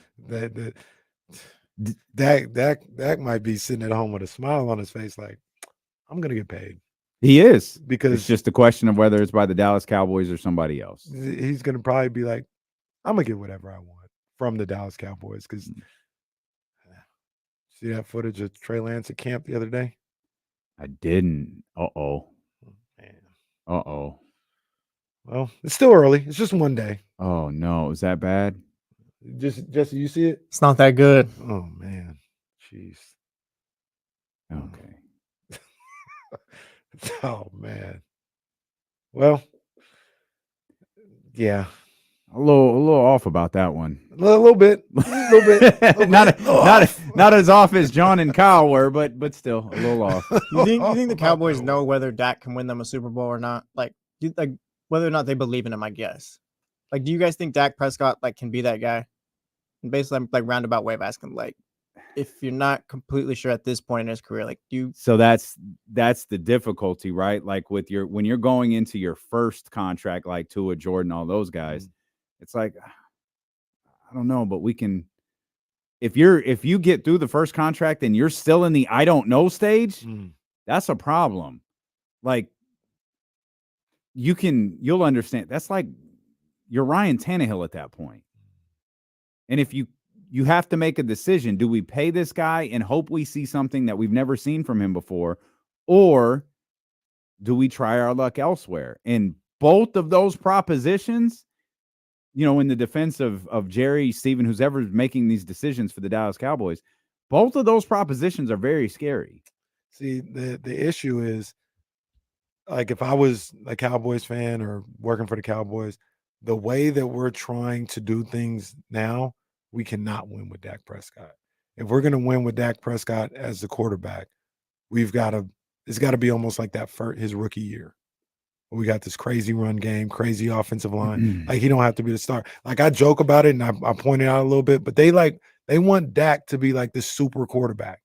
I saw it numerous times. Ball on the one, first and goal, Dak drops back to pass. No. Like, he needs to be rivaling Brock Purdy for the least complete pass attempts in the league.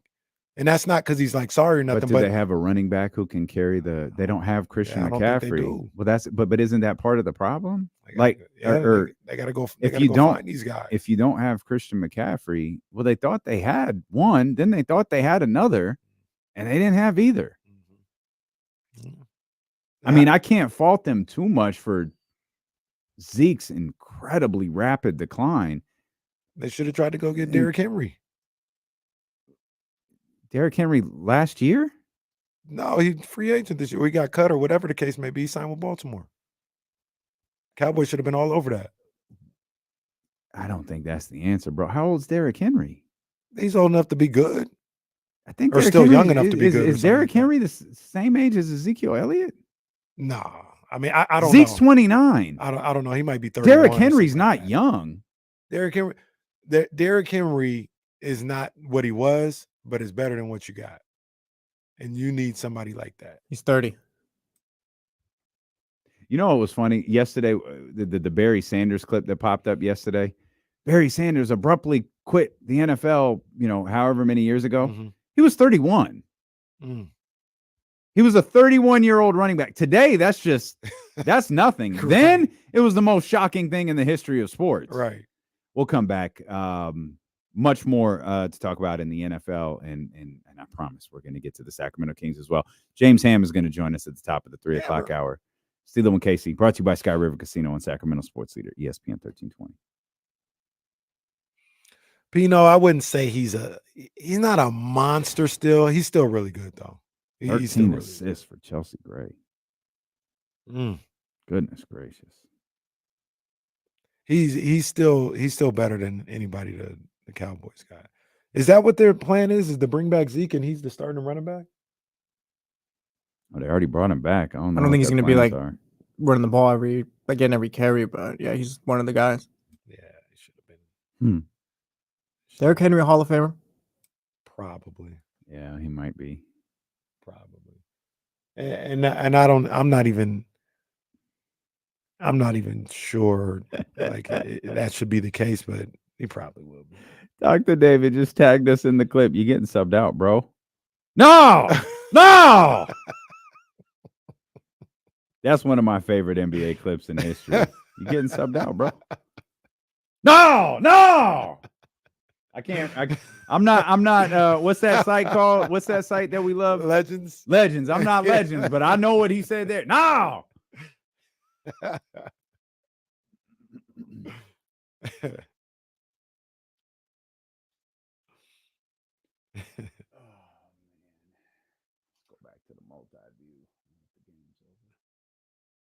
France versus Norway in handball.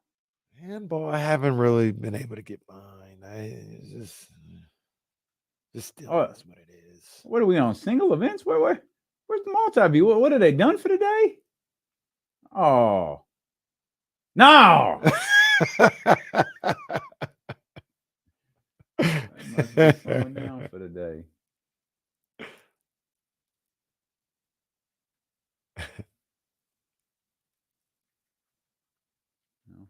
All right, France versus Norway it is. In handball. Okay, well, I guess. Nothing else going on. See, I feel like I hadn't even seen like the big time swimming. Yeah, I haven't either. It feels like maybe gymnastics has started everything off. When it felt like before it was swimming that started everything off. But I could be wrong. Don't quote me on any of this. Yeah, Mon out there playing hurt. Don't quote me, boy. I ain't said.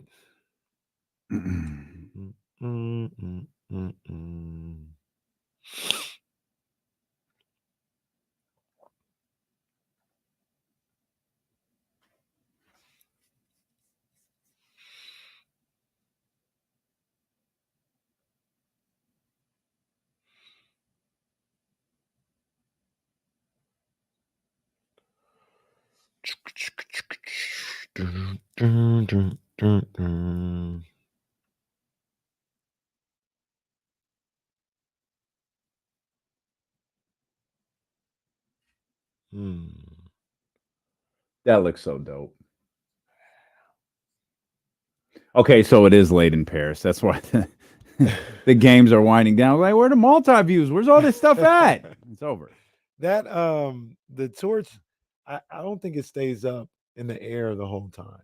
I thought I saw the other day it was down on the ground, which is fine. But by the way, the women who just finished their game against Japan are now taking a 3-hour bus ride back to USA basketball headquarters. Well, hopefully they don't have to go to Oklahoma when well, what was the what is it like surfing?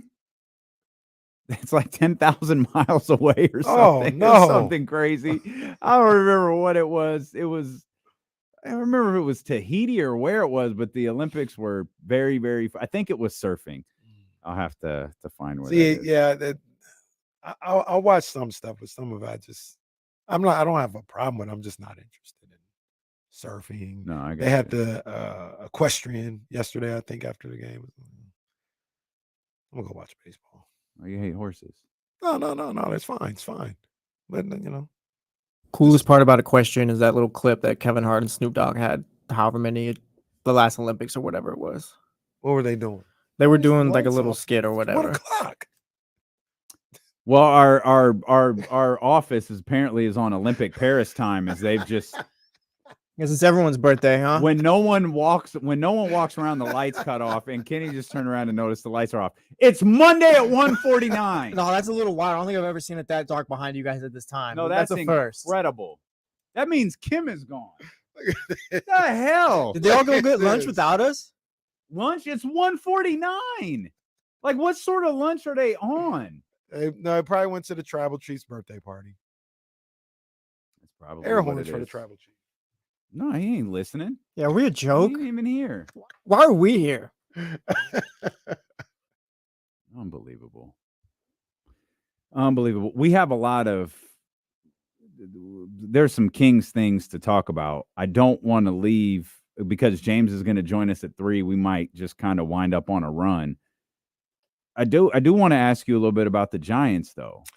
Yeah, Because I was following Vamos Gigantes. I was following the series with the Rockies. Now, help me out here. This is their first 4-game sweep of the season.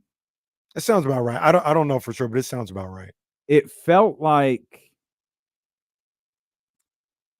Was there a? This is a question. I'm treating you like your Giants insider, Kenny Caraway. Thank you. Was there a shift in mood a little bit, shift in vibes, or was it like, no, they just beat the Rockies because the Rockies perpetually stink? For some, maybe. Look, it's always good to see them win. I was watching them over the weekend. They're 2 games under 500. Yeah, I mean, 3.5 back from the last wild card spot. So if you would have asked on Wednesday, yeah, they got to be sellers. The trade deadline, I think, is Thursday potentially.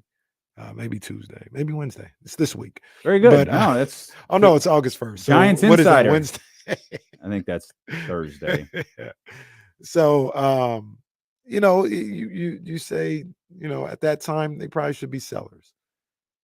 They win some games, and I do remember, I think it was coming out of the All-Star break, maybe a week or two before. The Giants had the easiest remaining schedule in baseball at that point. So you look at that, and then, they're not too, at that time, they weren't too far away from stuff. Like, hey, you got a soft schedule coming up. See if you could take advantage. Winning 4 in a row against the Rockies is part of taking advantage.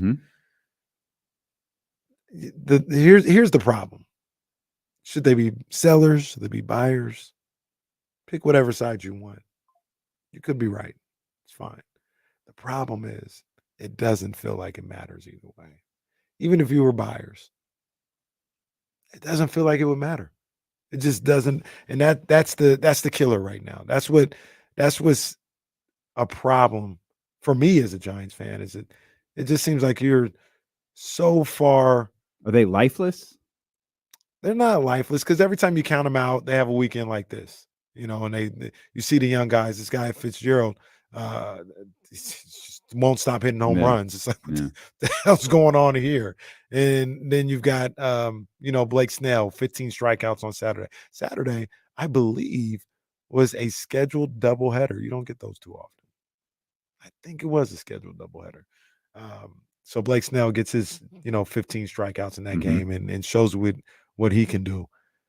So I don't want to call them lifeless, especially those guys out on the field. I think those guys out there are doing everything they can. I just don't know if they're as talented enough to put a dent on anything in the National League. But yeah, that's the thing that worries me the most. Is like it feels like it just doesn't matter whatever they do. Sellers, buyers, it doesn't matter. you're so far away from the Dodgers, from the Braves, from the Phillies, even from Milwaukee or anything like that. It doesn't feel like it matters. Okay. Making the playoffs doesn't matter. It'd be. I'm asking. So if for me, I'll just speak for me, not for Giants fans. For me, it doesn't feel like it would matter necessarily because it doesn't feel like they're going in the right direction. Like they're not going in any direction. They're just kind of there. So if you make the playoffs, it feels like you'd be gone in that first weekend, which is fine, whatever the case may be. But usually you see, say the Giants were a young team, which they do have some young players on the squad, and you make the playoffs and you're gone the first round. It's like, oh, okay, well, you can build on this. Do I trust Farhan to build on that? Or do I have him say, look what I've done? Like, I'm going to just keep doing what I'm doing. This works. All right, man. Whatever. Whatever you do doesn't work. So that would be the thing that scares me about them possibly making the playoffs. If I was it feels like a reasonable perspective. But if we did the personality gimmick, that feels like a glass half empty perspective. Mm-hmm. Whereas if you operated from, I don't know, I didn't tap in this morning, and you know him far better than I do. But if I was a glass half full guy, like maybe Butcher Boy, he might look at this like, hey, they're turning things around, and like maybe this isn't a championship team, but man, if you could put a couple of wins together, fight, maybe earn yourself into a wild card position, a playoff position, and get these guys some experience, and you have something to build off moving forward rather than just being lackluster for the final month and some change, 2 months or whatever it is of the regular season. That could be beneficial for them moving forward. I'm always gonna vote for them to win games, just because the nature of baseball and baseball's draft, right? Like tanking or not winning or not trying to win, it helps you, but it's just so far down the line, right? Like I'm not, like Kyle Shanahan said, we might not be here Sunday, so I'm not. Well, he did say that. I'm not worried. I'm not like invested in that the way you would football or basketball. So I want them to win.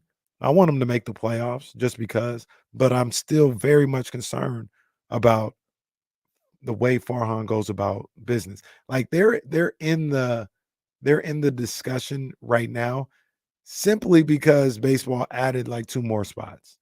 Mm-hmm. And it's getting more and more watered down by every time they expand. Like I don't look at the Giants and think they're a good team at all. Like they're not good, and they might make the playoffs. They're average at best. And Farhan putting out an average at best product and being rewarded with a playoff appearance feels like it may be detrimental to the direction that this team, the direction I would want them to go to. But is that a reward for a team that's won titles before? Yeah, because he can say, put on his resume, we made the playoffs X amount of years in my time here. And I'm saying, that would be good because if he's updating his resume, that means he's been fired. He's going when it's time for a new contract. I know he got an extension just now. Yeah. When it's time for another extension, look what I've done. Made the playoffs. I see 3 out of the last 6 years. Why would you get rid of me? And what would that sound like? I can't believe I just did that. Well, look, I mean, listen, Mr. Johnson, if you're looking at the situation, and I know wins and losses and playoff appearances is what everybody's looking at, but I'm telling you the jerk is something that you need to look at when you talk about bringing me back. The jerk for my resume shows that I am 0.735 points away from being 0.75 points away. That is something that is just immeasurable, and it's probably one of the best jerks in all of basketball. And look, guys, I'm just here. And we're putting together a team. You saw what we did. And I know I said 2 weeks ago that we're probably going to sell, but now we're winning, and we should get everything that we need to get so we can make this wild card spot, and then we can get into the Vizorp of this particular team. Wow, we got a new stat. We got Vizorp and what was that? Yeah, that one. So that's How do you spell that new stat? G. Wait, no, excuse me. JGHZRP.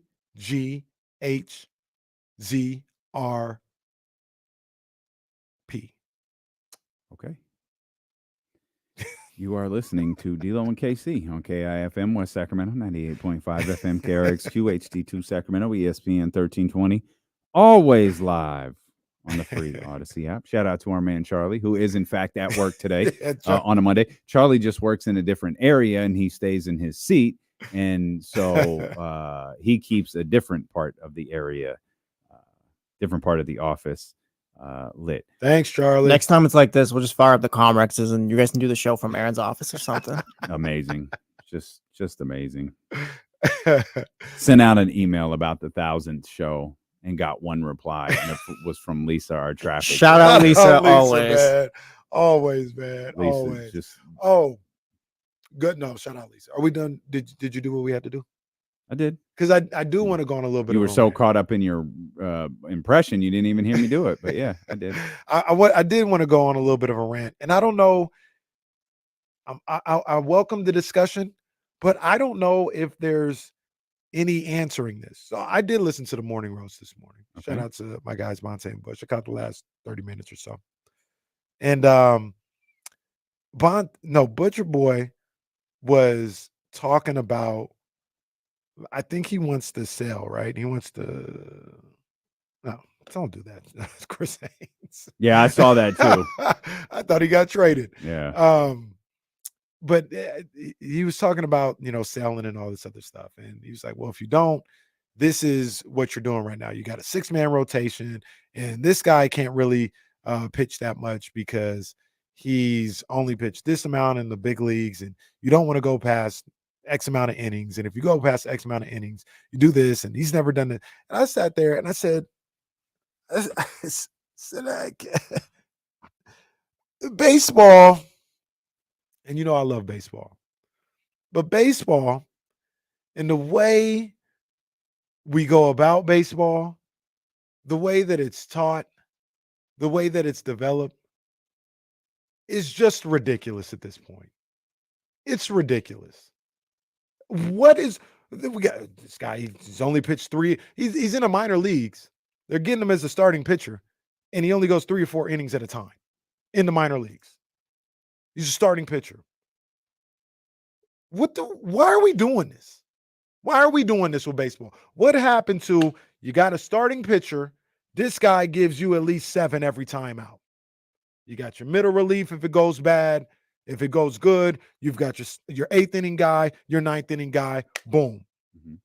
And they're developing these young men like this in the minors. They are developing them to go 3 innings at a time and have all these different pitchers or whatever. And I just don't understand, when do we get to the point where this is how we want to play baseball? And more importantly, when do we get to the point where this is what works? What was wrong with the way it was? It's the Vizorb guys. What was wrong with the way it was? I think he's right. He's tying the bit together. But I think that's what I think. We're talking analytics. Yeah, it's going to be Vizorb, but yeah, those guys. That's where it shows it. Get them out of baseball. Get them out of baseball. What was wrong? What was wrong with having, I know he's probably the greatest, but having a Greg Maddux. Greg Maddux gave you 6 2/3 to 7 2/3 every time out. That's what he did. His arm never fell off. John Smoltz, Tom Glavine. Like these guys, they pitched, they prepared themselves to pitch 7+ innings every single time they stepped on the mound. Every time. And they did it. Their arms didn't fall off. And this is the ironic thing, right? Their arms didn't fall off. But yet one of the biggest issues in baseball today is all these guys just blowing their elbows out. Mm-hmm. They're only pitching 2 or 3 times. And they're getting hurt, if it feels like, at a higher percentage nowadays. But this is the way to go? This is awful. I'm just sitting here and Bonte and Butch, they understand the innings and all this other stuff. They're just reporting what needs to be done. This wasn't them. It's just the way you talk about baseball right now, the way they develop these kids right now from the age of Reese all the way through the minors into the majors. It just seems all wrong. This is awful. Was it Blake Snell in the World Series with the Rays that they pulled when he was? Yeah. Yeah, that's when baseball It's died like in to the me. 5th inning. Yeah, that's when. Guy was killing. Yeah, that's when it was done for me. As far as all the things you're talking about, like that's when it, like, yeah, it's the game we love is like so far gone. It's so stupid. It's so stupid, and to have these conversations is ridiculous. So there's a couple of different things that I'm curious about. One being, you talked, the day baseball died. Mhm. All right, I got that, and you're talking about developing pitchers to go 4 innings instead of 6, 7, 8, 9, and so on. But you also mentioned the injuries. Why do you think injuries are? We don't have the numbers to back this, so I'm going to rephrase that question a little bit. Why does it feel like injuries to pitchers are up now versus 20 years ago? Because they got it. Nobody knows how to pitch. Everybody just throws 95 plus. Nobody can pitch like Greg Maddux. Now, Greg Maddux probably couldn't throw 95 plus, so that's why he had to learn. But nobody knows how to pitch. They just want to blow it by you. Okay, it's a great answer. So are these two things not related? What's that? The guys getting injured and the way that they're pitching now. Is the idea, and this is a legitimate question, is the idea to limit the way that they pitch because coaches or managers or scouts or whoever now recognize these guys don't know how to throw anymore? They're the ones not teaching them how to throw. You know what I mean? Like, they're the ones that are just allowing it. Oh, throw 95 every time. That's good. Do you think a player getting drafted, a pitcher getting drafted, can be taught how to throw at the major league level? Maybe, maybe not. And that's why I go even further down the travel ball, the high school, all this other stuff. Learning how to pitch, pitching isn't just throwing it as hard as you can by the guy. It's location. It's mixing up speeds, keeping a hitter off balance. But the nuances of the game, like, it doesn't feel like none of them even. I don't think they do, because that type of stuff that you just referenced is big business now. That travel ball stuff is insane. Kids traveling to San Diego and Arizona from to play baseball? I'm sorry, what? And those coaches make money doing that. So if they got a kid who can throw the ball, and we'll stick with the travel ball analogy, if they got a kid who could throw the ball 70 to 80 miles an hour, you think they're going to teach them the proper mechanics of a throw so they can learn longevity? They don't even know it. These coaches don't even know. They don't know what they're doing. That's what I mean. And it's like you can pick a different sport. And how many times have you and I, be it on this show or just in our moments where we're looking at the TV together during the other show, going, no one teaches these people how to run. Like, athletes don't know how to run. I reference Al Bianconi all of the time. Whether you're a pro athlete or you're us, the first thing you do when you walk into his facility, he's going to watch you run. If you don't know how to run, you don't lift a weight. You don't do a 3-cone drill. You don't do a shuttle. You don't do anything until you show the mechanics of your first step. Then you show the mechanics of your 3 steps. And then you show a 10 yards. Once you do that, you can train. You don't do nothing until you can do that. And it's so prominent. If someone taught Angel Reese how to run, she might be the most dangerous woman on the planet. But she runs with, like, her shoulders pulled up and her arms tucked in, and she just does that like Shantae down the floor, where it's like, bro, you're a professional athlete with a freakish level of athleticism and instinct. Get to the other side of the floor. But because she has that athleticism, because she has that instinct, no one along the way has thought, hey, let's teach her how to do this. Right.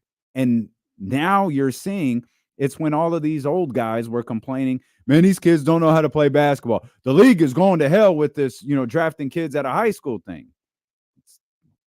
These young people weren't taught the difference between being a professional basketball player and having an incredible amount of athletic ability.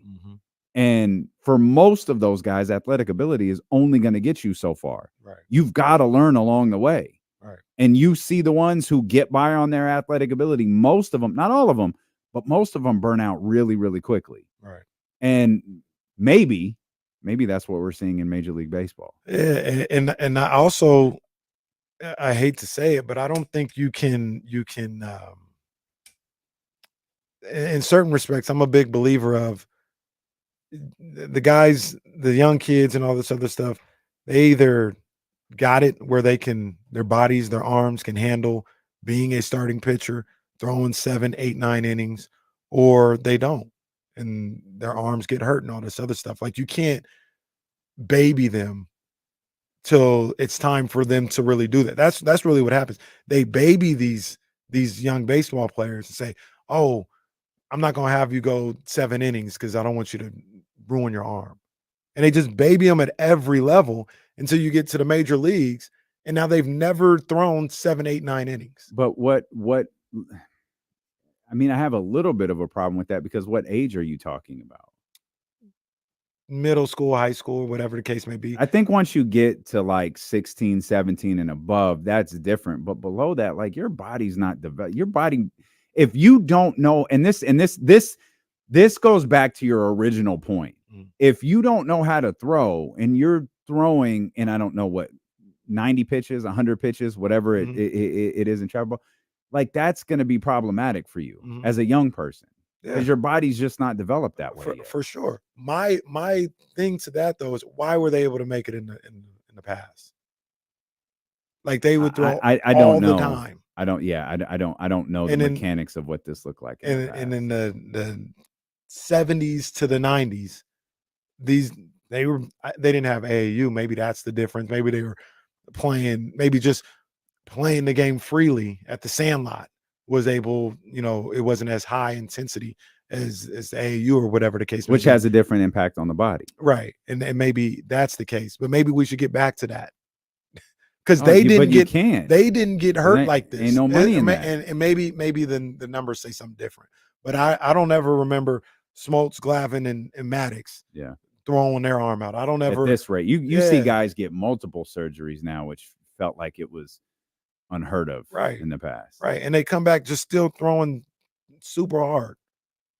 I was just listening to the conversation. And like I said, they were just having a conversation about this is how you got to look at things nowadays if you're building a roster or trying to it was not their fault or anything. It's just the way baseball is talked about is so unappealing. And then, like I said, I used to know almost everybody's pitching rotation. At the very least, I knew the top 2 guys, because those aces, when they were pitching, oh yeah, you went for a long day. Yep. If you're the other team, and they may go, the distance. Now, 5 innings and they're ready to move on, and I don't want to hear the third time through the lineup. Whatever. Like I ain't hearing that either. Once again, those other great pitchers back in the day that used to go 3 times through the lineup, it'd be no issue. Hell, you don't even have to go that far back. Lincecum, Kane, and Bumgarner will go 3 times through the lineup, and they were fine. They pitched to go 7 at least. All 3 of those guys. You won a championship, multiple. I don't understand why we play the game the way we play it right now. We're going to come back. We're going to talk basketball, specifically Kings basketball, but I don't want anybody to think I forgot when we get back. Oh, let's get it. This is a clinch day. This is a clinch day. Jesse needs to go on a 4-game winning streak. I saw them discussing in the Discord, if Jesse can win the next 4, the championship pocket watching will be live August 21st on the 1000th episode of the show. Look, we could do a celebrity one. We could do an exhibition. That's cool, because it ain't going to be the championship one. Your boy ain't losing. Casey has a chance to close this out when D'Lo and Casey return here on Sacramento Sports Leader, ESPN 1320.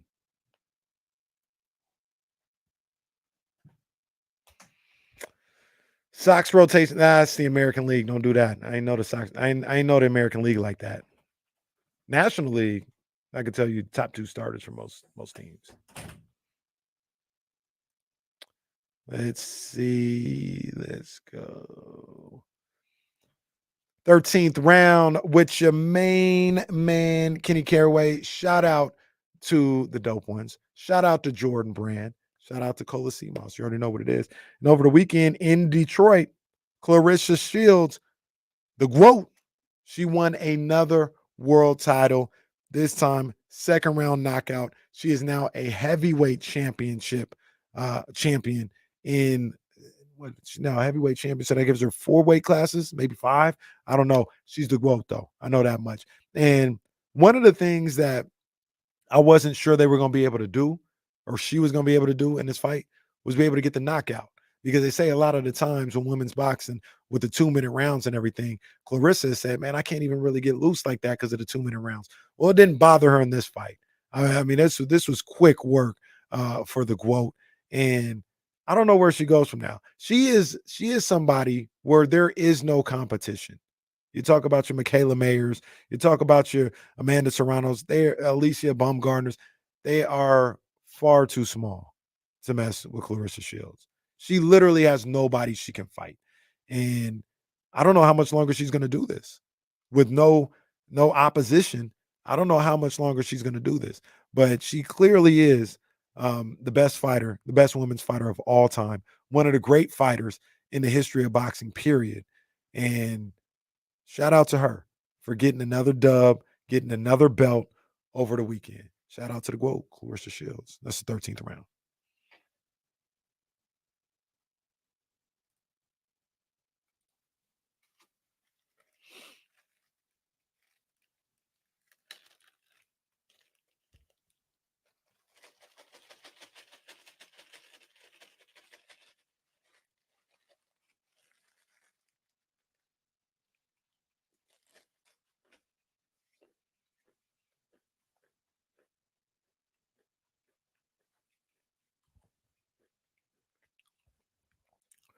Jesse, help me out.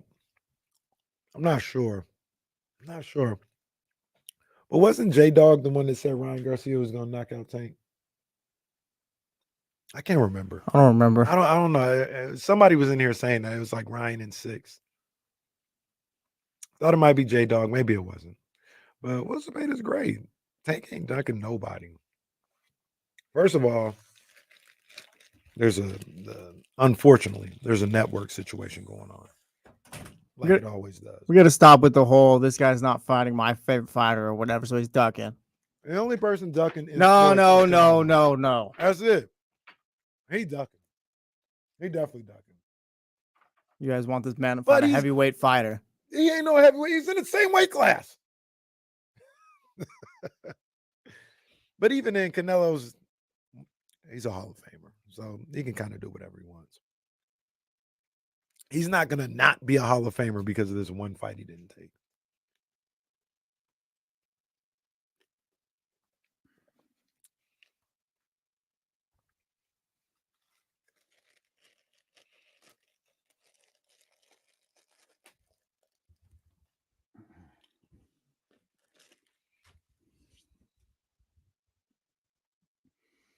All right, James Ham coming up at the top of the hour. Going to talk Kings basketball. Boogie Ellis, Kevin Huerter here in just a couple of minutes. But it's difficult to pull a pocket watching today because normally it's someone that we've talked about or ties into the story somehow. I'm not going to do Boogie Ellis. I'm not going to do Kevin Huerter. Could have done Draymond.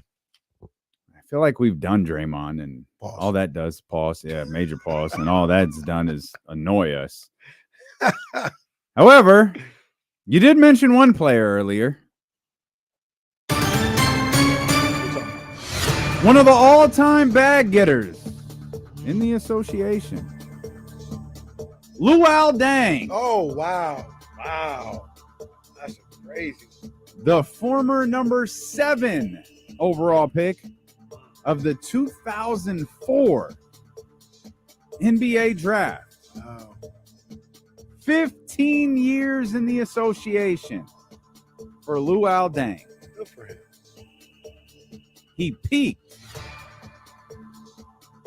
at the age of 31 in the 2016 season, where he earned $18 million. $18 million in 2016 for Luol Deng, again at the age of 31. the number 7 overall pick out of Duke University from the 2004 NBA draft, 15 years in the association. Kenny Caraway can claim victory. That's right. That's For right. the entire season after a premature celebration on Friday, due a mathematical error by everyone in this room. Kenny has a chance to lock up the inaugural season while Jesse has the opportunity to live to fight another day. He played 15 seasons? He played 15 seasons. Luol Deng, 15 seasons in the association. The former number 7 overall pick, 18 million was the peak. As the fighters show their cards. Not all at once, guys. All right. Jesse's got him at 105 million. Kenny Caraway's got 137 million. Yeah. Yeah. And officially securing Damn it. the first ever pocket watching championship. 166 million 56,673. Luol Deng for over half of his career earned into the double figures of millions. 10, 11, 9.9, 13.3, 14.2, 9.7, 10, 18, 17, 16, 555. And he retired or stopped playing in the NBA. Oh my God. You just did this. You just did this. Oh my God. You just did this on. I can't believe this, man. For all the kids out there. For all the kids out there. You just did this Friday. We can do anything. Hey. What they gonna say now? What they gonna say now? All right. Hey, everybody wanted Jesse to win, and they wanted to know what was gonna happen if Jesse won. I guess we'll never know. You couldn't even prolong it another day. We've gotten this 2 days in a row. Bro, I'm not a math guy. What do you want from me? I got in the media. You were up 3. You were up 12-3. Yeah, that was all guessing, bro. We failed upwards for a lot of this. They're calling me the Atlanta Tappies in the chat. That's low-key the 90s Braves, I guess. Oh, the Atlanta Tappies. That's tough. Oh, no. We were up 28-3. We blew it. We were 4 different World Series in the 90s. We blew that. Oh, no. Hey, man. Hey, look, man, you just gotta regroup. I think on Friday somebody said the Jesse Tappies have relieved the manager of this. Oh, no. And whoever that jackass is, he's fired. Oh, no. Oh, man, what a season. Tough. You know, if they wasn't hating on me the way they would, this would have been done about 3-4 games ago, you know, because I beat Kyle. I beat Kyle. Yeah, I beat Kyle. Kyle's I think I not beat even in the league. I think I beat Jake Gayden. Jake. You know, yeah. Jake isn't even. Well, you guys wouldn't let these Well, expansion. you were beating the Sarasota Stingers.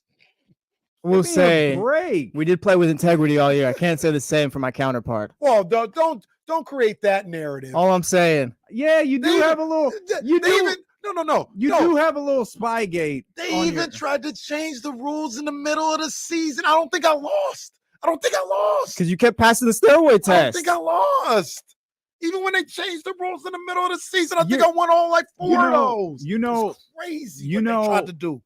Crazy. You know, they had a biography on Scott Steiner, I want to see that on A&E, and one of the lines was, "What do they ask them? What do you think to the people? What do you say to the people who say you got so big because of steroid use?" And he said, "Well, I've never failed a drug test." That's you right now. What are you talking about? That's you right now. That's You're Scott Steiner. The people, the haters saw what was going on. Yeah.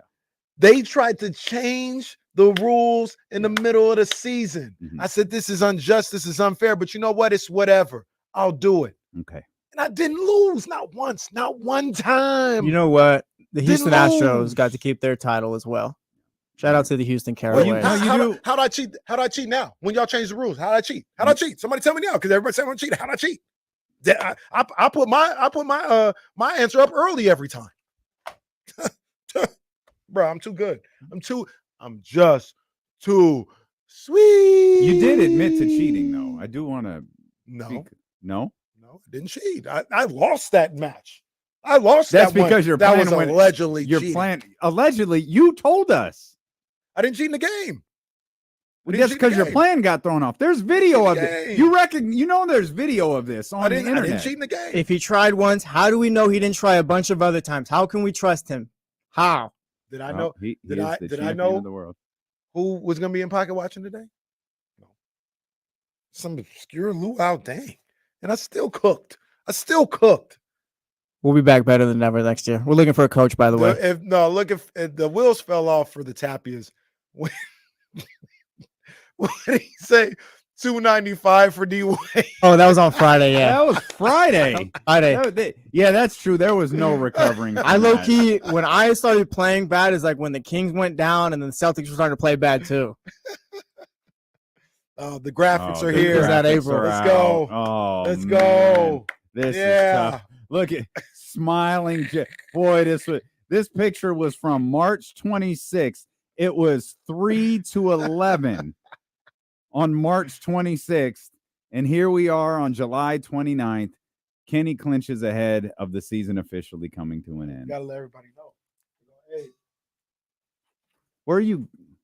Hey, what's up, man? How you doing? I'm a champion, bro. Wow. This is idiotic. Just ignore this. Just ignore him, Abe. Just ignore him. Want to know more about it? No, Abe. It's fine, Abe. You can ignore him, Abe. Come on, Abe. You know Abe's got a show to do, don't you? Interested. Abe's got a show to do. He doesn't have time for this nonsense. Yeah. I'm champ. No, This is ridiculous. No, this is your fault. I need somebody to celebrate with. Abe is here, man. Come on, man. Go ahead, celebrate with Abe. What's up, Abe? What's going on? Not much, man. I'm a pocket watching champion. It was tough. They tried to change the rules on me. You know what I mean? Some kind of Olympic games here or what? Yeah, I won a gold medal. You could say I won a gold medal. Yeah. What is it though? Yeah, thank you. He doesn't even know what pocket watching is. You explain to Abe what pocket watching is. So we take a random player. Yeah. We might have had a conversation about him, whatever. And we try to guess how much money he's made in his career. Oh, at one point in the season, yeah, I was 3-11. Oh, I came back to win the championship by going 25-20 for the season. Damn, come on, man. That's impressive. I'm doing too much, man. What was that? What's the math here? The math here: 22-9. That's great. In my final 31 games. That's impressive. Man. Come on, man. I'm good at that game too. Yeah? Yeah. Okay. Who's you want to get in the league next year? Is it a league? Yeah. Yeah, it's a league of Kenny versus Jesse. We're getting expansion teams in here? Oh, just you two. You're not involved. No, I'm the official. Oh, okay. I'm the official. So we can expand pocket watching let's go. We can bring in Chicago over here. Let's go. Hey, I'm good at that game. Yeah? I think so. All right, let's see. You want to give him a trial one? Let's give him a what's your favorite sport? Football. Okay, it kind of only works. We can do basketball. We'll do basketball because football money's kind of crazy. Yeah, we can do basketball. Those can be tricky. Let's try Damian Lillard. Let's try someone who you're familiar with. Let's go Derrick Rose. Oh yeah, Derrick Rose. That's a good one. Okay. So this is I'll give you a little rundown of how we do it. 16 years. You give me information like that. I give you information. We've got music and everything, but you don't have headphones on, so I'm not gonna play the music for you. But I'll give you the complete layout. Derrick Rose, the former #1 overall pick of the 2008 NBA draft. He played 16 seasons in the association. The most amount of money he earned in a single year was $21.3 million. That was in 2016. He was 28 years old with the New York Knicks. He earned. I'm going to guess $225 million. No, don't say nothing yet. I'm putting my guess up. Oh, you write it on paper. He needs to know it's the big leagues. Okay. It's the big leagues. You win 100. He said, what did he say? 225. 225. Okay. Yeah. Tell him what time it is. I don't like the way that you're acting. Tell him what time it is. 166 million. I'm out of my element here. Well, here's how I did it. I figured I'm the greatest. Well, he had that contract with the $20 million, right? Yep. I figured he was making that around that amount for about 7 or 8 years, but I guess I'm wrong. He peaked and then went back down. Matter of fact, you know what might need to happen? You know what might need to happen? I need to find another job.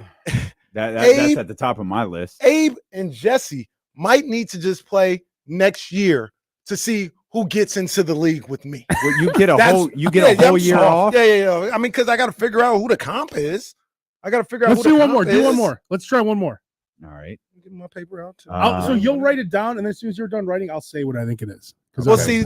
So that's I won't look at. But that's how it used to be. They said your boy was cheating, so now we have to do it at the same time. No one said thinking that was going to mess me up. I went undefeated when they did that. No one said that you were cheating.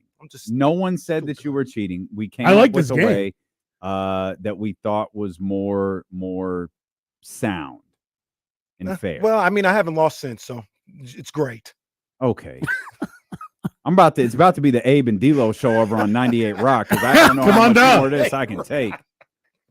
Now, you mentioned Dame Lillard, so let's go to Dame Lillard. Oh. Now, well, we could have some fun with Dame because Dame's got 3 years left on his contract. Are we including those 3 years? So that's a caveat when we're trying to drive home a point. We include those. Oh, good. Okay. So we can include those 3 years on this one. Yep. So let's give you a taste of the other version of pocket watching. Yeah. So Dame's been in the league. He's the former number 6 overall pick of the 2012 draft. He's been in the league 12 years. He's got 3 years remaining on his deal. That will be 15 years. In the final year of his contract, in 2026. I don't think you should tell us those numbers. I think you should tell us what's the most he made.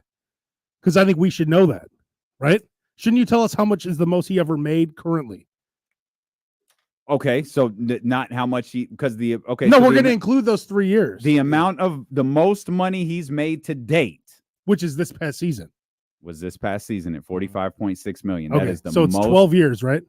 It's 12 plus 3. Yep. Okay. So it's a total of 15 seasons for the former number 6 overall pick, Dame Lillard. 12 plus 3. Yeah. It don't even matter. Go ahead. Hang on. It don't even matter. I'm going to say $460 million. 460. Will I ever lose? Will I ever lose? That's the question that needs to be asked. I'm the USA women's basketball team. Will I ever lose again? What did you say?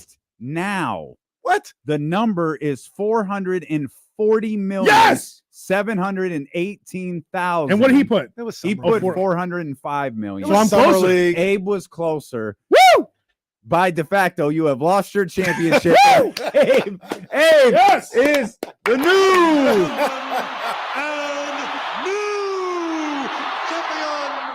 Abe of 98 Rock. Woo! The league has lost the title. The title's headed off to another. Mine over 98 Rock. How do you come feel? Get this title? This is like CM Punk jumping through the crowd with the belt. No, that's good. He just kissed your ass goodbye, Mr. McMahon. How do you feel now? Hey, it was Summer League. It was Summer League. We just lost the title to 98 Rock. Hey, we did not lose the title. Hey, since it's 1-1, I'm willing to give you one shot at the title. And this is it. Because I'm on him. No, 25 go to work. We'll hold this off till tomorrow. All right. Oh, crap. Oh, no. No, that's fine. Just spilled coffee in your studio. That's James does it virtually every day and acts like we don't notice. It's fine. It's like we don't know. It's fine.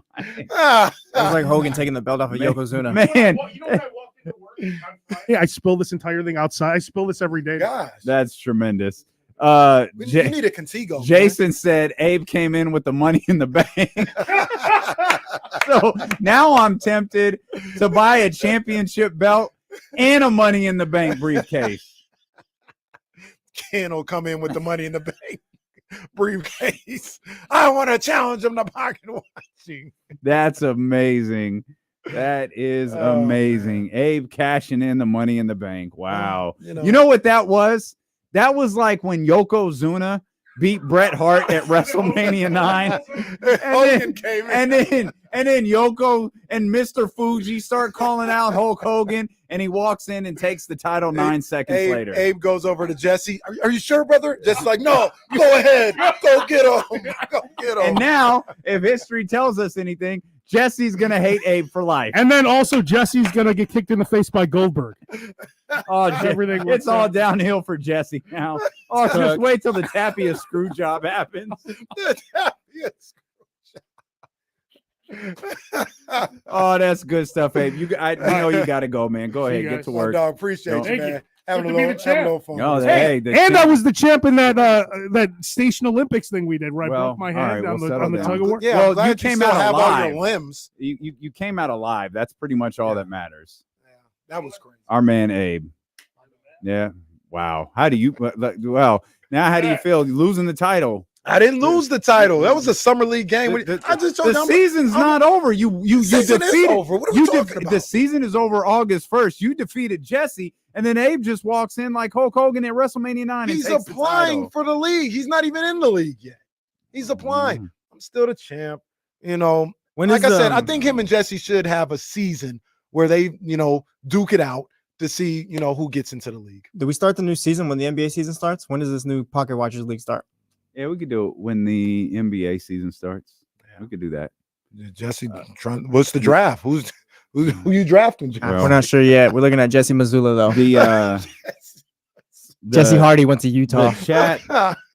The chat summary says viewers in the chat are reacting to a sports discussion about a recent Kenny Clutch. Oh, that's my new name. Oh, well, snap. I don't think I can. I'll throw a flag. I swear I'll throw a flag and I'll take off. That's crazy. That is uncalled for. I'm not going to read this out loud anymore, but it's on Twitter for those who want to see it. Come on, man. Oh, these robots are out of control, bro. That is not okay. Another one says viewers are arguing about whether Kenny Caraway cheated or not. What? Some viewers believe he cheated by using performance enhancing drugs, while others believe he did not.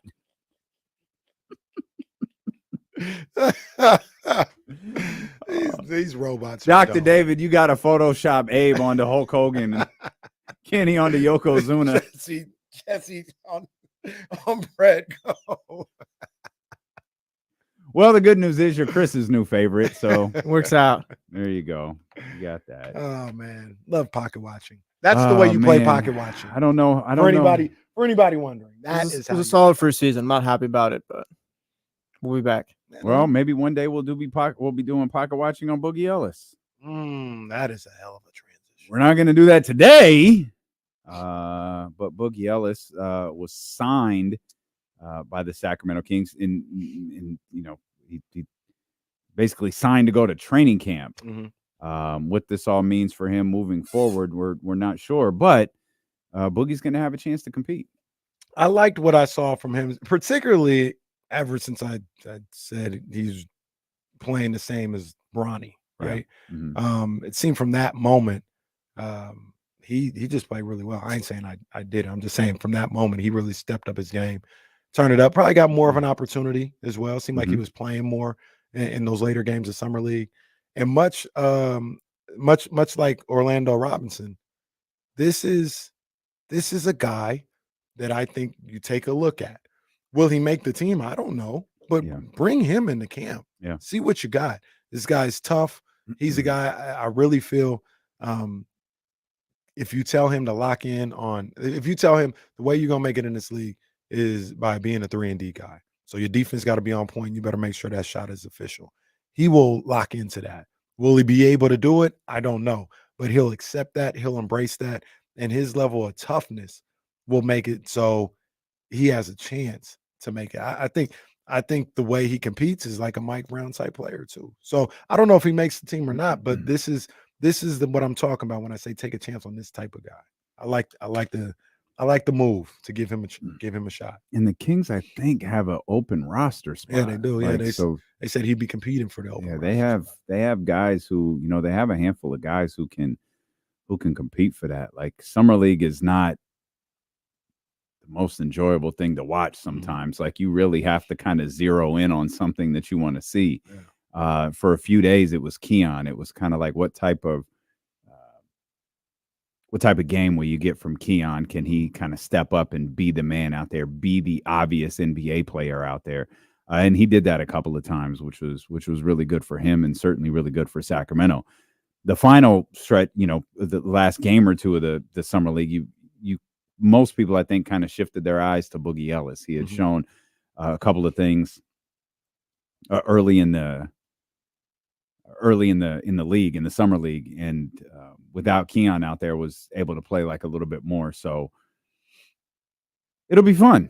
Yeah. I mean, I'm all for it. Yeah, why not? You need guys to compete for spots. Compete for spots. I absolutely want to see a guy like Boogie Ellis out there competing. I feel like he's the type of guy that can push guys, even if he doesn't make it.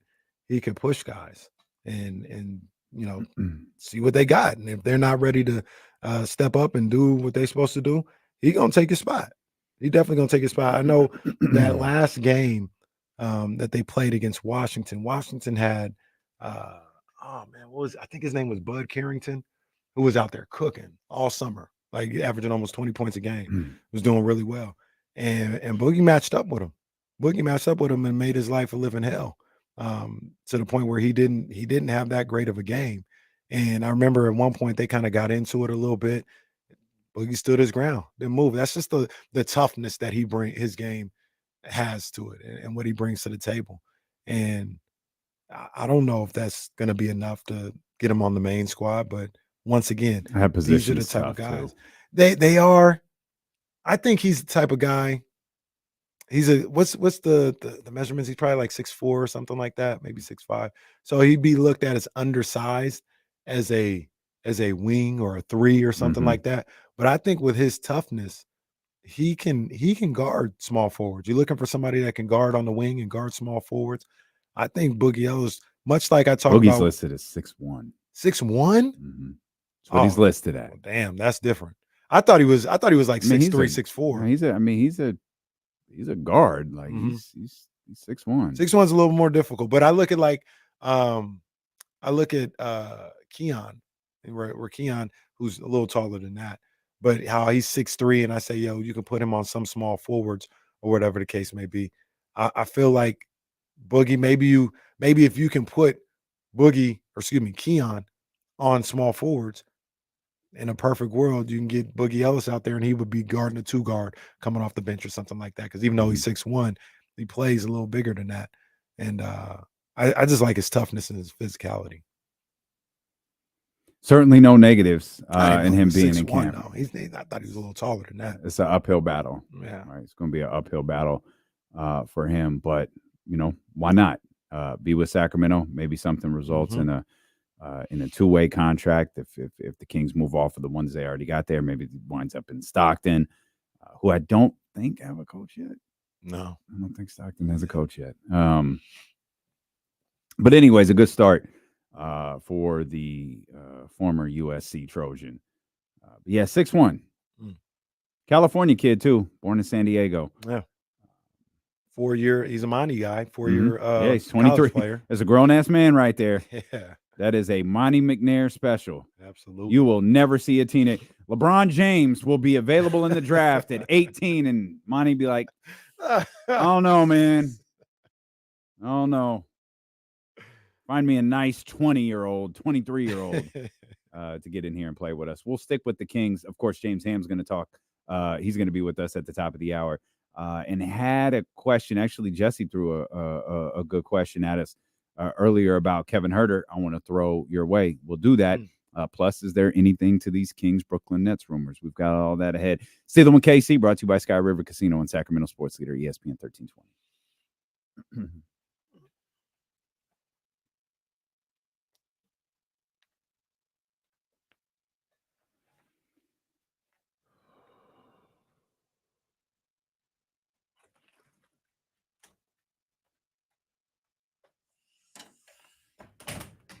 Oh man, I'd like Keegan to find his bookie alter ego. Yeah, Keegan finding an alter ego would be amazing.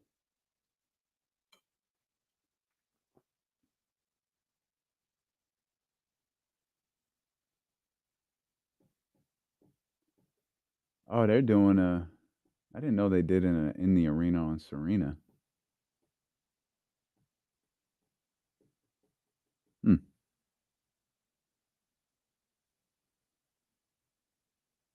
I can't believe Andrew hasn't gotten yelled at for using all caps yet. Ramsey slipping.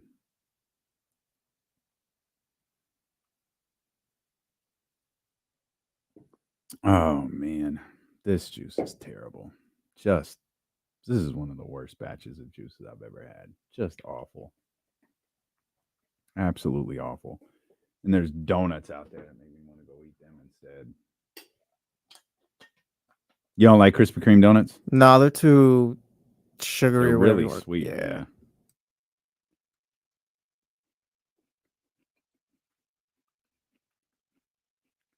If Roman comes back this week, how do you book that? I have no clue. I was thinking of that. I was trying to catch up on SmackDown the other day. I have no idea. Like maybe he beats them both up, and then Cody just kind of slides over to Solo and pins him.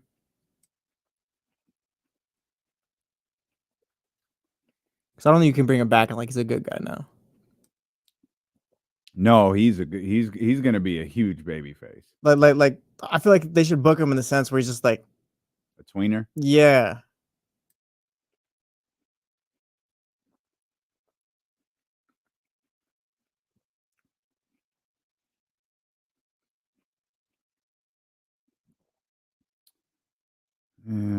I don't know. I feel like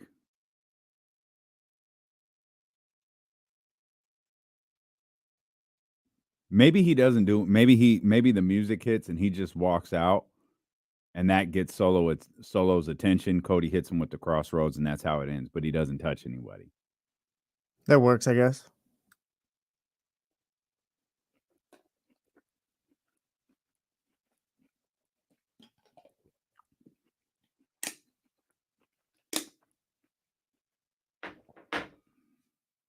Yeah, there's a couple of boxes of Krispy Kreme out there, and I haven't had one in a minute. But they look.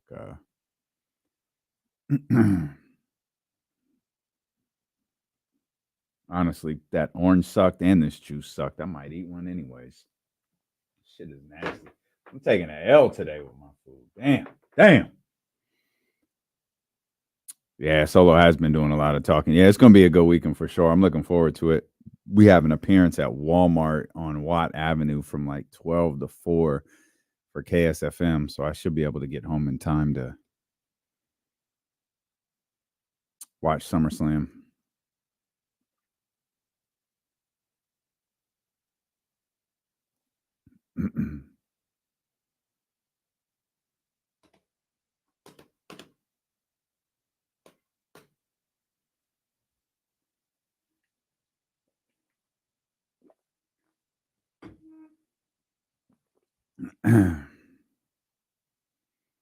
So the Discord watch parties, how does that work? Like, is it a channel?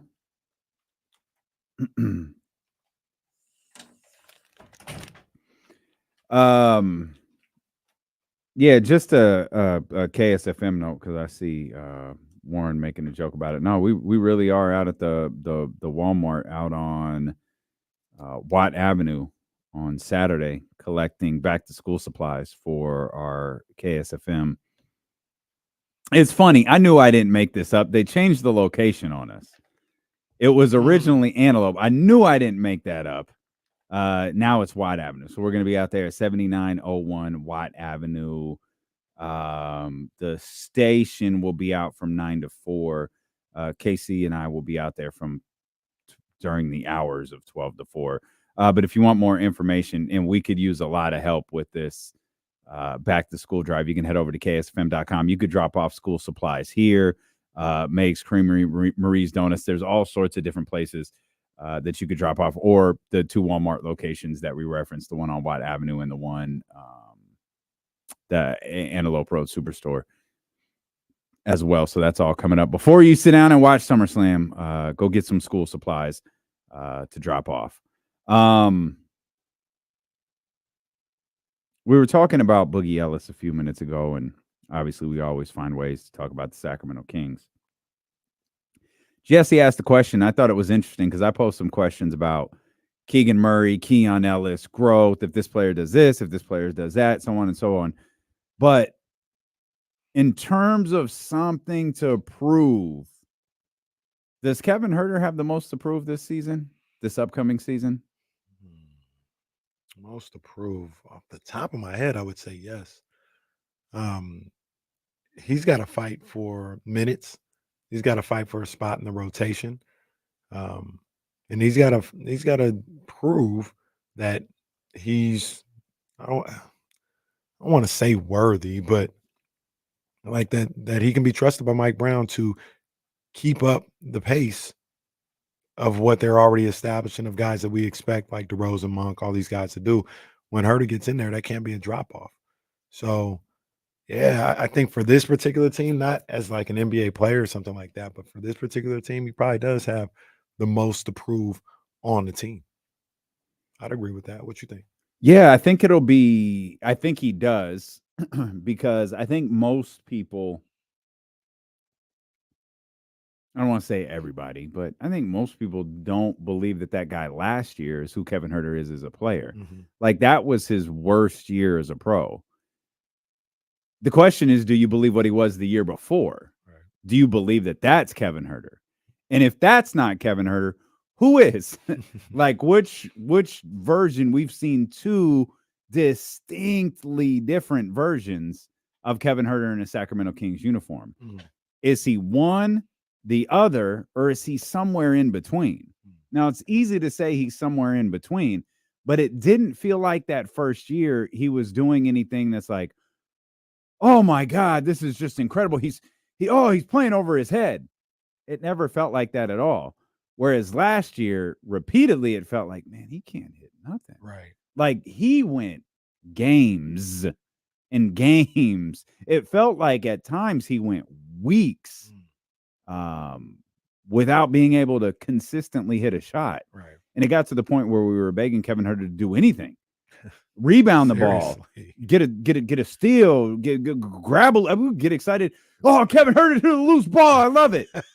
Like his shot was so really bad. You just wanted him to be able to contribute something, and every little thing he did, it was like, maybe that'll do it. Right. Maybe that'll get him going. And unfortunately, nothing did before his season came to that really, really, really unfortunate end. But he definitely has a lot to prove, but I don't know what I'm looking for him to prove. I don't know that I just made the argument. I don't feel like he played over his head 2 years ago, but I also don't know if that's going to be him, especially with DeMar here. Yeah. And, Keegan being a little bit better than he was that first year as well, and hopefully being even a little bit better than he was last year. So it's like Kevin Huerter almost has to find himself on like a different team. You know what I mean? Like a different version of the Sacramento Kings. Mm-hmm. He's going to have to find himself with a more seasoned Keegan Murray. And, obviously you've added DeMar DeRozan here now. And you got De'Aaron and Domas that are in lockstep the whole way. Harrison's gone. Things are just a little bit different than they were. That's a good way of putting it. Finding himself on a different version of this team. I think that Kevin Huerter is somebody that obviously we've talked about a number of times can be part of a rotation of a really good team. Like I think he has that capabilities. But for what he does at a high level, which is score and all this other stuff, it almost feels like that's not what this team needs. His strength isn't what this team needs. So, I take that back. I think they need spot up shooting, and I think he can provide that. But is it safe to say that more importantly, they need like him to step up and show some toughness on the defensive end, or do you think that's if he's making shots, nobody's worried about? You said more importantly? Mm-hmm. No, I don't think that's more important. So his number one priority is just making shots. In my opinion, yeah. I know it seems like an eternity ago, but I feel like I know what Mike's looking for. We all know what Mike's looking for. He will tell us exhaustively what he's looking for. Mhm. But I said this last year, and I still believe it to be true. Fans' frustrations with Kevin Huerter's defense was magnified because he couldn't score. If Kevin Huerter was averaging 15 points and doing everything that he was doing on the defensive end, virtually just identical to what he did last year, but he was hitting those shots, if the conversation would have been there, it would have been a whole lot different. I agree. And I'm not even positive it would have been there, because that's the superpower, as you called it, would have looked different. It didn't look like they had it last year. Right. It got zapped. And you bring back the Marvel conversation from the first part of the show. Like they lost a little bit of what made them special, and they kept trying to find it all year. And we blamed it on, the intensity on defense is taken away from the offense and so on and so forth. When really and maybe there is some level of truth to that. Kevin Huerter scoring 15 points a game. We're talking 5 more points a game. This is an entirely different basketball team. The conversation about what they're doing is not there. And so, do you want Kevin Huerter to step up, be tougher on the defensive end? Sure. But if you're giving me a choice of I can have one or the other, nah. Give me the dude who hits shots. I agree. Give me the dude who hits shots 10 times out of 10. So the question is, with this group, is that good enough to get him on the floor? Like, is he even like if he's not bringing that to the table and the defense, and it's just about hitting shots, will he even get an opportunity to get that look? Because if he's not there, it's kind of I think his best opportunity might be at a small forward spot. They may go small or something like that. But yeah. So let's try this. Right now, today, who does Coach Caraway pick to start at the 2? Malik Monk. Okay. So, and tell me if this line of thinking is wrong. You going Malik Monk kind of fades out the defensive thing. Because if your big concern was defense, you're not starting Malik or Kevin. You're starting Keon, and that's what you did last year. So why is Kevin Huerter being held to the standard of having to do something on the defensive end or being tougher on the defensive end? And I'm not saying Malik's not tough. I'm saying if Malik shoots 15% or from 3 or whatever, struggles for whatever reason on the offensive end, whatever he's doing on the defensive end is going to be magnified. Yeah, he's a better defender than Kevin Huerter. And I mean, the whole team is a better defender than Kevin Huerter, and he's a better creator. He's got some synergy with Sabonis on that pick and roll and just creating for others. He's better at that. So, and it goes also to your point, like when Huerter was averaging 15 points a game, this wasn't an issue. He wasn't last year, so it's an issue. The Malik, if he's just an average defender, but is averaging 15 points per game, bringing the energy and all this other stuff, it's not going to matter. Just like it didn't matter when Kevin was doing it that way. So, and I think Malik is just a better player too. I think he's a better player than Kevin Huerter. Okay. But the killer is, and this is where I thought you were going to go too. If I go like offense, so this is also the way it kind of gets laid out. And it's not this exact. We're just kind of having a conversation. But say I started Kevin Huerter. That means Malik Monk would be the backup. Am I going to go offense? Lack of defense? Or do I need to go offense and I need somebody to come in there and give a defensive punch? That's where Keon comes into play. Well, if Huerter's starting, you ain't going to say Huerter and then Keon. You're going to go Malik, then Keon. And that's where it's like Huerter, where does Huerter get in there? I think you can get away with Huerter being like your backup 3 kind of, or three guard rotation type deal. I think you can get away with that. I think you could play Keon, Malik, and Kevin. for stretches, or De'Aaron, Keon, and Kevin for stretches. Yeah. Like when you're subbing, basically, very long-winded way of saying when you sub DeMar DeRozan. I think there's a lot of things that you could do with Kevin Huerter there. I agree. I think there's room and there's plenty of time for Kevin Huerter on this team. I do. It's just going to be in a reduced. But he has to show something somewhere, Yeah. and that's where like the idea of pressure comes from. Is we know he struggles on the defensive end. The last we saw him, he was really struggling on the offensive end. You better come in with one on point, and asking him to come in and be asking or expecting him to come in and be an elevated defensive player, I think is bordering on silly. Like, you can ask him to be better. You can ask him to be better than what he was. And I think he absolutely can be better than what he was last year. But I'm not sure that it's something everyone will notice. And maybe everyone doesn't matter. If Mike notices, that's all that matters. But I think we're talking like marginally better. The jump is on the offensive end.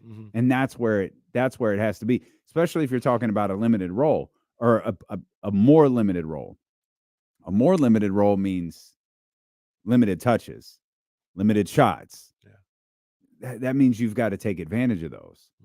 If you're not taking nearly as many shots as you were the year before, but you're averaging 8 to 10 points per game, that's a win for everybody involved. The issue becomes if you're taking the same amount of shots you took the last 2 years and you're averaging 8 to 10 points. That's a loss for everybody involved. And this time, this is where Kevin might. It's hard to believe, but that's the only situation where I see Kevin falling out of the rotation. Let me ask you another question on top of that, though. Are we all doing a little bit too much assuming that Keon Ellis is in that rotation like that? Yeah. Like in the rotation? No, I don't think it's crazy to assume he's playing. I don't think it should be. I think it's crazy to assume he's starting. But it could be a situation where maybe those guys still look at Kevin Huerter as just a better player at this point in his career than Keon. And now you're looking at some combination of like what I talked about, Malik starting, Kevin backing it up, or vice versa. And we all just kind of, because they need defense and he was a great defender, we're thinking that Keon is going to be part of that, but he might be the odd man out a little bit. If that's the case, my preference would be Mike Brown never talk again. If that winds up happening, then I don't want a Mike Brown press conference. I don't want a Mike Brown post game. I don't want a Mike Brown pregame. I just want Mike to wave to us and go sit down. Because all we heard last year was defense and this and that and we got to be stronger here and we got to do this. That's all we heard. And you searched. You could make the argument you ruined Kevin Huerter last year trying to find a guy to do this, and you finally found him. And for him to not be in the rotation next year after you got exactly what you were looking for, that'd be crazy to me. Mike needs to, if that happens, Mike's not allowed to talk anymore. James, call Mike Brown, tell him he can't talk anymore. Oh no. Put the kibosh on Mike talking. Yep. So I'll bring you into this, Casey, where we were talking. The conversation started with Kevin Huerter and kind of the pressure that he may have on him going into next season, and we'll get your thoughts on that in a second. But what if, Casey asked, we're being a little too presumptuous about Keon being in the rotation? And I think there are some fair questions asked about Keon. And that's why I said, well, if Keon's not in the rotation, Mike Brown's not allowed to talk anymore because he talked defense, found a guy who played defense and then didn't play him anymore. Of course, this is a completely hypothetical situation. Mike Brown's welcome to join the show and talk whenever he wants to. Anytime. Anytime. But of course he won't, but he's welcome to. But the point, Hammer, is to Kenny's original question, do you think there's a scenario where maybe Keon isn't as involved in the rotation as maybe we think he is? Yeah, I mean, there's always, question marks with any player coming into a new season outside of like your main core guys. I mean, like we keep establishing who the core is, so we can't be frustrated or confused all that much when the other guys get moved in and out of the lineup. Like, I personally think that Keon Ellis has done enough to not only be in the rotation, but to really compete for the starting job in training camp. That doesn't mean that he's the odds-on favorite to be the starter. It doesn't mean anything other than I think that he's deserved an opportunity to compete. At the same time, like, look, you won 48 games and had the highest offensive rating in NBA history with Kevin Huerter starting at your shooting guard spot the year before. If Kevin Huerter comes into training camp and is in the greatest shape of his life and is moving better laterally and is hitting every single 3-point shot that he takes, there's a difference between a $17 million player and a player on a league minimum deal. And you, as a coach and as a general manager and everything else, you sort of react accordingly. Like, Kevin Huerter is a very good basketball player. I'd also just, like, for me, Keon Ellis, he's a guy that fits better. And so you're going to have to balance that and see if you can find a happy medium here, regardless of what we think on the outside. It's gonna be a lot of difficult conversations. It's gonna be a lot of, like, putting your faith in somebody. And again, you guys brought it up. Like, Kevin Huerter had some struggles, and then you guys think that Mike took his confidence away a little bit. I think his confidence was gone before that, just by gauging from the 3-point shootout, gauging from his playoff performance, that his confidence was already on the rocks. What if he comes in and you need to empower him to have him be the player that he was before? And what if part of that is he's your starter again, and you've got to just build him up and try to, sort of salvage what you have in him as a player right now? Because at the end of the day, if the Kings do give up their draft pick this year, it's because of the Kevin Huerter trade. If they are going to acquire a major piece that's different, it's probably because they've rebuilt value in Kevin Huerter. So, there is a reason why you could see Kevin Huerter play more and why you could see Keon Ellis play less. That's a good point. And I don't think this will be an issue for Kevin Huerter, but I also think that if it needs to be said by somebody, I hope they're saying it. Hey man, you got a job to do. It's not about starting or not starting, coming off the bench, 10 minutes a night compared to 20 minutes a night. You got a job to do. Whatever role that is, you need to excel at your role. And if I was Mike Brown, I'd tell him at the start, I'd be like, tell us right now if you don't think that you can excel in anything other than the role that you want. Because if you can't, then we need to make decisions to do something different. And that's the conversation that I would have, that we need to have. We want you here, but if we feel for this team, it's not best for you to start, but we still want you to play. When it's time for you to go in, I can't have you pouting or having a lack of confidence because you didn't start. Like, we need to be off that. And I think that's the conversation they maybe need to have. And look at Mike Brown has to have the same confidence he has in Keon Ellis, that he can do pretty much anything rotational wise to Keon Ellis he wants, and he knows the level of commitment and effort he's going to get from Keon Ellis. He needs to have that same type of confidence in Kevin Huerter. Yeah, I mean, like, look, Casey, you coach, I've coached. You have the same set of ground rules for everybody, but you don't coach everybody the same. And I think people always, you got to treat your stars the same as you got to treat the guy making $1 million on the end of the bench, and that's not true. You have to work with personalities that you have, and sometimes that means, like, look, if someone out there doesn't think that Malik Monk wants to start, He said it. Like, Kevin Huerter has always started. He would prefer to start. Now, whether or not he can play off the bench or not, we have no idea. We haven't really seen it. But I also don't think that Kevin Huerter has caused problems and said, like, hey, I need to be the starter or XYZ. We haven't seen any of that. We just see him be more effective where he's comfortable. And again, I think the key to all of this is you're trying to get the most out of your players. And I know some people could fault Mike Brown because he didn't get the most out of Kevin Huerter last year. But then you have to go back the year before where he got the most out of Kevin Huerter than anyone had ever gotten out of Kevin Huerter. I mean, Kevin Huerter came to the Kings as a guy who'd averaged 12 points a game like 4 years in a row in his career. And he instantly steps up and averages over 15. So, like, look, sometimes it's about managing egos and managing, like expectations. But at the same time, we talk about this all the time where if a player is coming to your team, it's with the understanding that they're playing a specific role. And if that role grows because they just play better than expected, which is what happened with Keon Ellis, that's one thing. But you also have to understand, if you're a player like Kevin Huerter, that if you're not living up to expectations, that your minutes are going to go away, that there are players that are on the team that are playing well, that have proven that they can play well, whether as a starter or coming off the bench. And you've got to live up to your end of the bargain as well. And so I hope that this is like a problem that the Kings have, where everyone is playing so well that they don't have to worry about this, right? So guys are competing for minutes, and they're competing the right way. They're not, backing into their minutes because you don't have someone else to take those minutes. And I still think that that's a possibility with this team. Like, they do have some really interesting depth.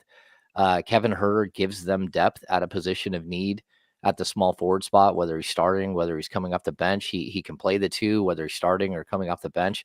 I don't think any of us know what's happening at this point, but I don't think anyone is out there causing problems. Even Malik Monk says, I want to start, but I'm going to do what's best for the team. Mm-hmm. And that's what you hope that everyone who comes in has that mindset. Because if you have guys on your bench that don't want to be NBA starters, I don't know what you're doing. Like, everyone should want to start. Everyone should want to play as many minutes as possible. Like, that's the goal, isn't it? Like, if you're a competitor, you want to fight for minutes. You want to, the whole old iron sharpens iron.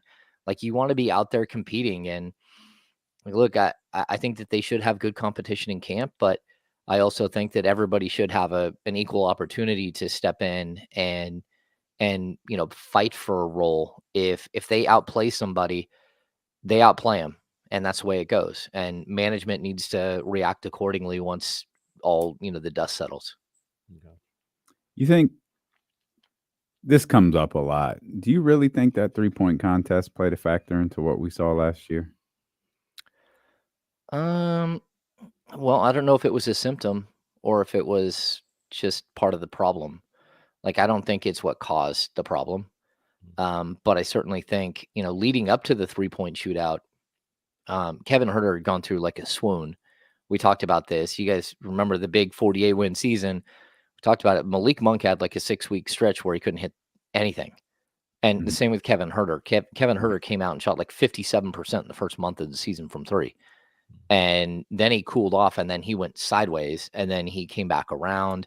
But I think that what we found is that at whatever it was at All-Star Weekend, it impacted him.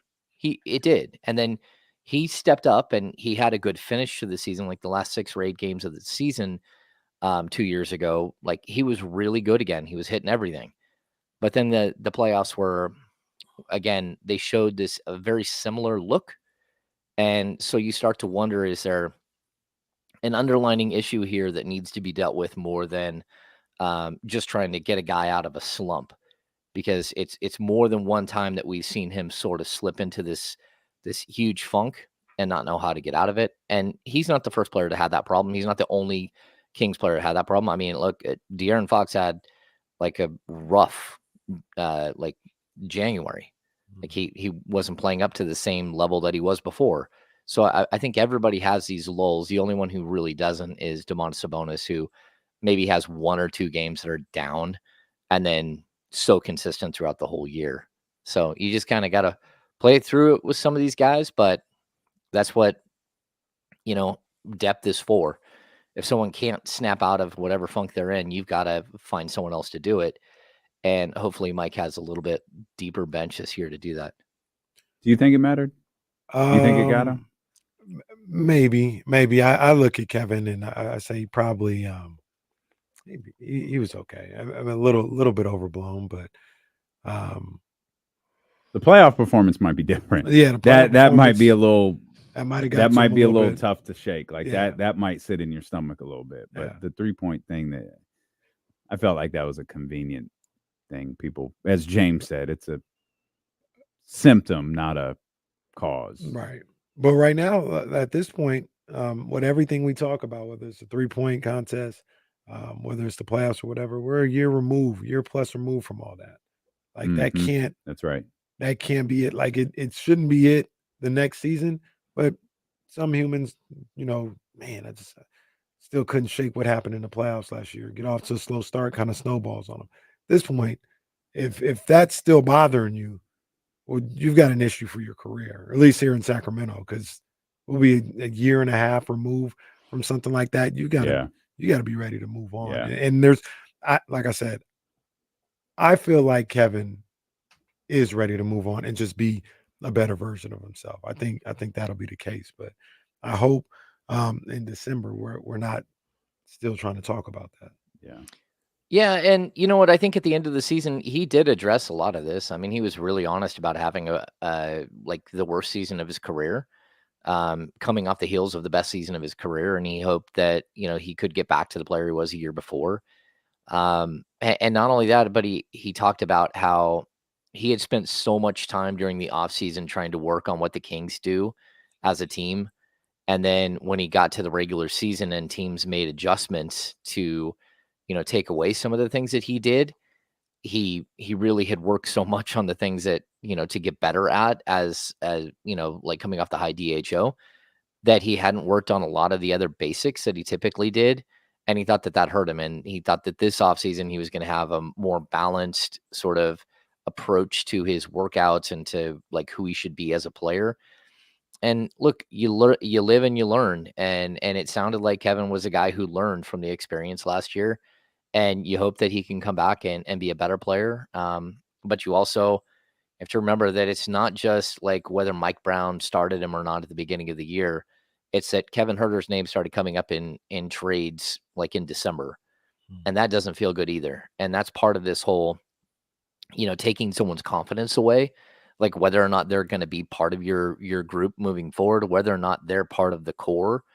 I mean, like, I don't know about you guys, but I think everyone that I've heard talk about the Sacramento Kings have written off Kevin Huerter as part of a core. And he's a 25-year-old player who's started 140 games for you over the last 2 years. And that's just kind of crazy that we've done that.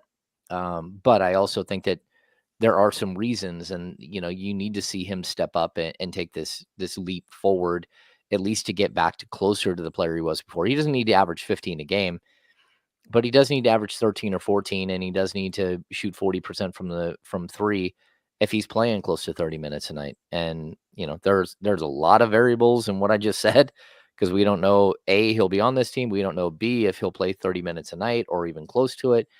We don't know if he'll be starting. We don't know if he's coming off the bench. But that doesn't matter. At the end of the day, your job, especially when you're getting paid the way that Kevin Huerter is and the way that so many of these players are, your job is to go out there and perform and do the things that you do well at an elite level. And that means, hitting 38 to 41% of your 3-point shots.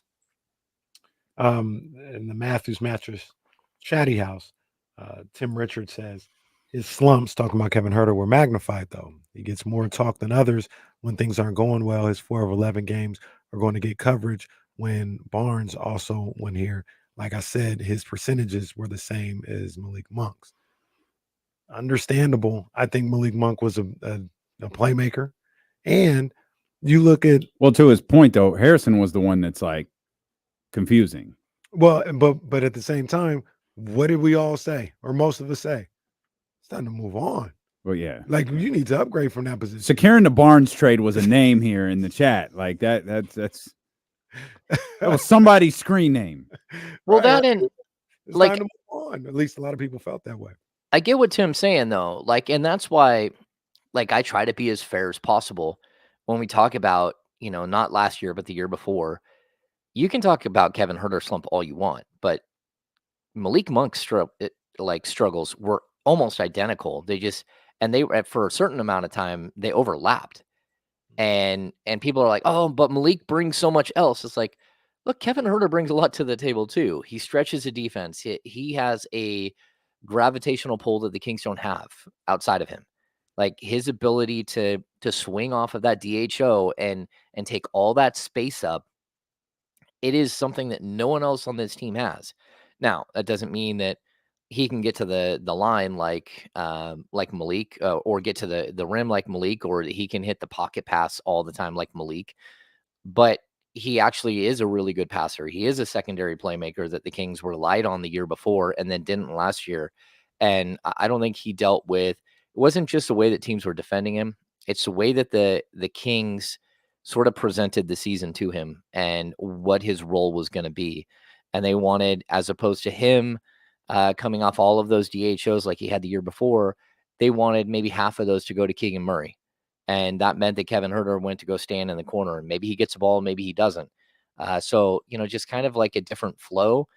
And also keep in mind that Kevin Huerter, like whether you love him or not, like his ability to shoot is one thing, but his ability to pass is something that Harrison Barnes and Keegan Murray didn't do.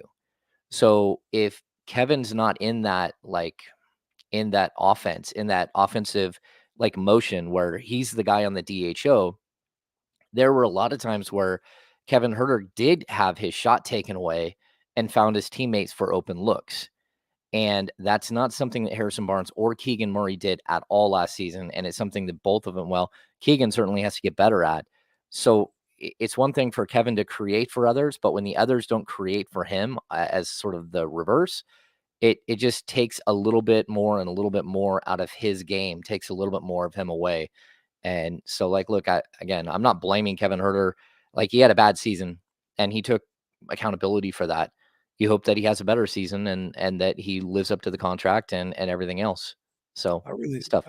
I really think Kevin Huerter can help this team out a lot and add to the depth and be a really good player for this group. I wonder if he'd be accepting of the role that I'm thinking of for him that would really help out this team, which is somebody off the bench, maybe not as many looks or something like that. Maybe a heat check guy, where he comes in and if he's hot, you let it ride a little bit or something like that. Not as consistent as in years past, but I think he'd be a great weapon for this team if he embraced that particular role, if it was there for him. And nothing is said. He hasn't said anything.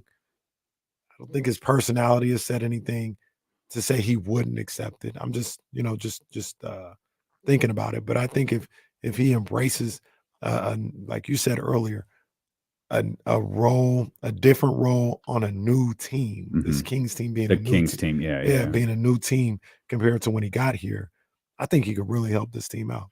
He does a lot of really good things. Yeah, there's nothing to say that he's not like a really good fit alongside DeMar DeRozan as a floor spacing 3-point shooting guy.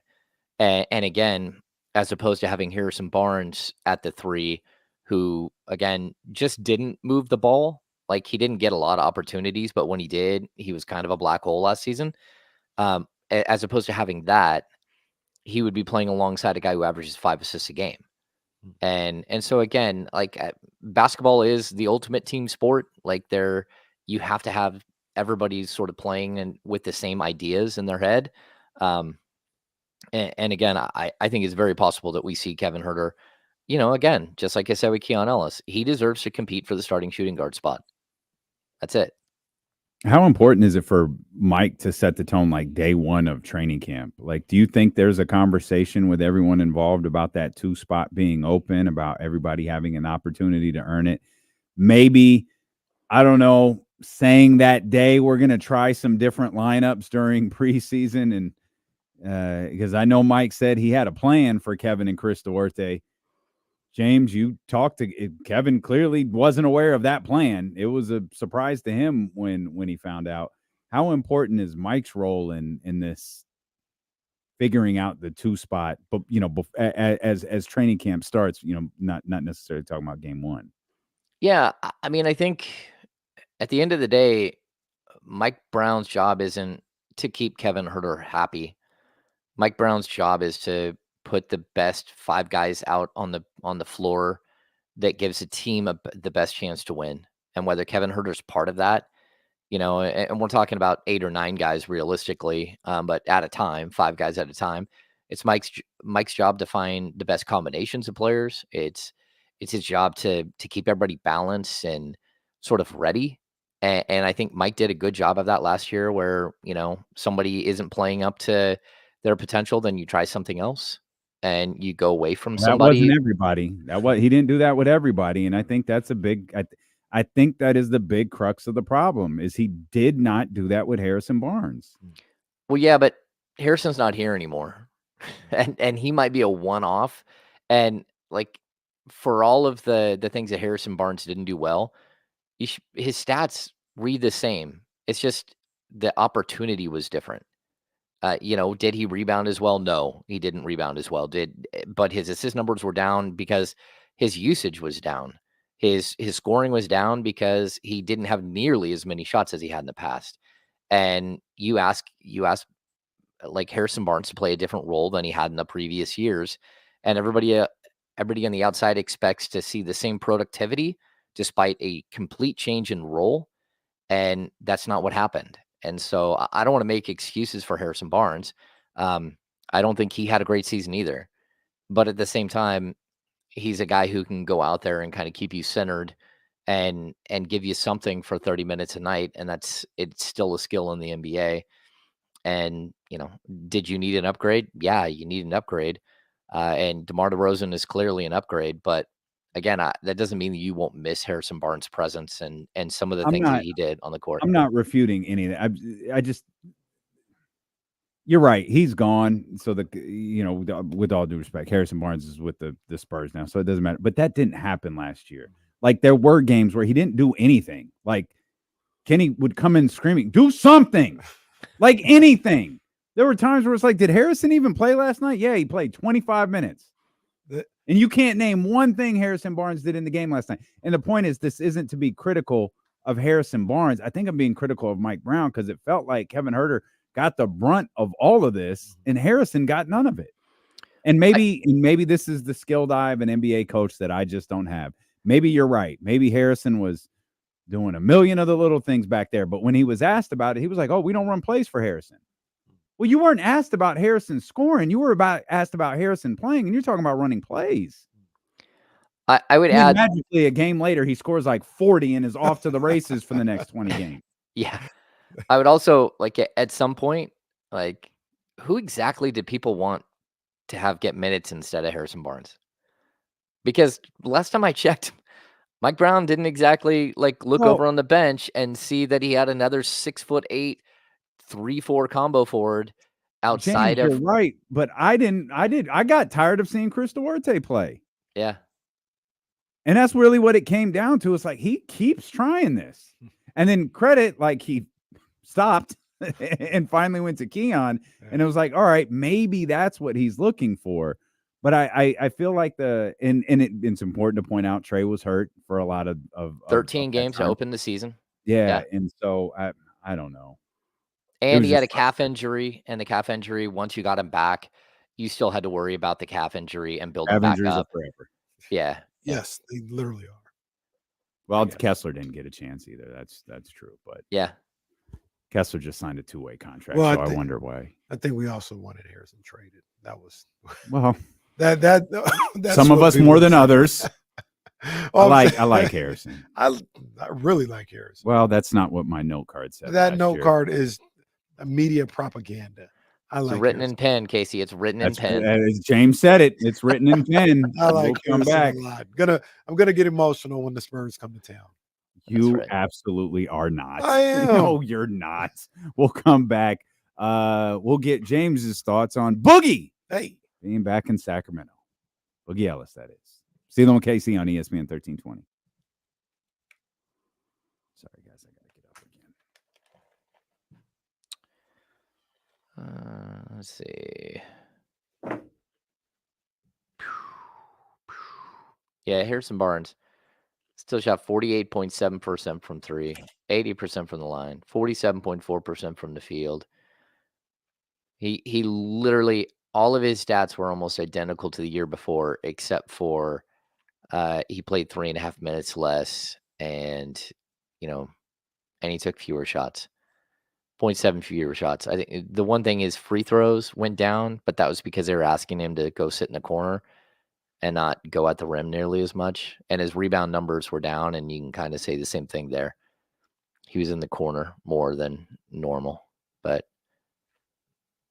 either way, it wasn't a great season. I know the advanced numbers say something different.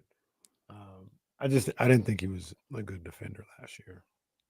At least no, the year before said he wasn't a horrible defender. Last year said he was not great.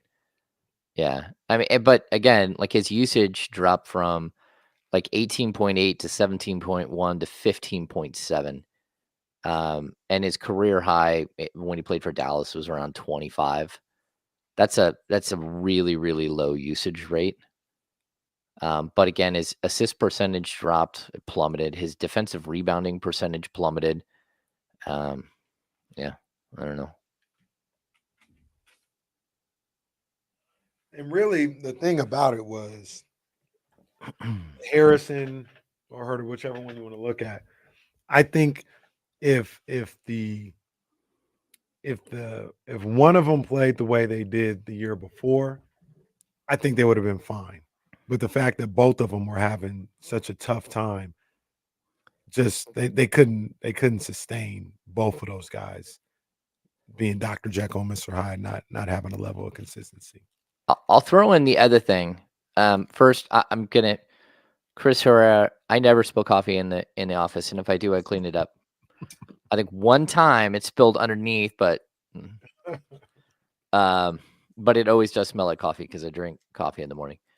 Em has a warmer, a coffee warmer. It's phenomenal. I have a cup that stays warm. It goes on a little plate. Casey, I think I'm going to throw in the sort of the wrench in what you just said too. Like it's one thing that Kevin Huerter and Harrison Barnes had the season that they had, right? Both of them at the same time, but it would have also been greatly reduced, the need for them to have those seasons, if Keegan Murray would have been the player he was the year before. And so I would like to blame it all on, the fact that those guys had a rough season, but Keegan Murray shot 41% in his rookie season from 3 and 35.8 the next year, and he got up to 35.8. He struggled horribly early in the season, and he also struggled with consistency throughout the year. And that's where you thought he was going to take this monstrous leap, and you were trying to sort of foster that. And so the other two guys took a step back as far as their role and as far as their usage and how many shots per game, with the expectation that Keegan Murray would take that huge leap. He took a solid leap from 12 to 15 points, but I think I kind of felt like Keegan was going to jump up to like 17 or 18 points per game last season. That didn't happen. And a lot of it was because his shooting numbers just never came back around to where they were before. Hammer. I was getting Kimberly's entire vision for the 1000th episode of D'Lo and KC. Oh, I was going to say something, but I ain't going to say nothing. Well, I mean, she is trying to help. I just was telling her what I wanted, and she was like, well, do you want to hear my vision? And I'm like, yes, I'd love to. And then she gets up. I was like, well, we're still doing a show. So maybe, we have a little more free time when Not Like Us is playing 4 times in a row. And maybe you come in that time. Yeah. And she was like, no, I want to tell you now. So she was giving to hell with the show. She was giving me her vision for the 1000th episode of D'Lo and KC, which is Wednesday, August 21st. Well, I'm sure it was a very nice vision. We're in the vicinity of each other. We've got a few things to work out. And since she has the credit card, pretty much going to let her do it. You guys are like Ayuk and the Niners. Yeah, maybe. Oh, maybe. Yeah. What did you think of USA basketball yesterday morning? Did you get a chance to watch? Probably. No, I did. Number one, I'm waiting for like the real Joel Embiid to show up, because that doesn't look at all like Joel Embiid, and it's really awkward and hard to watch. I thought Kevin Durant was just so incredible. Man. Like he just walked on the court and boom, boom, boom, boom, boom. He's prime Kevin Durant. You're like, what is happening? I thought that Jokic looked phenomenal. Like he looks like he's lost about 20, 25 pounds since the season ended. He just looked like he was in great shape. He didn't play that well, but I thought like physically he looked great. I thought that Team USA did a really good job of taking away Bogdanovic as a secondary scorer. And once they did that, it kind of left it to a bunch of randos to try to beat you. And that just wasn't going to happen. So, and I thought it was really interesting that we got to see Vanya play. He's a guy that Vlade Divac took with like the 60th pick in the 2019 NBA draft. Everyone's like, who the heck is that guy? And sure enough, there he was on the Serbian national team. And I had looked for him before, and I could never find any European stats for him. So I don't even know where he plays, but he still plays for the Serbian national team. And I thought what was his name again? Vanya. No, I think it's spectacular that you referenced an individual named Vanya in the game last night and didn't reference the greatest player we've ever seen taking control on the international stage for like the 4th game in a row. Oh, LeBron? What LeBron has done this stretch is just stupid. Absolutely stupid. Special. He's been phenomenal. Yeah. Kyle and I talked about this on the Insiders earlier, and it was comical, like all of these things coming into the Team USA experience, like, oh, Anthony Edwards, this is his time. This is gonna be his team. It's like, bro, that's LeBron's team. Like, it doesn't matter how old he is. Like, as long as that dude's still on the court, this is his team. It's him and Steph, and it's him and Steph and AD. And like that, it's their team. And then KD walks in the court. You're like, okay, it's his team too. You're right.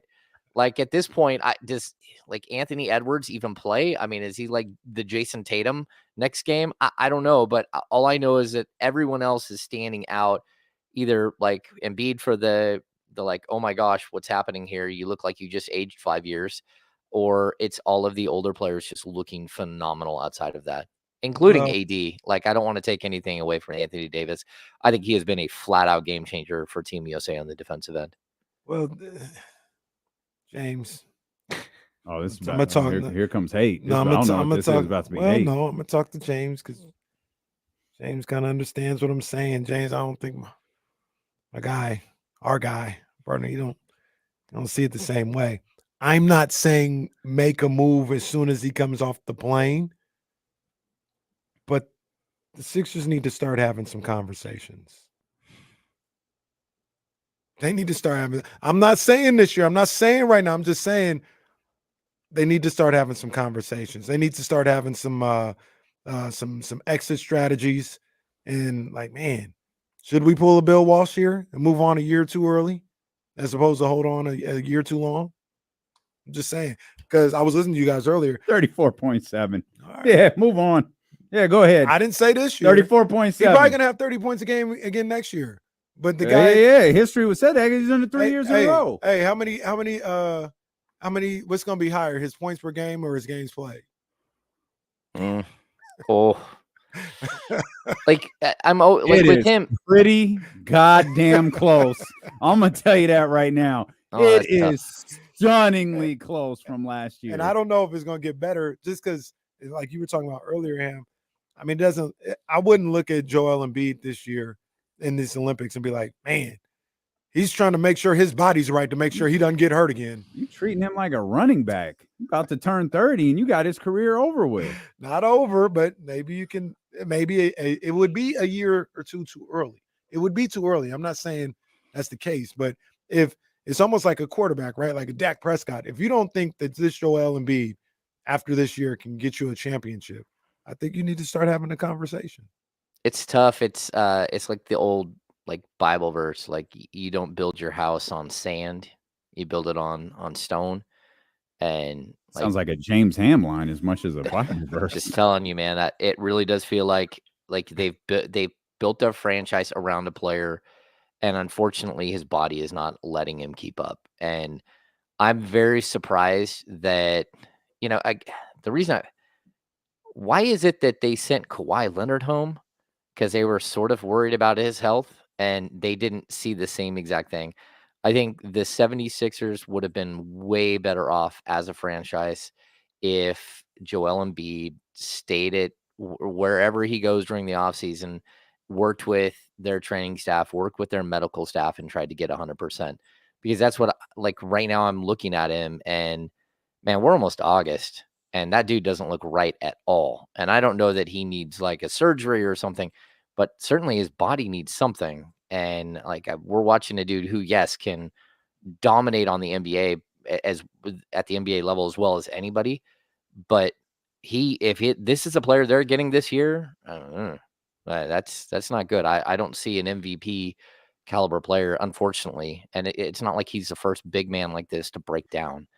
He's been an MVP caliber player 4 years in a row. I think he's probably gonna be making 5 years. But I think he's gonna be that type of player. I forgot who I was listening. Here's the reality, though. What were we talking about with De'Aaron?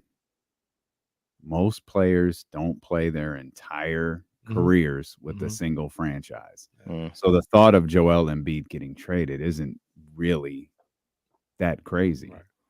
Right. Yeah. I would say this. Daryl Morey ain't gonna do it when Joe wants it. He's gonna do it when he wants to.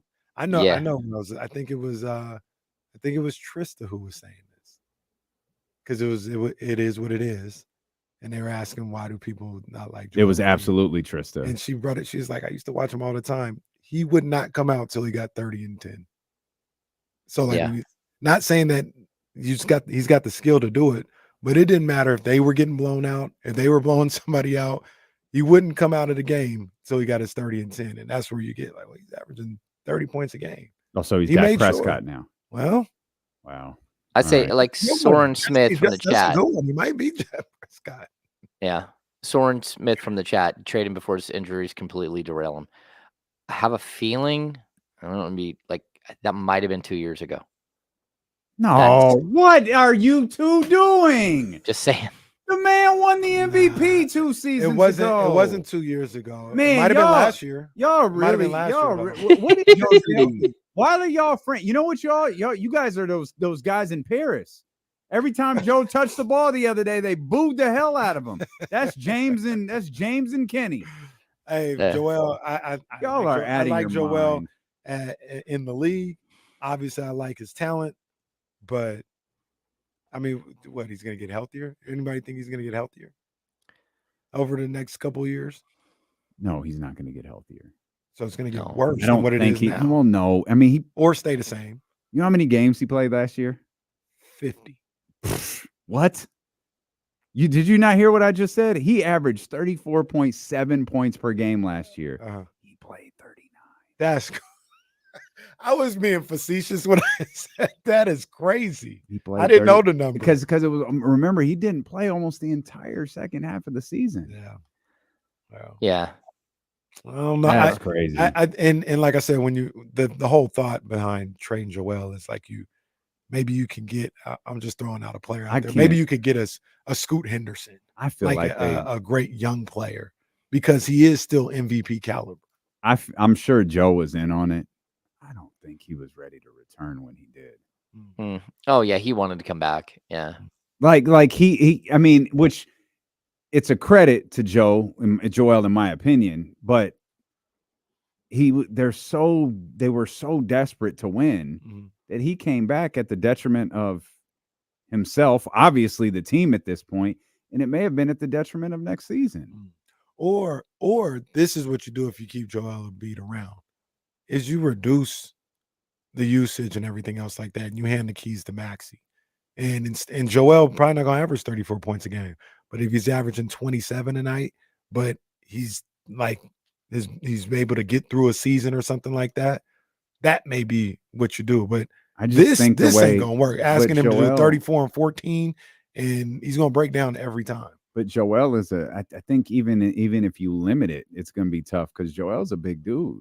That's the other thing. He needs to come into camp. It's probably not gonna happen this year. It is. But he needs to come into camp like Shaq did his first year in Miami. It's not gonna happen this year. Remember how big Shaq was in 2004, and then he goes to Miami? Yeah, he got his feelings hurt, so he lost a bunch of weight. Somebody needs to hurt Joel's feelings. Yeah, and people in Paris seem to be hurting him. They booed his ass. They treated him like he was Buddy Hield at the Golden One Center. That's true. They booed him every time he touched the ball. Yeah. And cheered when Jokic cooked him. They absolutely popped when Jokic cooked him. They did. Cam's answer to Joel was funny though. It's like they're Mace and Trista. They gave all these detailed answers or whatever, and Cam goes, "Bro, what? Nobody even thinking about you. That's why we don't like you." Yeah, that was funny. Nobody was even thinking about you. I don't know that. Lamar's back. I don't know that this will. I don't know if this will carry over. The Suns added Tyus Jones over the weekend. That actually feels like a good pickup for them. I'm not as high on it as I know James really liked it. Everybody else, they still got issues. Oh, no doubt. But like, and the issue is gonna be Tyus Jones. Like they have a fundamental flaw with the way that everything is set up, because you're either gonna go extremely small and have Tyus with Book, Bill, KD at the 4, or Tyus ain't gonna be out there. And then what about Grayson Allen? You just gave him an $80 million contract. Mm-hmm. When is he gonna play? Mm-hmm. And when is he gonna close out games? So now you're gonna be a team that isn't able to stretch you got KD at the 4, maybe you can stretch it out that way. But I just, the fundamental flaw is having Booker and Bradley Beal. I was surprised Book started yesterday. I thought he played really well. He did. Yeah. He did. Yeah. I was hating a little bit at first. Wow. But I was like, okay, I'll shut the hell up. Like, I will shut the hell up. Like, he's playing well. Yeah, my thought on Tyus is, first of all, you got him for free, basically. I mean, you're only paying like $3.3 million, but that's rookie scale, so you're paying him like 2.2. So that's nothing for a guy who shot 41% from 3, averaged 7.3 assists, and barely turned the ball over. Like, he's just a really, really solid NBA player. Maybe he was miscast a little bit last year trying to, run like a really, really bad Washington team. But if you're going to have Bradley Beal making $50-something million a year and playing 50 games, you have to have a Tyus Jones. And look at what he did a couple of years ago with Memphis, where every time Ja was out, he stepped up, and where they went like 20-3 with Tyus Jones as their starting point guard with Ja Morant out. He's just a really, really solid dude, and he instantly slides into what, 5th, 6th, 7th best player on that team. And for me, that just means they got better. Like, whether he fits with everybody, I don't know, but he plays defense. He doesn't make mistakes. He can score. He can hit wide open threes. He's not a me guy. Yeah, I just think they got better as a team. That's the type of like budget free agent signing that if they would have had last year, they would have had a much better shot. If they would have gone out and got a couple of those guys, the guys that, are sort of, I don't know, looking to rebuild their value, but I don't even know why Tyus Jones need to rebuild his value. He's a good ball player.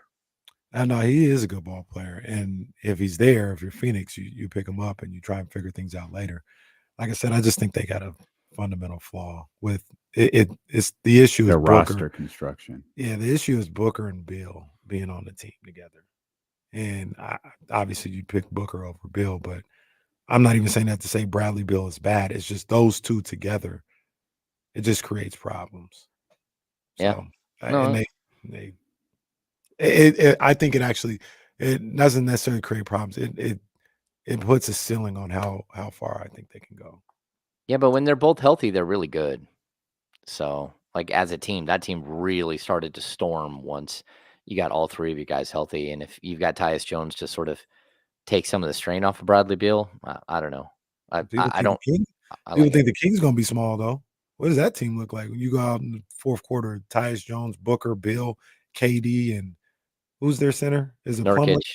Oh, Nurkic. No, they got Plumlee too. But see, again, the Plumlee signing, if they would have made that signing last year, they would have been a better team as opposed to bringing in, what did they bring in? Watanabe and Eubanks played good last year. Eubanks won them some games actually when I was watching. He did about what Plumlee would do. The whole point is I haven't changed how I feel about the Suns based on this. They're 6, 7, 8, 9. Yeah, I got him at 5, 6, 7, like right there, right around the Kings, right around the Pelicans, 5, 6, 7.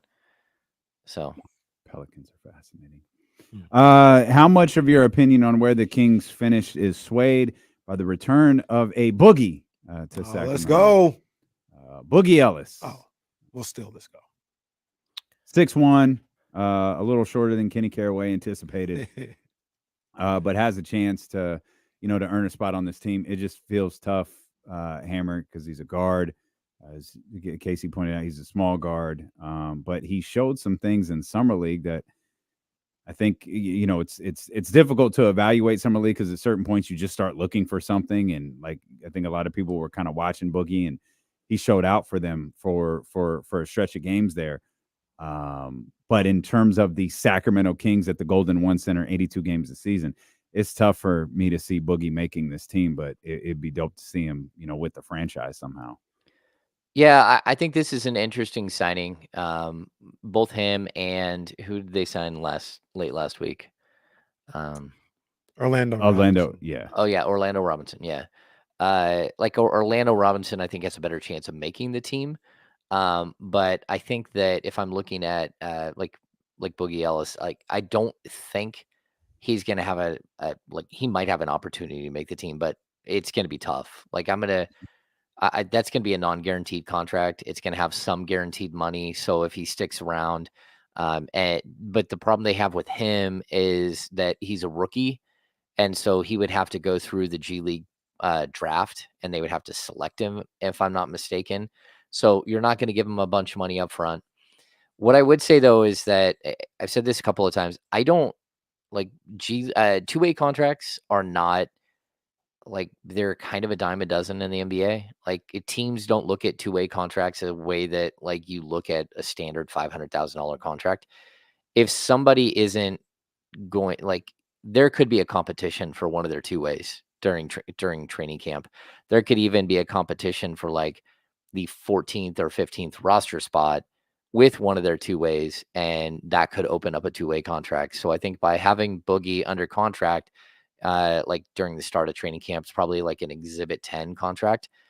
There is a way where you could either waive one of your other two ways and lock him into a two-way contract, or you could have one of your two ways, say a guy like Mason Jones, somehow find his way onto the main roster and then convert a guy like Boogie Ellis to a two-way contract. I like the idea of him. You need these guys at the G League level who you're trying to build up a little bit. Plus, Alvin Gentry's son works at USC in their basketball program, and that's where Boogie Ellis came from. And they know more about Boogie Ellis than maybe the average team does. And they probably think he's worth the investment here to at least give him a training camp invite and see what you can create out of him.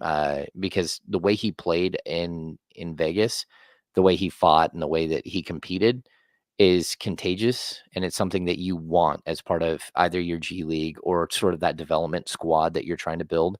So I like him, like whether or not he makes a team or not, or he gets some sort of opportunity here, I'm not sure, but they do like him. Russ Dog in the chat asked the Matthews Mattress Chatty House asking a question with Devin Carter, on the injury list to start the season. Does that affect how would they maneuver that? Because obviously he's got a roster spot, Devin Carter does, but if he's on the injury list for, I don't know if it's not 90-day DL like baseball, but if he's out for half the year, how do they do that roster wise as far as can they use, is it just two ways that they can use, or can they bring in a Boogie Ellis and keep him on the active roster and then maybe they have to release him or assign him to Stockton afterwards without being a two-way guy? Like, how does that potentially play out?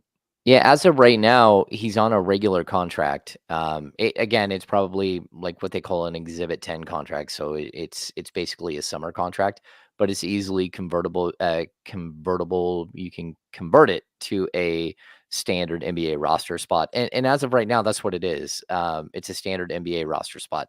So in order to keep him, they probably would just not waive him. And they have until like January 20th or something like that was last year's mark. So they can keep him and just kind of see how he goes, or they can waive him in training camp. Like there's all kinds of different avenues here for what they might do with him. But as of right now, he's under contract. So you have to remember that during the off season, you're allowed to carry up to 21 rostered players. So of those 21, 18 can be regular roster players, and then three two-way contracts. And then you have to pare down to 15 for the start of the NBA season. And Devin Carter will be one of those 15 no matter what. He's under contract. He's locked up to a 4-year deal or whatever, your standard NBA rookie contract. But that doesn't mean that Boogie Ellis is like exempt from all that. He could easily just like fight his way onto the roster and keep fighting. And whether he gets minutes or not, that's going to be like a far cry. Like again, someone like Jordan McLaughlin, you're going to give more time to. You're going to let him like kind of prove his worth. Guys like Keon Ellis, maybe even Colby Jones would sort of get an opportunity you would think before a guy like Boogie Ellis. But I think the one good thing about the Kings is because of things like the Mason Jones deal or the Chimezie Metu thing or the Damian Jones thing or the Keon Ellis thing, the Kings are proving to be one of the G League teams that value their two-way players and give them an opportunity to play, but also there's a pathway to the main roster from the G League, which is not the same with a lot of teams out there. It's a good way to build a program. I agree. I like Boogie. I was telling Dame earlier, that's the kind of guy I like to see the Kings take a chance on. I thought he was 6'4", 6'5", but now Kenny hates him because he's not tall enough. Vertically impaired. I think Carter's going to have a tough time getting on the floor, especially if things go well for the Kings to start the season. Of course, that's a big if. Yeah. Like incorporating someone who I do think they plan on being a part of what they do, but incorporating him in season, I think it's going to be difficult. Like he could wind up being really, really limited his rookie season. Of course, the first part of the year could go to hell, and they're like, "We need something." And no, you certainly don't. James, appreciate you as always. Make sure you are tapped in with the Insiders beginning at 10 a.m. Tomorrow morning here on Sacramento Sports Leader. What are we doing next? ESPN? Nope. Run it back. We're going to run it back. Hey, Run It Back is back. I think we got gold and green pregame shows tomorrow. We got all kind of stuff jumping off. We're going to head over to 102.5. You can stick around for more D-Lo and KC next on Sacramento Sports Leader, ESPN 1320. Vamos Gigantes, who don't play today. I didn't even see that, Jesse. My bad.